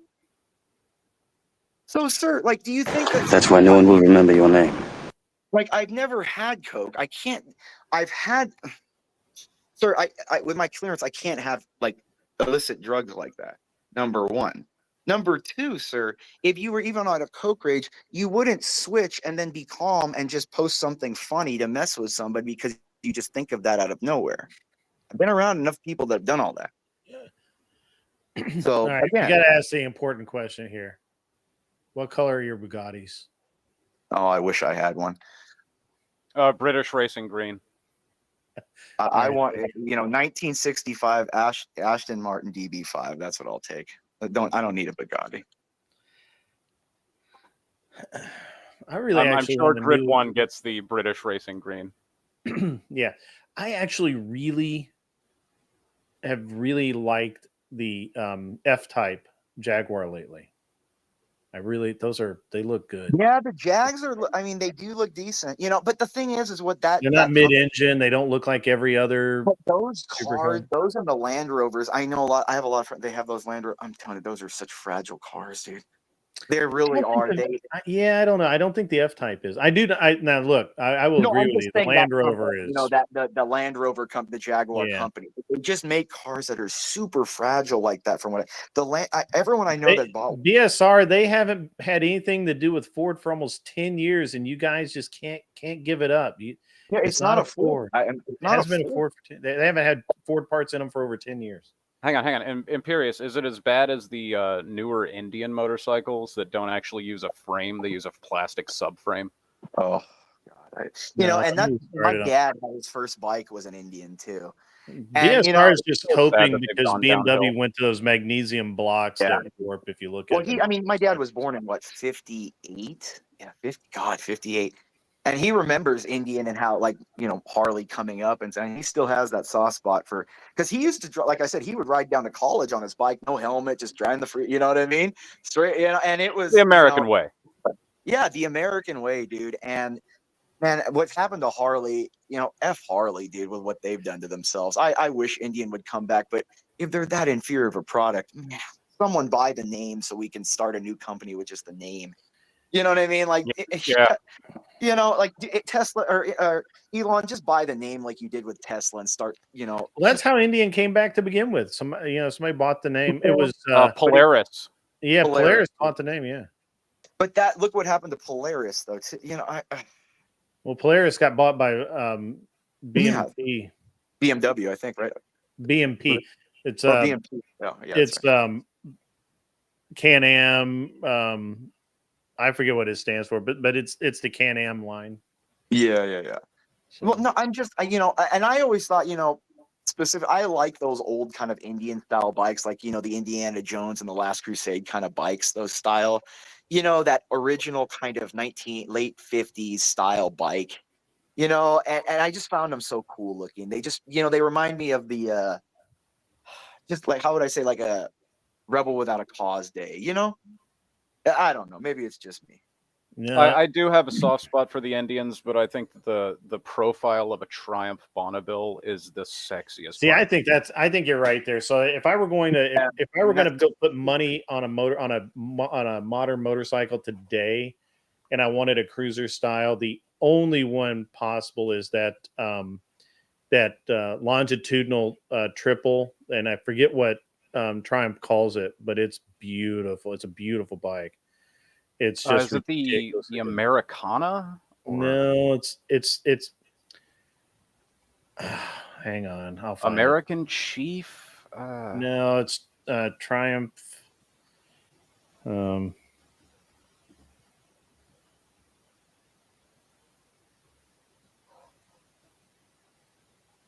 Rocket 3. It is beautiful. It is a beautiful motorcycle. Gorgeous bike. Well, I mean, unfortunately, the thing is the classic motorcycle is kind of dying. Everyone's into street bikes now, anyways, like from what I've seen. Unless you're like older, like our ages, 30s, 40s, 50s, like everyone wants a street bike now. Like, I don't know. It's because of the weight. I've never been into the crotch rockets. Dude, even the lightest cruiser weighs as much as a freaking Miata, man. Well, that's the dude. Unfortunately, I had a friend that died. Dude, he was flying down a freeway at 140 one time, and he just, he died. And Tony, those things are fucking death traps, dude. Those speed bikes, dude.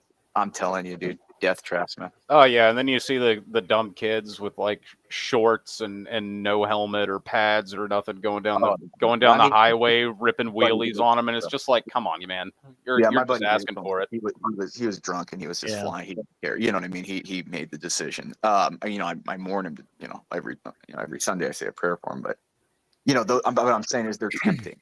Those things are because it's so easy. And dude, I'm telling you, on some of those bikes, you're outrunning cops in a lot of these cities and stuff like that. You're gone, dude. Like if you're in an inner city and you got a street bike, dude, you're gone, dude.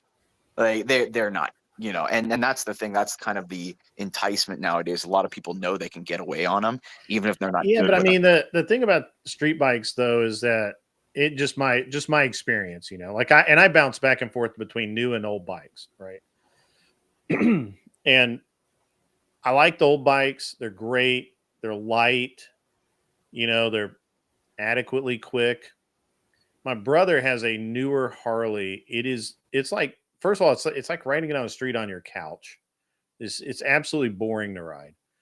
And it's heavy as fuck. If that thing went over on its side, it would take 3 dudes. Oh, it'll take your leg off, dude. If you falls out, you're well, done, yeah, dude. obviously, yeah. If you're not quick enough, Well, I mean, even if it's not full weight, dude, like it just you can, dude. That thing is, they're heavy, dude. And Well, I'm just like I can't believe how heavy these bikes have gotten, man. Well, that's what I'm saying. Like if you look at a Ducati or a Priya or like a, you know, something like that, dude. Like, dude, those bikes are so light, dude. They're like seconds. Even their cross country and touring bikes. You look at a BMW touring bike, and they're still pretty light.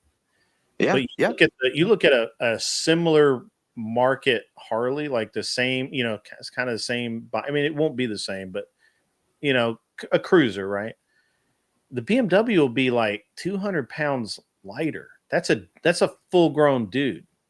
You know, that's crazy. Well, if you look at like the Kawasaki Z series, dude, I mean, those things are, it's sickening how light. Well, the thing is in Japan, and that's the reason why in the Asian like racing like circuit, sure, they have a different type of courses and stuff. So when you bring them over here, it's bad news, dude, because it's like they're like the Porsche of the street bikes. You know what I mean? Because of how they're built and what they're used for. It's just different kinds of racing, dude.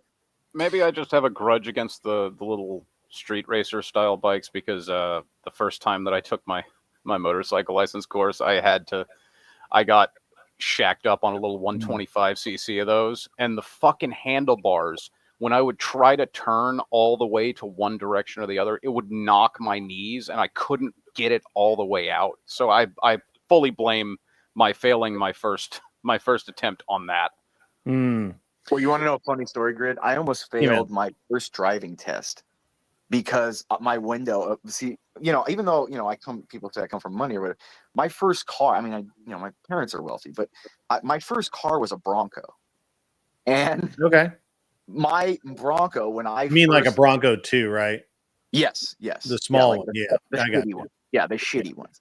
Gotcha. My cousin had the big old one, the OJ style, which was pretty cool. OJ. The OJ style, yeah. And it was even white. He had a white one, but it was kind of like rusted in the OJ edition. Yeah. But dude, my driver's side window only went halfway down. They almost failed me for it in my first, just before I even started the test, because my windows almost did damn thing, dude. Yeah, dude, that was.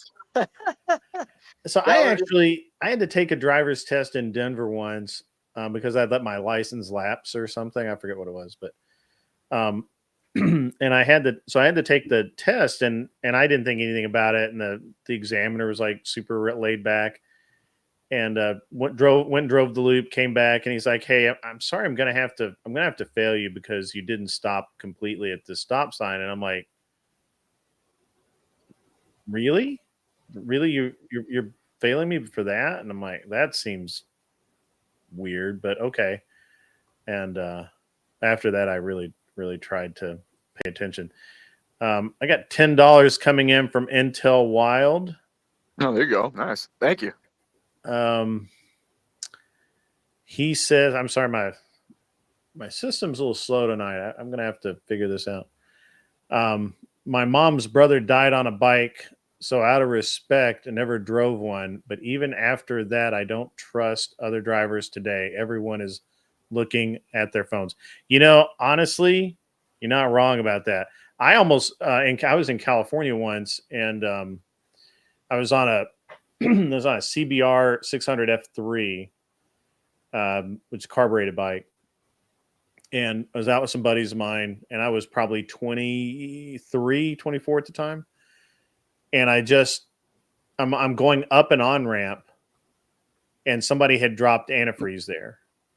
And I just wasn't paying attention, and I hit the antifreeze, and the back tire just went out from underneath the bike. Now, it was the softest lay down that you could possibly have, right? Because I was already leaned. I wasn't going particularly fast. So the bike just basically like the least amount of drop you could have to the yeah. I mean, it was literally the bike fell about 1.5 feet. I kind of just stepped off of it and rolled a little bit. You kind of just use your momentum to just kind of go with it. In other words, Yeah. It was literally like the least dramatic crash you could have on a motorcycle on a highway, right? But I still went down at like 45 miles an hour. Let's not. I don't want to diminish this too much. It's not an easy, but I'm saying it's like of what you were in. But it was the easiest thing that could possibly have happened. Yeah. So I get up and I walk the 3 or 4 steps back to the bike, and I'm trying to pick the bike up, and this lady almost hits me as I'm literally standing there on the on-ramp, and I'm like, holy crap, like I'm gonna die. Like I'm gonna die because I'm standing here. Like I'm not because I'm riding the bike, but because I'm standing here. I think people don't care. Jobs in America is a tow truck driver on the freeways, isn't it? Statistically, I couldn't pay me enough. No. Yeah, like I feel for those guys, man. That is horrible. And you're right. Whoever said that, like I said, I had a buddy who died, and it was a little different. That was his fault doing what he. But man, I don't trust those bikes. Number one. And I mean, I get the whole cruising on a Sunday afternoon on PCH or something, or cruising on the 98 and floor down Corpus Christi or something. Yeah, what I mean? I get that. Or up in Oregon, through the Cascades and Washington, that I get it. Mm-hmm. But in a city that's a fucking death trap, man. I'm sorry for the. I live in kind of a rural area now. Well, I mean, I've always kind of tried to live in rural areas, but I have, like right now, I have a 99 CBR 600 F4. It's the last of the carbureted CBRs. And it just happened that I found one for sale. I've always liked those bikes. I bought it and I restored it about 1.5 years ago. I've got a... How much you pay? Those Honda parts can kind of be expensive sometimes, aren't they? Yeah, it was what it was. No, I was just saying because I've heard they're pretty... Well, they're discontinued. I mean, a lot of them you just can't get. They're pretty penny, dude. You got to get them shipped in, right? I've got an 03 Kawasaki Z1000R, which is kind of like a cafe bike, but it's got the ZX10 motor in it. So it's a Ninja that you sit up in like a real riding, like a more relaxed riding position. And then I've got a couple and then I've got a CB 73, I think 74 CB 554K, and I have a 70. I think it's also a 72 or 73 CB 354K. And these are just old bikes. And I've got a couple of 4-wheelers and stuff. And I just bounce back and forth between new and old bikes. Early 2000s or what? Like early 2000s? What years? What years are yours? Like 1973. Oh, geez, you have the old one. Oh my god, dude. Yeah. Oh, well, so I don't have any like actual modern bikes. Oh, okay. I was thinking you were talking like a modern CBR. Like a my CBR. Well, no, my CBR 600 F4 is a 1999. It was the last year they made carbureted. As a matter of fact, it was a mid-year. It was a mid-year change. They went from carburetors to fuel injection, and they lost like 8 horsepower or something. Okay. Maybe air cooled or liquid cooled? Something. Those are liquid cooled. Well, the 600 F4 is water cooled. The 2003 Z1000R is it's water cooled, but the other bikes are all air cooled. So yeah, it's just I like those older CBRs. I don't know what it is. I think it's just they were kind of the bikes that were around when I was kind of they were cheap when I was in like my mid 30s. No, late 20s. They were cheap, and I could buy them and not care anything about them. So I don't know. Yeah, I was just looking because I get, in magazines at work, they'll just they send a bunch to the big offices, and like I was looking in some biking magazine, they had that new 1000 RR. Oh man, it's nice looking though. Yeah. It looks nice, man. But man, for 20 grand, you know what I mean? It's Yeah, like, well, and that's so. The last modern bike I mean, truly modern, like up to date bike I had a 2000 in 2015. I had a 2010 Ducati Monster 743. I think they have a weird numbering system. Yeah. But it Oh, was the so gorgeous, the man. mid-sized monster, and then I had a slightly older. I want to say it was probably a 98 or 99 Ducati SS SP, and that was a cool bike. I really like that bike, and that bike was stolen, and I'm really sad about that. And then I had a pardon me. And then I haven't had, but I've not owned a new Honda. My buddy wanted to trade me in 2015. A guy wanted to trade me his brand new CBR 1000R for a complete race car build, or to turn his car into a race car. And I was like, no, dude, I'm retiring like literally in 2 months. I'm not doing it. So, yeah, I mean, I like bikes. I mean, bikes are cool. Cars are cool, airplanes are cool, boats are cool. Do you have like a whole toy garage pretty much? Because like you sound I'm like building one. I've got to build one. Yeah, I'm in the process of building. My buddy has like a 68 SS El Camino, and he's got all kinds of fun, like cool things that he's got a sand crawler and every, you know what I mean? So he's got all that. I'm just assuming you have all like you're probably building a big old, Actually that's been a thing the last like 3 years. Every year I say I'm going to build it, and then something happens. Like last year we were going to build it, and I needed to prep the field. I got a 7-acre field that I'm going to put it in, and then so I had to prep that, and there was some other issues going on right now with that specific site, and mostly neighbors. And so now I'm looking to either buy another piece of property and build a garage mahal on it, or do something else. I have a hangar. So I rent a spot in a community hangar at a local airport, and I keep an airplane there. I have a warehouse where I keep the race cars, and I keep airplanes. What's the rent like for the plane? I mean, I don't have one. You know what I mean? I've never.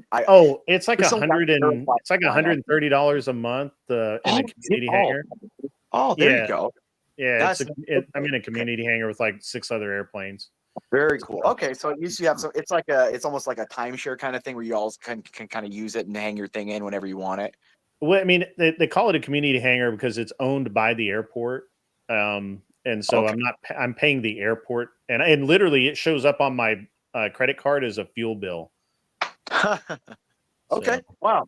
So it's like do you have to pay for like maintenance from them too, or do you do your own maintenance, or how does that? Yeah, I do all my own stuff. So okay, gotcha. Would you be able to build a landing strip on your own property with that many acres? No. 7 is tight. Really need a minimum of 10. And to do, you got to get FAA regulations too to be. No, technically, legally, legally, I can land anywhere I want that I determine is safe to land, and it's not otherwise prohibited to do so. So, like, if a parking lot was big enough, and it was a public parking lot, and nobody was there, and I decided it was safe to land there, I could land there. Yeah. Because it's I forgot what they call that, but yeah, it's like first safe alternative or something they call it. Yeah.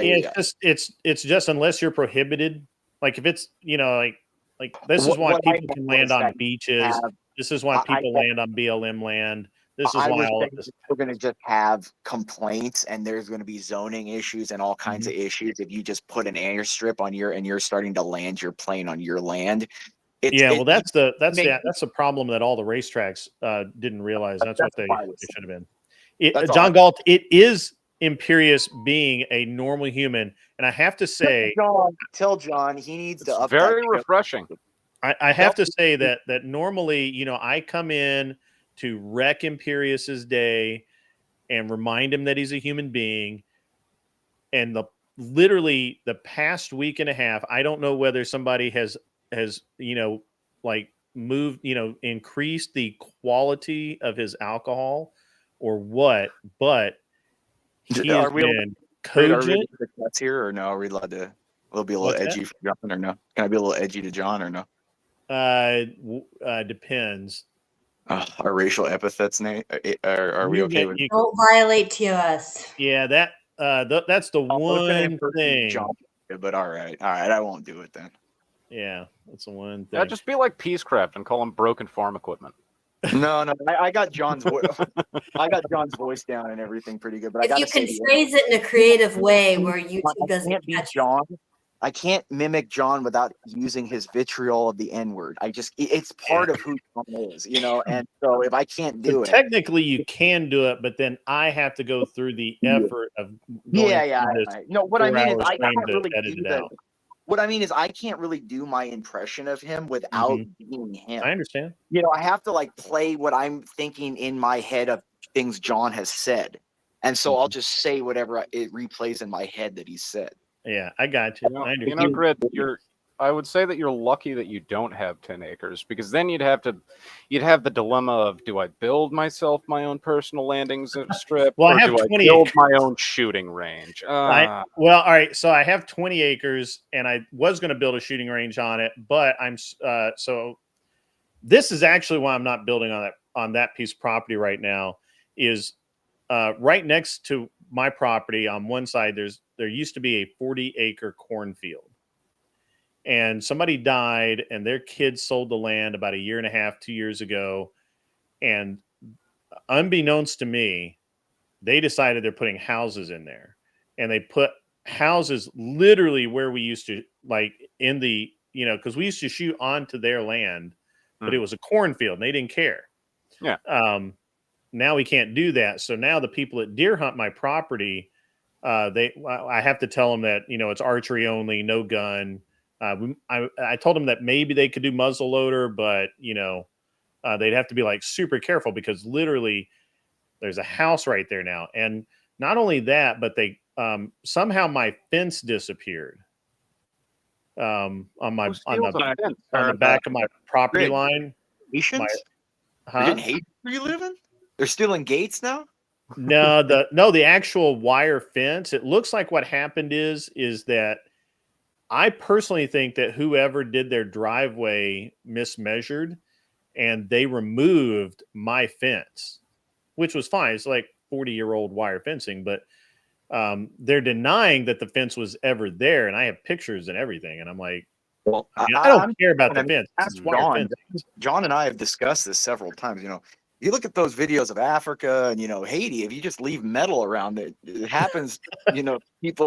People happen to just descend upon it and just take all of it. So, this is it. This is, I think, where they so they threw the extra air conditioning duct and all that kind of stuff. They threw that over on my property instead of hauling it off.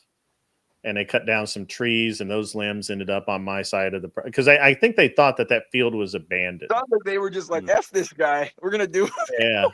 Yeah. Well, Grit, if you want to be able to shoot again, get some chicken wire and some tarps, and then make a little cube with them, fill them up with dirt. You got homemade Tesco's, basically. Yeah, I've got a buddy of mine who sells some targets that you can shoot in your garage. They're really cool. Tried those laser bullets where you put it's like a little laser and you can And I have ranges I can shoot at. I'm just annoyed with this specific property right now, and it's fine. It, dude, I'm in California right now. It will end up working out for me one way or the other. But in the meantime, I'm looking for somewhere. I am actually looking for somewhere else. Grid. I'm in California Or right I've got a even bigger brain solution for your shooting range problem. You buy bulletproof drywall, and then you can just shoot in your house. So I like that. I like where your head's at. So here's the So back in 2018, I guess it's probably 2018. There used to be a range in Kentucky called Rock Castle, and it had a hotel, a golf course, a world-class shooting facility. It had a 2A community on it with lots for sale and everything. And somehow these dumb sons of bitches, every business associated there on this property was in the black, except for the shooting range, except for the hotel. Pardon me. The shooting range actually generated money, and these guys somehow in Kentucky, in the late 20 teens, somehow in about 10 years of operation, they ended up $5 million in debt. A large percentage of it was real estate tax, the unpaid real estate taxes. And I couldn't figure out why they were $5 million in debt when they had made $12 million over that 10 years. Got to be some kind of insurance they had to pay, maybe. I don't know. Dude, it's got to be. It was embezzlement. Dimitri and I were sitting there looking at. We were looking over what passed for books that they sent me over, and we're like, somebody somewhere has literally like bankers boxes full of cash in a basement. Well, maybe they just grew out. I mean, it was a private company, like a private sole proprietor, or was it like a family owned? Yeah, it was a family owned thing. There's like the dad and two brothers. They probably drew everything out and gambled it away. Could be. People, I mean, they'll man. That or literally there's boxes of cash in a basement somewhere. Oh yeah, somewhere. This sounds like a prodigal son situation. And so get this. You're gonna love this, Imperious. So they bring me in. They're like, hey, we need somebody to buy this. And I'm like, well, I'll buy it. I like shooting ranges, and it's 2,000 acres in Kentucky, right? And it wasn't actually 2,000 acres. It was 1,500 acres, and they had a lease for about 500 acres. And it wasn't really 1,500 acres either, because they had a 500-acre bat conservancy, which was really stupid that they still had it, because they had been offered $1 million plus for this bat this 500 acres of land that this bat cave was on. That you understand, once a state determines it's a conservancy, you can't build anything on it, and cannot restrict. You can't restrict anyone from going there. No, yeah. Well, you have an easement, a public easement into your property. Yeah, it's just like in California when they passed that there are no private beaches. So people walk through all these rich people's houses all over the time that have private beaches. There is no private beach in California. Yeah, you can't do that. Yeah, so this basically, this easement that they had, there was somebody who's willing to pay them $1 million for it. The way that this works in Kentucky is, even if those people had paid them $1 million for it, they could still shoot on it, because that person couldn't put gates or anything up to keep them off of it. They couldn't regulate any activities on it, and they couldn't build any permanent structures on it, because it's a conservation easement. And I'm like, this was dumb. This was stupid. Why are you holding on? That's $1 million. It could have paid your debt. It's not like you're that house that's next to Augusta National. Right. You know what I mean? It's not, once you have that, it's like when dude, unfortunately, it's like when someone gets like some kind of migration of an endangered species onto their, oh God, too. It's stupid. Dude. So I'm like, all right, so the bat thing, so now I'm looking at it, okay, so now it's about 1,000 acres, but that includes a golf course, a winery, the hotel, and the shooting, and a big chunk of the shooting range that they were using. And I'm like, all right, this is a sweet deal. And it's $5 million. I'm like, all right, it's a pretty sweet deal. I'm going to bring in like 3 of my buddies. We'll divide this up and we'll get it done. And we get $1 million immediately because we're going to sell this conservancy 100%. That thing's fucking gone. These dumb sons of bitches actually asked, it was actually part of their deal that they maintain 40% ownership. What? Yeah. Well, good luck with your bankruptcy then. They're silent partners, in other words. They're just silent partners. They're great. How nice for them. So it was like, wait, let me get this straight. Not only am I paying $5 million to bail your dumb ass out, but you're going to but I'm actually giving you $2 million in real estate. That's what no. Not only that, but now you have to be business partners with whoever's embezzling all that fucking money. But then, Grid, you know the real effed up part, because they have real interest in that property. You have to get their permission to sell if you wanted to get rid of it. Yeah, that's the real effed up part. There was no angle that I could make, and I sent it. I probably still have the text chain. I literally sent a text to them and said, if I take this offer back to my partners, they'll never do business with me again. They'll think I've lost my goddamn mind. Like, there's no. If I did this, you can end me now. Like, I deserve it if I go into this. You know what I mean? Out of all of the infinite possible universes, in none of them does this deal. Right? Doctor Strange told me that this shit ain't happening. Well, and that's the thing. But that's where people, that's where people just have more of an emotional attachment, and they're trying to just keep, they don't want to let go. There was that lady. There was a case. God, it was all over the news a couple years ago. Somewhere in the Midwest, there was this woman who bought this house, and there was this creek, and it was like a beautiful creek, and there was a water. It was like a little river in there, and the city, because the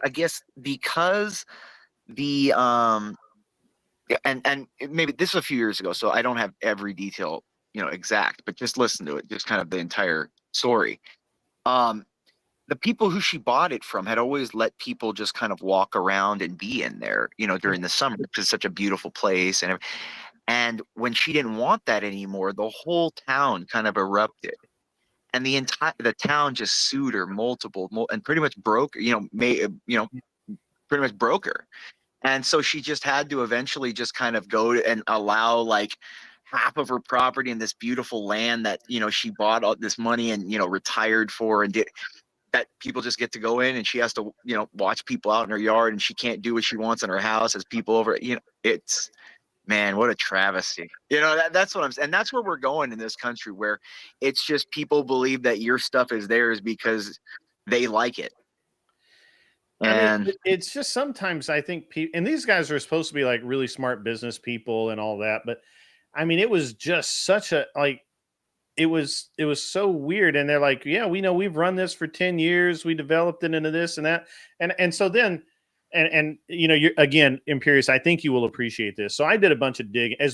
So here's the true biggest problem to this deal is that they never gave us complete financials or really any kind of history. We were constantly having to dig stuff up. Like in any big deal, I always recommend a forensic accountant. Always. Yeah. Well, that's what my wife started out as an auditor, and so she's like super good at finding everything. So we never did get a complete set of books, and we never did get a really good example of the financial shape of everything. And that's why we really feel like there was embezzlement somewhere that they just didn't want us to find. And so, but okay, that's, whatever. We started looking at how they were making money. In the beginning, they were making a shit ton of money, and they had contracts with SIG and HK and Glock and all these people to come there once a year, twice a year, and shoot videos and be real and do all the photo shoots and have customer and client events at this facility. And they all had, then they paid a contract to do this. This was a contract. They paid X amount per year for this ability to do that. It's a very common thing for facilities like this to have that happen. The only thing the manufacturers required was that they didn't like the hotel that was on the property. It was from the 50s. It literally looked like something that came out of Dirty Dancing. It was just fucking old. And it was like, was it dilapidated or? It was a little dilapidated, but it had like window air conditioning units that were loud. The was just rooms were rustic. small. It was a little too rustic, and probably wired wrong. Well, that's why I would think there'd probably be the some. pool was cracked, and they never put a new liner in it. I mean, there was a lot of things. There's still right. Yeah, there was just a lot of things that were wrong with it, and so what they should have done is they should have bulldozed that hotel down and rebuilt it exactly the same, but with all modern stuff, and upsize the rooms a little bit, put in central heat and air units everywhere, like a real hotel, and just redo it. All right, so it cost you $2, $3, $4 million at that time. Okay, you're in Kentucky. Nothing cost. I mean, it literally, like, where? I mean, it's not like you're building in New York where it's going to be $100 million. It's Kentucky. It's going to be $5 million at tops, maybe 3, maybe 1, to build a decent hotel, and or to rebuild one. But they didn't do it, and they never really. I just could never see where they spent any actual money on the hotel, and so gradually, year after year, all of those contracts stopped happening, and they wouldn't renew because they would go there and the hotel's crappy, and the carpet's old, and it's just not a pleasant experience for people who are paying a lot of money to be there, and so it just it was just poorly run, man. Well, it's like one of those, seeing some of the Vegas hotels that they're bulldozing now, kind of just wear and tear over the years. You know what I mean? Yeah. Like, why wouldn't you just and that's why they just bulldoze them over and build a new one. I mean, it's not a big deal. Yeah. So, well, I mean, heroin does to your financial decisions. Right. Yeah. Could be. Yeah. And I mean, there was lots of things. The golf course never had any tournaments. It was just a club where people came and played. Oh yeah, that's where people are funneling money through a business. You know what I mean? You can maybe that's where forensic accountants really come in really nicely. And the thing is usually like if you know it's legitimate when you ask for a forensic accountant, and someone can push back and say, well, do we need that, or can we go to like a third party and auditor like a Deloitte or something? You know what I mean? Mm-hmm. Get those things. Then it's legit because they don't have a problem. But when people are like not completely forthcoming on giving the information, then you kind of understand. Like, especially it's the same question I always tell people. If you ask a woman about a prenup and she's hesitant, you have your reasons. Yeah. It's just, it is what it is, because the whole the pretense there is, look, even if you sign a prenup, it's not like you're going to walk away with nothing. A prenup still has to be what would they say? It has to be a justifiable contract. It can't be unconscionable. Where okay, if we divorce, you get nothing, I get everything. There's a contract, sign it for the prenup. It would be thrown out. So there is still some consideration where even with prenups, like remember Kevin Costner's wife, I think, just went through this, where her prenup, I mean, she was going to make $170,000 a year from him for the rest of her life. Well, she wanted $380 or $400 or something. Right. Yeah. And so it was like the judge was like, no, I mean, this is consideration. You're getting $179,000 for the rest of your life, plus a sum, plus property, that you don't get anything more, because that prenup is legitimate. You're getting consideration. You're getting something out of there. Obviously, you balanced the interest at the time when you signed it. Like, you're getting a decent amount. Yeah. I just feel like, well, I mean, just the whole deal, it was all bad. And I just, at the end of it, the last straw man was this text that, hey, we're gonna, this is the deal that we think is appropriate. I got pissed off, and I shouldn't have, because what I should have done is I should have gone to the auction and bought it out of auction, because I probably could have bought the whole thing for like $3 million and been done with it. Oh, they took it to public auction. Yeah. Oh, okay. Yeah. But I mean, again, Grid, go. They were hard. They were you're- just stupid, man. If they had come to me, well, here's what made it really hard. So I knew 6 months ahead of time that they were in trouble for taxes. They hid that part, said they got that straightened out, said they made an arrangement with the county or whatever for the tax assessment. Okay, cool. But then things still didn't add up. And then during they had a Girl and a Gun, or Babes with Bullets, one had a match there, and during that match they no shit put an auction sign up on the property. The bank was literally like, it's going to be auctioned in October. Yeah. During this like massive weekend, it had to be the most embarrassing thing ever. And so that kind of started a bunch of things happening. I reached out to the owners and said, "Hey, why didn't you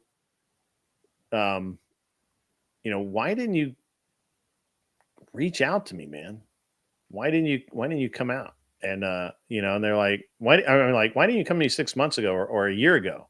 Like, when you were actually in trouble, why didn't you let people know? I know people, if you didn't want to work with me, there was other people that could, there's other people that could help you out. And they had no answer for that. So in the space of about 30 to 45 days, I was supposed to put together this like $5 million deal that actually wasn't 5 million, it was like 3.5. But,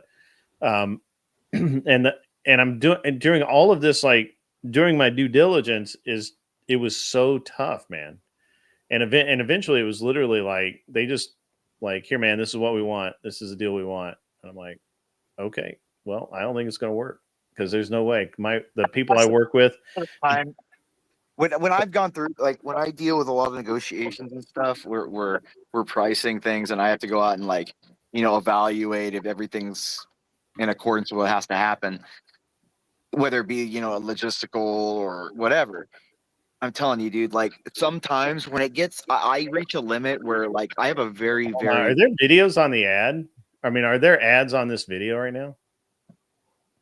On yours? I don't. Yeah. Grid Motorsport. I see your little thing in the corner, but I don't see an ad. Yeah. I will say, when you first log in to your show or click on it, it'll play an ad, and then it'll Really? just show the screen. Yeah, there you it go. does it for me. You're getting AdSense now, man. There you go. Yeah. Yeah. Hopefully you're getting it's really monetized. weird. It's really weird how AdSense works, because I always click just let YouTube handle it, because I don't want to take the time to do it. And most of the time I don't even know that they do anything. Like I don't know if there's any ads on the videos. I'm like, and I just saw Cam saying something about it. I'm like, there's finally an ad. Like, this has been advertised for months now. This is the first working, Grid. The grifting is finally getting you places, right? Yeah, I guess, man. I finally got some grift, man. So I didn't know that. I mean, seriously, it's been active for months, and I never see it, and nobody's ever said anything about it. It was just Cam just said something about the ad, and I'm like, wait, there's an ad? Nobody's ever said that before. Well, I think it's people like, I mean, I've seen your clips on other shows and stuff that people talk about. So it's probably like there's a higher algorithm of people like seeing it, viewing it long. Like John goes over this a lot on his things about, because he's a software developer, so he understands like what the metrics that they're looking at. Like that's why John tells people to like, that's why he streams 24 hours, because I guess it looks better for like the amount of people that stay on in comparison to you being on 24 hours, even if it's very short, because you're on 24 hours. Like there's a different way that YouTube prioritizes or analyzes the data. He knows more about it than I do, but he goes into it pretty in depth on it. It's very interesting how people can manipulate the system and stuff if you know what you're doing. Yeah, I don't know what the ad deal is. Anyway, it's I don't know. It's very interesting. Nobody's ever said anything about seeing the ads before, so I'm really I'm impressed. Because I didn't know that it actually put them on. I thought it was. You're how many subs are you at now? I mean, you're doing pretty well, right? I mean, what's I have 2,300 subscribers. wow. There you go. Yeah, I mean, that's what I'm saying. I've been monetized for months. I've been. That's what I'm saying. So I mean, you're growing at a good rate. And That's that's what in they call. less than a year, right? So you've been on like 6 months, right? Something like that, 6-8 months. Yeah, so I did that. My first video was in I think January, and then I skipped like a month and a half, and then I started actually doing it. And then I got monetized, I think, in April or May, I think. Oh, there you go.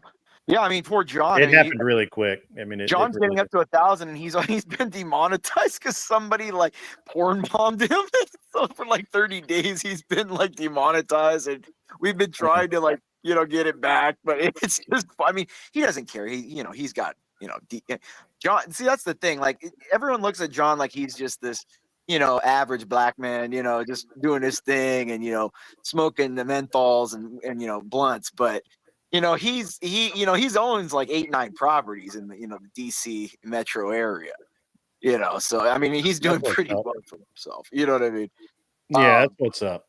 Yeah, you know what I mean? Like he acts like, he's always in a t-shirt and stuff like that. But, that's the thing, Yeah. John's. He reminds me. God, what was that guy's name? Trying to think. There was this actor that he reminds. I mean, he reminds me a lot of James Worthy.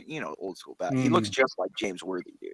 He sounds like him, dude. There's a hilarious meme. Do you know who EAE is? I think you've seen him on CT show and stuff like that. He's in CTs a lot, but. He has this clip of this little meme of James Worthy like smoking a blunt, and then he a big cigar, and then he pulls it out of his mouth and says like back up, back up. It looks just like John, dude. It's scary, dude. It's scary. That's awesome, man. I haven't I don't have any cool videos like that. I'm just that's the thing. I mean, I just find them like you know what I'll remember like random.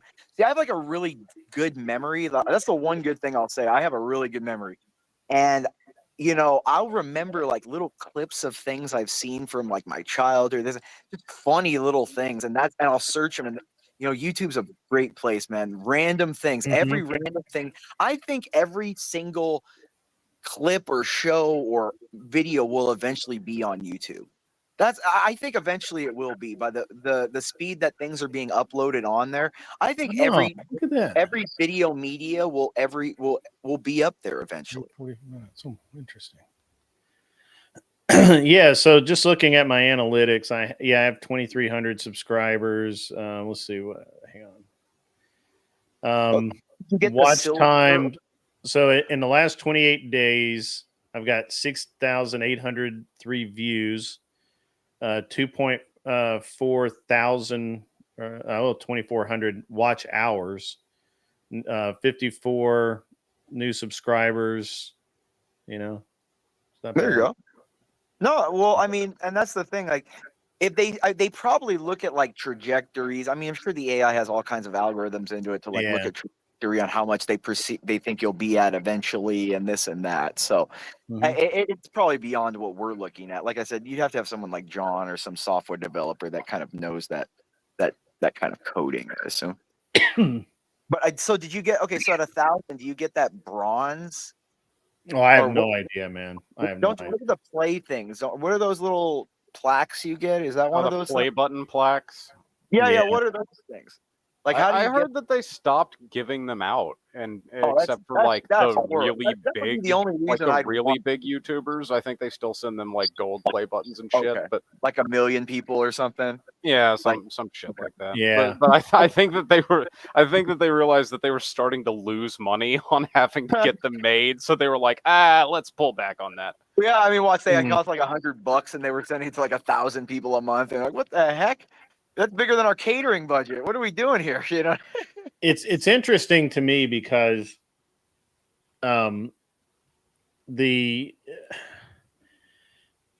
way YouTube works is, like my analytics have always been really good, even though I don't have like super high volume of people on at any one given time. But my watch hours are always really good. My the percentage of click throughs and all that's really good. So, to be honest, I don't feel too bad about, for someone who just started doing this, I don't feel bad about it. And I don't do anything. I don't seek drama either. I'm literally just sitting here, I try and put on a good show. I like to have good conversations over good topics and avoid all of the drama llama bullshit. Well, dude, I remember when I was on the Crucible a year or so ago, and it was like, 70, 80 people in the chat. You know what I mean? So it really, again, it's all kind of just something will happen if it happens, and then you'll blow up, and then, you know what I mean? Like, that's the thing. It's all just, like I said, I think the best channels and the most genuine, or where you find the best audience or the most loyal ones, is where you just do it because you don't care. Like, you're not doing it for the money. See, that's exactly it, man. I do this because I enjoy having these conversations. I would rather, I really need to end this and go inside and hang out with my wife, and that's actually what I'm going to do in just a couple of minutes. But I just really like to have good conversations. It's I'd rather I don't need people spurging out in my chat, although it's funny sometimes when Angry Casper's out there spurging in my chat, because he's so acerbic, but he's usually right. That's really funny. And but yeah, a lot of channels are just drama farming. And I started off the show, I don't think you were here yet, but I started off the show with that there's all these guys have these beefs, right? Like, Flow State beefs with this guy, and dude, it's like we're in the 90s. Based Oracle's, beefing with fucking everybody because he's an idiot. It's really like, and I'm like, dude, I don't care. The only reason I banned Flow State yesterday is because he distracts from the conversation that I'm trying to have. He comes in, he does not want to participate in good faith. He doesn't want to have a good conversation. He doesn't, and he just literally sits in chat and shits all over the place. And why do dude, I've got a toddler inside. I've got a 4-year-old inside. If I need somebody to shit all over everything, I got a pro. I don't clean up diapers on here. I do it at home, Right. Yeah, I got a pro. So, it's just easier just to not have him here. Right. No, I have nothing against the guy. I literally have nothing against Flow State other than that he just he's a troll. He comes in, he doesn't add value to my show. I just don't want him here. Same thing with Based Oracle. I don't care anything about Based Oracle. Is insignificant. He's irrelevant. Based Oracle, yeah. But when he comes into the chat, he causes drama and problems and detracts from my show. Right. And again, that's your show. You can do what you want. Like I said, it's my whole thing is like, trust me, the drama. I've been all over. People are DMing me saying this person's clipped me. This person's talking about it, all over all the time. And I'm like, and they're like, dude, go on a show. Why don't you start a show? I'm like, I don't care. This is just fun for me. I'm just taking out frustration on these people. I don't really, you know what I mean? This isn't like my life or something. No, I get your point. I understand exactly. I'm pretty sure I understand 90% of where you're coming from. No doubt. And like I said, with you, you're just doing this because you don't care about what goes on here. This isn't your life. Mm-mm. You've got a fulfilling life like outside of all this, and you just hop on to just have a little fun when when you want to do it, and you do what you want to do. But people on here, like I said, this has become people's lives, dude. That's the thing. This has become like. I was watching the SC game today with my buddies, and I'm like, man, dude, like, I didn't even think of going online. I don't care. And then I didn't even want to jump online here because I don't want to go on John's. I know Sir is just gonna berate me because he was rooting for Michigan today. So it's like, I don't even want to go online. I don't want to hear it. You know what I mean? So it's like, I got you. I understand. It's like people just take it. And that's why you get all this drama and nonsense, because people have like invested their whole lives and their whole like personas into this thing, and that's a real thing. Yeah, I think you're accurate about that. And then you get the response videos, and then the response videos to the response videos, and then the response video to the response video of the response video, and it's just like, God, stop going down the rabbit holes there. And to be honest with you, a lot of the drama is scripted, man. And then people will have beefs with each other. A lot of it's Grid. Look at what happened. I mean, I'm not a huge into it, but look what happened. Like Star Wars Theory and that other Star. Have you heard? Have you seen that guy's like a 5 million channel? The other guy's like 1 million. You'd think they'd be fine, each making money, but this other dude is so petty and just It's just like you were about to say uneducated, weren't you? It's kid shit, dude. That is what it reminds me of, just kid stuff. You know what I mean? Like something. It's just. If you're both making that much money, you shouldn't care that much. Just do what you're doing, Yeah. Yeah. No, I mean, look, that's right. I mean, the thing is that I do have a goal. I do have a place where I want to get to with the channel. I have a specific, and I've been very open about it. I really want to, in the midterm elections and going forward from there, I would love to get paid by the RNC or PACs to say what I was going to say anyway. Because if the Dems can do it, I can do it. Right. And licensing is the best way to go about things. Just get a license, you know what I mean? A deal with sponsorships, and licensing and then just say what you want, what you're going to do anyway. That's why Joe Rogan's so rich. He sold it and he just makes licensing now. He just does his thing. He gets paid by somebody else. He doesn't have to worry about the liabilities. Doesn't work. I just sit back and talk and get paid, man. Mm-hmm. Yeah. Yeah. I just can't deal with I just don't like dealing with the drama. And look, and I don't mind facing drama. But there's so many liars here, man. He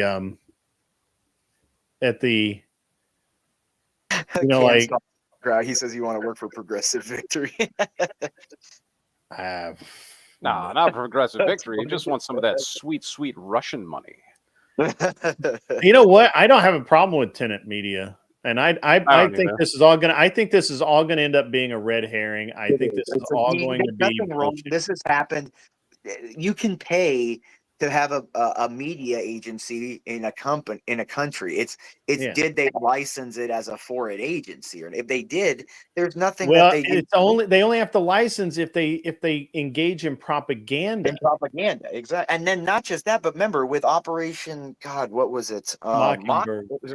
Yeah, Obama signed that off, so media companies can use propaganda on. So I think a lot of it was that's believe in us in the FBI. We're still doing stuff. So when during the election, if we say someone's doing stuff and we have to shut polls down or whatever, you'll believe us. That's a lot of it. What it is. I love it when the chat goes nuts like that because they're like red herring. Would you say that? Would you say that about a politician taking money? Politicians take votes, or they need to earn votes. I will be glad to help them earn votes, but I will not. I'm not going to influence politicians. I mean, it's again, that's all like questionable too, because if you get to a PAC, I mean, that's just kind of like an alumni association in a lot of ways, or you know what I mean, or a type of Knights of Columbus, or what I mean. So I don't know, man. It brings up a lot of different questions. I mean, yes, of course, directly bribing someone, say, hey, here's $500,000 to do. Yeah, but I mean, if you're a collective, I just want them to pay me $110,000 a year to say what I'm going to say anyway. That's all. No, if you're making $110,000 in Kentucky, you're probably living pretty good anyways. Well, I'm in Tennessee, but still, pretty similar, right? Close enough. Yeah. Well, I mean, that was what I found so funny about it's one of the last places that's inexpensive and actually affordable in the country. I'm sorry. Go ahead. That was one of the things that I found so funny about the tenant media bullshit is because that came out and everybody was expecting such an uproar, and the most that I saw people saying about it was, "Damn, how can I get some of that Russian propaganda money in my pockets? I'll say what you want me to say. You pay me." The thing is that they've never said anything in like hundreds of hours of videotape. There's not one mention from any of them saying anything pro-Russian. At best, it's anti-Ukrainian, but that's it. But here's the real interesting thing, and this is, just as a point of law, both Lauren Chen and her husband, Leon, Donovan, I think, they're Canadian citizens. They're not even U.S. citizens. Well, and that's where they might get them, as being non-registered foreign agents, taking money as a non-citizen in America, using That's propaganda. just that's a deportation thing. They just throw them out. Well, you can still get I arrested think for it.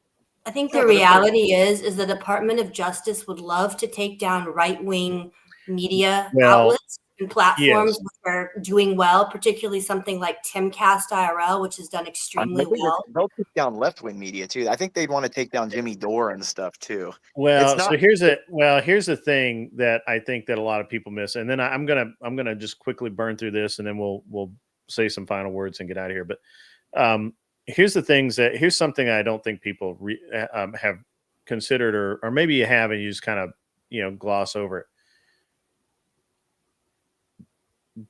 All of this money was all out in the open. It wasn't hidden at all. It wasn't like it was money laundering where they ran it through corporations, yes, but they have to cross foreign borders. You can't just you can't you wire money directly from a foreign. Yeah, you can't wire it. Yeah, I mean, it's just not how it works. And so that part of it that people made a big deal about, I was like, I understand how it sounds, but I mean, I had for a while I had a business in Australia, which is where I had my trading account for my Forex, because if you traded in the US, you couldn't use gearing, and in Australia you could.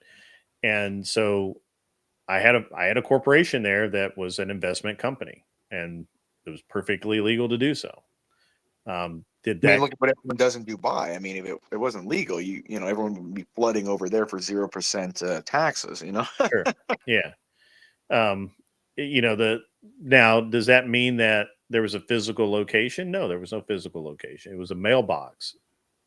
And that's it. It was a corporation in a box, which is fine. That's not the part that bothers me about any of this. It's because all of this is easily traceable. The feds know. They could have stopped that at any time. It's super easy. But here's what bugs me about this. The day that Timcast announces that his lawsuit against Harris's party and her for slander, I believe it is, the day that has moved forward, that's been accepted by the courts as a legitimate case, the following day they dropped the hammer on Tenet. That's weird. Oh no, that's normal. That's the sad part. That's the thing. I mean, unfortunately, if you dig into it enough, you'll realize that's usually what happens. Yeah, I mean, it's so weird that happened. I mean, why? Who would have thought? It's petty, dude. I'm telling you, you have witnesses that testify before, in front of Congress, and then the next day they have their business raided for some kind of right. Yeah, how weird is today? this? I mean, hey, if you look at, did you hear what happened to Elon today? Not today, no. Well, he was instead of testifying in his deposition to the SEC, he was down overseeing, one of the most important, national security rocket tests going on. And so the SEC is now going to try to get sanctions. So they're going to try to take away Twitter from him, dude. I'm telling you, they're going to try to take it away from him, dude, or at least not make him have to be separate from the overseeing of the company. Make him install like a new like a trust overseen by a board that's not him, or something like that. They just don't want him in control of that. It's sad, dude. It's scary. Yeah, there's a lot of nonsense. But see, with him, what's magical about him is he's 5 steps ahead because he has all the satellites. Remember, he's launched more satellites than like the next 10 companies combined since he started launching. He's launched more satellites than some countries. Yeah. So he has his own grid. So if they say, "Oh, you're not in the internet anymore," I have my own network. What are you gonna do? Shoot him out of the sky? You know what I mean? Like, don't give him ideas. Well, yeah. I mean, I guess it's theoretical, but then if that happens, I think we're in bigger trouble than that. Yeah. Yeah, it's pretty interesting. I just don't have a problem. I mean, I honestly think the Lawrence, and Lauren Chen's nobody's named in the indictment. It's just really, it's weird, man. Well, if you read the indictment, it actually says that all these guys were victims. That's the interesting part. That is true. Does it actually say it? Because it just seemed like it just hinted around at that. It's like, well, what it does possibly, is they insinuate potentially. Yeah, they insinuate stuff, but they also admit there that they are the victims of a grander conspiracy that has affected them. And the DOJ admitted it in their court writings that they're actually quote victims. That didn't stop YouTube from nuking all of Lauren Chen's. No. I mean, YouTube's a private company; they can do what they want with it. Unfortunately, but that's the one thing I don't know when that's ever going to get really addressed. I mean, the courts kicked it, it's kicked it down the curb now. Kick the can down the curb. It's always been a question that I've had is like, when is a social media company so like ingrained in people's lives that you just have to find it or rule it as being infrastructure? That's a great question. If you answer that one, you'll probably make some money. Yeah, I agree with you. It's just the court, unfortunately, guys, they're funnel old people. They don't know what the hell is going on in the real world. Oh, dude, wasn't it like a fucking senator that had to have it explained to him like what an email was and how to send one? Yeah. I mean, the court, I think they're a little bit aware now of like, they know phones and cell phone email, but these are not technocrats. They don't know. And so to them, they're thinking, oh, look, we don't want to touch. It's too much for us. This is a big hot button. We don't think it's that bad that, a company can, tell people that curse and do this to shut up and ban them. We don't think that's really that big of a deal right now that we have to address it. We've got bigger issues. And that's just where they're at. And they don't want to deal with it. They think, they don't want the heat of it. They think Congress should, and really it should be Congress that deals with it. But, I agree with you fundamentally that because it's now, it is no different than the town hall where people posted letters and wanted ads and everything like that in the colonial days, the town square. Yeah, at this point it's like the telegram or the telephone. It's yeah, and I agree with you, man. Like fundamentally, but it's another one of those real hot buttons, just like the Second Amendment we were talking. That it's just one of those things that's just it's unsavory to elite people. Okay, like it's just not. Look, and like I've said this to Grid, like I have kind of a little both. I've been in wealthy areas of the city and done the city life of the skyscraper, all that kind of stuff, and I have the place in the the country and by the beach and shit. And when you're in that world, it's just the thinking of when you're in a city and you're living that steel glass life. The things that we're thinking about gun, carrying, and you're living, your mind is so much faster in these cities. You're thinking of a million things. Those kind of thoughts aren't in there. And people, to most people in those worlds, because someone on some forum somewhere can't say all these curse words. I don't care. I'm looking online. I'm looking at this. I'm watching this. I'm hearing this. I'm running here. I'm driving there. I'm worried about the drugged up homeless guy down the street that's pissing on the corner. Yeah, no doubt. Pay attention to that, dude. That's what I'm saying. Like, if you really live in cities, like when I grew up in LA, I mean, so I grew up and I'm telling you, people are just everyone's in their own world because there's so much. It's why people go crazy in traffic and there's so much rage and stuff. And we're not meant to be moving that fast and doing. We're supposed to just kind of like enjoy the moment and think of what we're doing and live life, not just completely every second of every day thinking of 100 million things to stress you out all the time. And people and the city elites, because unfortunately every court is, I mean, Amy Coney Barrett was the first one I can think of that wasn't from an Ivy League school. You know what I mean? So I got one last thing I want to kind of hit on, and then I'm gonna call it a night. So last night, I don't normally do verbal combat, but I went on last night. Well, actually, I've never done verbal combat before because I always go to bed early. Last night, I went on, and I hadn't experienced it before. I went up against one of the normal guys here, John Smith. I don't know if he's still in the in the chat or not, but I basically, he actually thanked me for educating him. That's how bad his 1v1 debate with me went, and said that he would, even if everyone thought that it was or even if everyone voted that he won, that he would concede.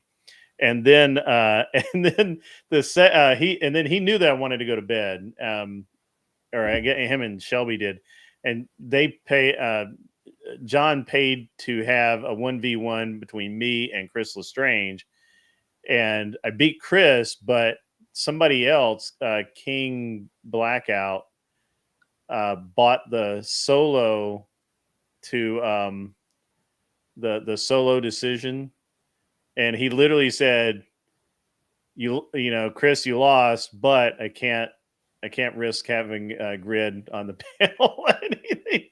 He killed me out, and I thought it was funny. And then nobody revived me, so I just went home. Yeah, I mean, it's an interesting format. I mean, he booted me. I think I'm too mean for that for him, dude. I came in, I think, about an hour after you were there. Grid. Yeah. You Grid. So they mercy killed you, Grid, is what you're saying. No, I think Grid, their mercy, not mine. Well, I thought you were saying like they knew that you wanted to go to bed, so they were like, "All right, we'll help." The guys them in out. my chat know that I don't normally stay up. You know, look, I have a schedule. I keep a schedule. I don't know how. I think it's weird that we have all these streamers that'll go like 7-8 hours without even thinking about it. I'm like, no way, man. And John's 24 hours, man. John's 24 hours. And I don't do that. I go to bed, and I don't really do it.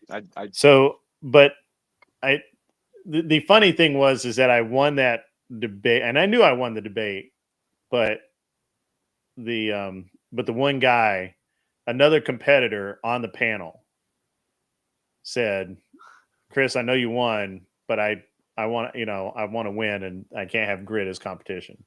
He's too good." and he nuked me. He knifed me in the back, which was funny. Actually, it was really funny because I didn't see that coming. It was very funny. I didn't see that one coming. I honestly thought that I would get. Well, honestly, I don't feel like I have a lot of friends over there, so I was really expecting to get voted out. But which is fine. Well, Grid, that's what you do. See, it's similar. You'll realize this. Look at all the panels and all the shows I forced myself into, and I'm kind of like a regular now. That's what you do. You just hop in there and force your way. Now, unfortunately, I think I hurt Speakeasies and his wife's or girlfriend's feelings because, oh man, Grid, I was a mean guy, and that's the thing. I don't even realize it because to me all of it is just it goes one ear out the other to me. But man, I guess they booted me from their Discord. They booted me from their I can't comment on the show. I can't go on. I guess apparently I was.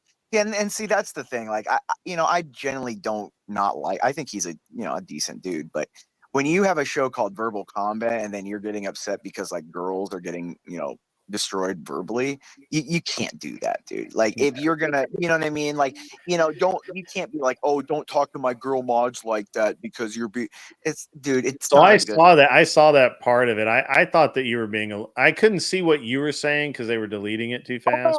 I'm a complete monster.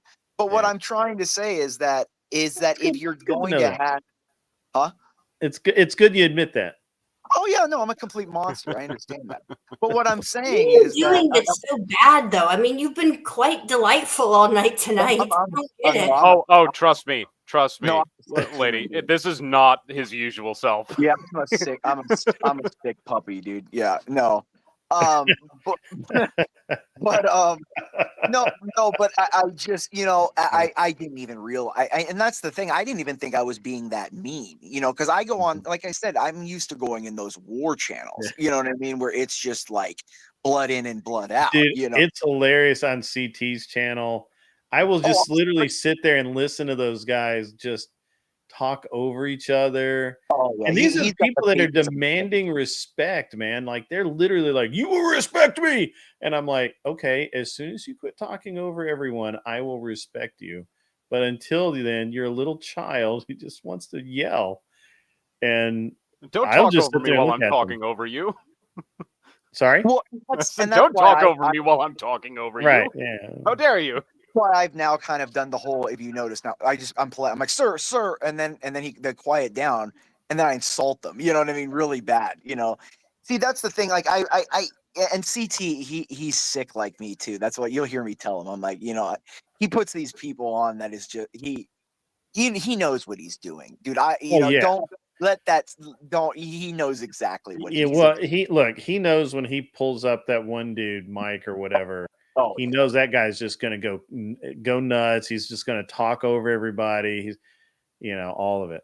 Do you not think he knows? Like, dude, the thing is that's why I never bitch at him. Like when he brings me up, because he has times he wants me to come up, so I'll hop on, leave me in the back for like an hour. But then out of nowhere, when he wants me to come, he'll put me right. He'll DM me like, "Come on."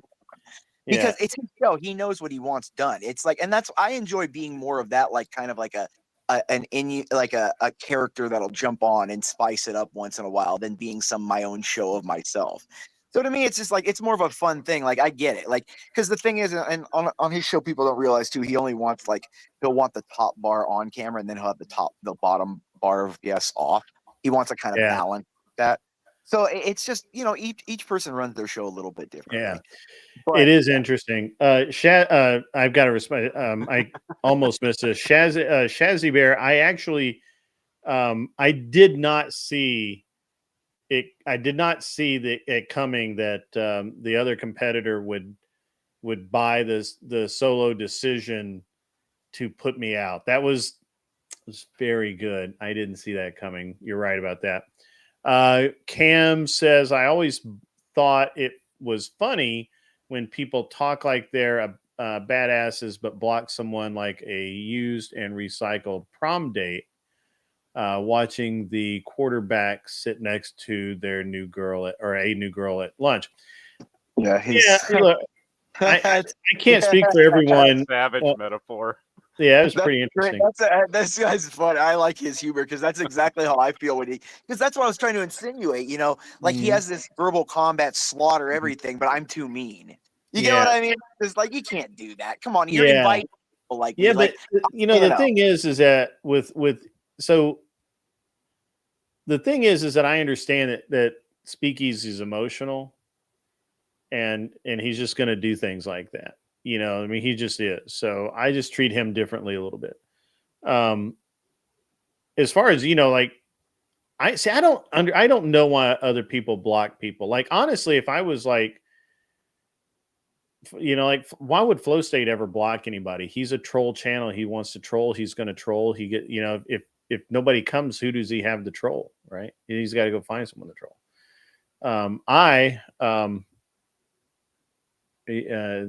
That's not nice, Frank. But like when I block people, it's just for my own peace of it's honestly, it's for my peace. And that's it. Yeah, That's I mean, I think get it if someone's like, I think Easy has good morals. I just, look, I think he's a little emotional. Look, hey, everybody has their own personality. We all work with those personalities. Like most people really dislike Imperious. But they love to hate me. That's the thing. Yeah. They hate me, but they need to watch and like put their hatred on me. And it's fun because I enjoy it. So it's a good relationship. The thing is that when you and I first tangled, that was hilarious, by the way. Yeah, dude. We always fun. But that's the thing. I knew right away you were just somebody who was going to talk shit, and as long as I talk shit to you, it was fine. It was no big deal. And then I ignored you. And then the other thing is that I would Imperious would start with some gay shit, and I would just have to ignore him for like, however long it took until he would go find somebody else to be gay with. Well, and that's why I go to Mr. E, because he's just so hysterical to get upset, dude. He just it's fun. I mean, I love him today. He's a good guy too. He is a good guy. He is a good guy, but he's got some stress. He's got some and threat, that's that's the for thing. sure. Like I just it's who is it? It's like Bart Simpson messing with Skinner. That's how I feel with Principal. You know what I mean? I feel like I'm. You know, that's how I feel. We're gonna end on that. Skinner, Bart Well, have a good Simpson. night, guys. It was You good kind of having sound you. like Bart Simpson. I got to be honest, and so that kind of fits. Wait, Any wait, last words before you end? Yeah. If you're not going to shill for yourself shamelessly, then I will. Like the stream, everybody. Yeah, put the likes. stream. Yeah, everybody like the stream on your way out, guys. It really helps them with the algorithm. Hey, come back and leave comments. I do read them. So do that. Yeah, come back and argue with me in the comments. Yeah, argue with what a our raging resident feminist feminist. bitch I am, and he's just shut up. Yeah. Argue with our resident feminist in the comments. Communist is cringe. really Any final words, sir? He's not that. Out of the 5 interactions I've had with Imperius, 2 have been with him reasonably calm and delightful, and so that's kind of refreshing. It's very odd. I have to be semi-cordial, you know, at work and in court, and Yeah, that's fair. I do, but what I'm saying is, you know, again, I'm on the internet to enjoy myself, and you got to understand, I would much rather come into an area and a community and be seen as an asshole, but seen as like someone you can't mess with, than someone coming in and being all nice and friendly and then going, "Oh, this guy's a bitch." You know But what I mean? you got to admit, it would be pretty fucking funny if you showed up to court and you were like, "But Your Honor, you see, this man is a fucking douche." Fucking faggot. I mean, I've been told before, you're a counselor, you're being overly zealous on your advocacy. No. So. Well, I don't think you're being zealous. No, come on, you. Yeah. So well yeah. balanced. Yeah. So, anyways, have a good night, guys. You know, God bless. Thanks for coming up, Communist is Thank cringe. you. You're welcome Great. back anytime. And I appreciate it, man. Yeah, come on back anytime. We'll chat more. Arthur Dea, last words. Been a pleasure as always. Everyone like the stream, comment below. Okay. And we got to set up a debate with Joe Mobley and me. Yeah, Joe will make that happen. We'll do that this week. Imperius, did he leave? He left. I think he logged off. Yeah. I guess so. All right, Imperius has moved on. My last words are: get off my lawn, go away, leave me alone. I'm going to send you guys over to Jess. It's probably going to be a little boring. Bear with her. If you can, help her out. She's kind of getting the hang of this stuff, and she's Australian, and that's, you know, we're not even sure she exists. So enjoy the stream. Get off my lawn. Go away. Leave me alone. See ya.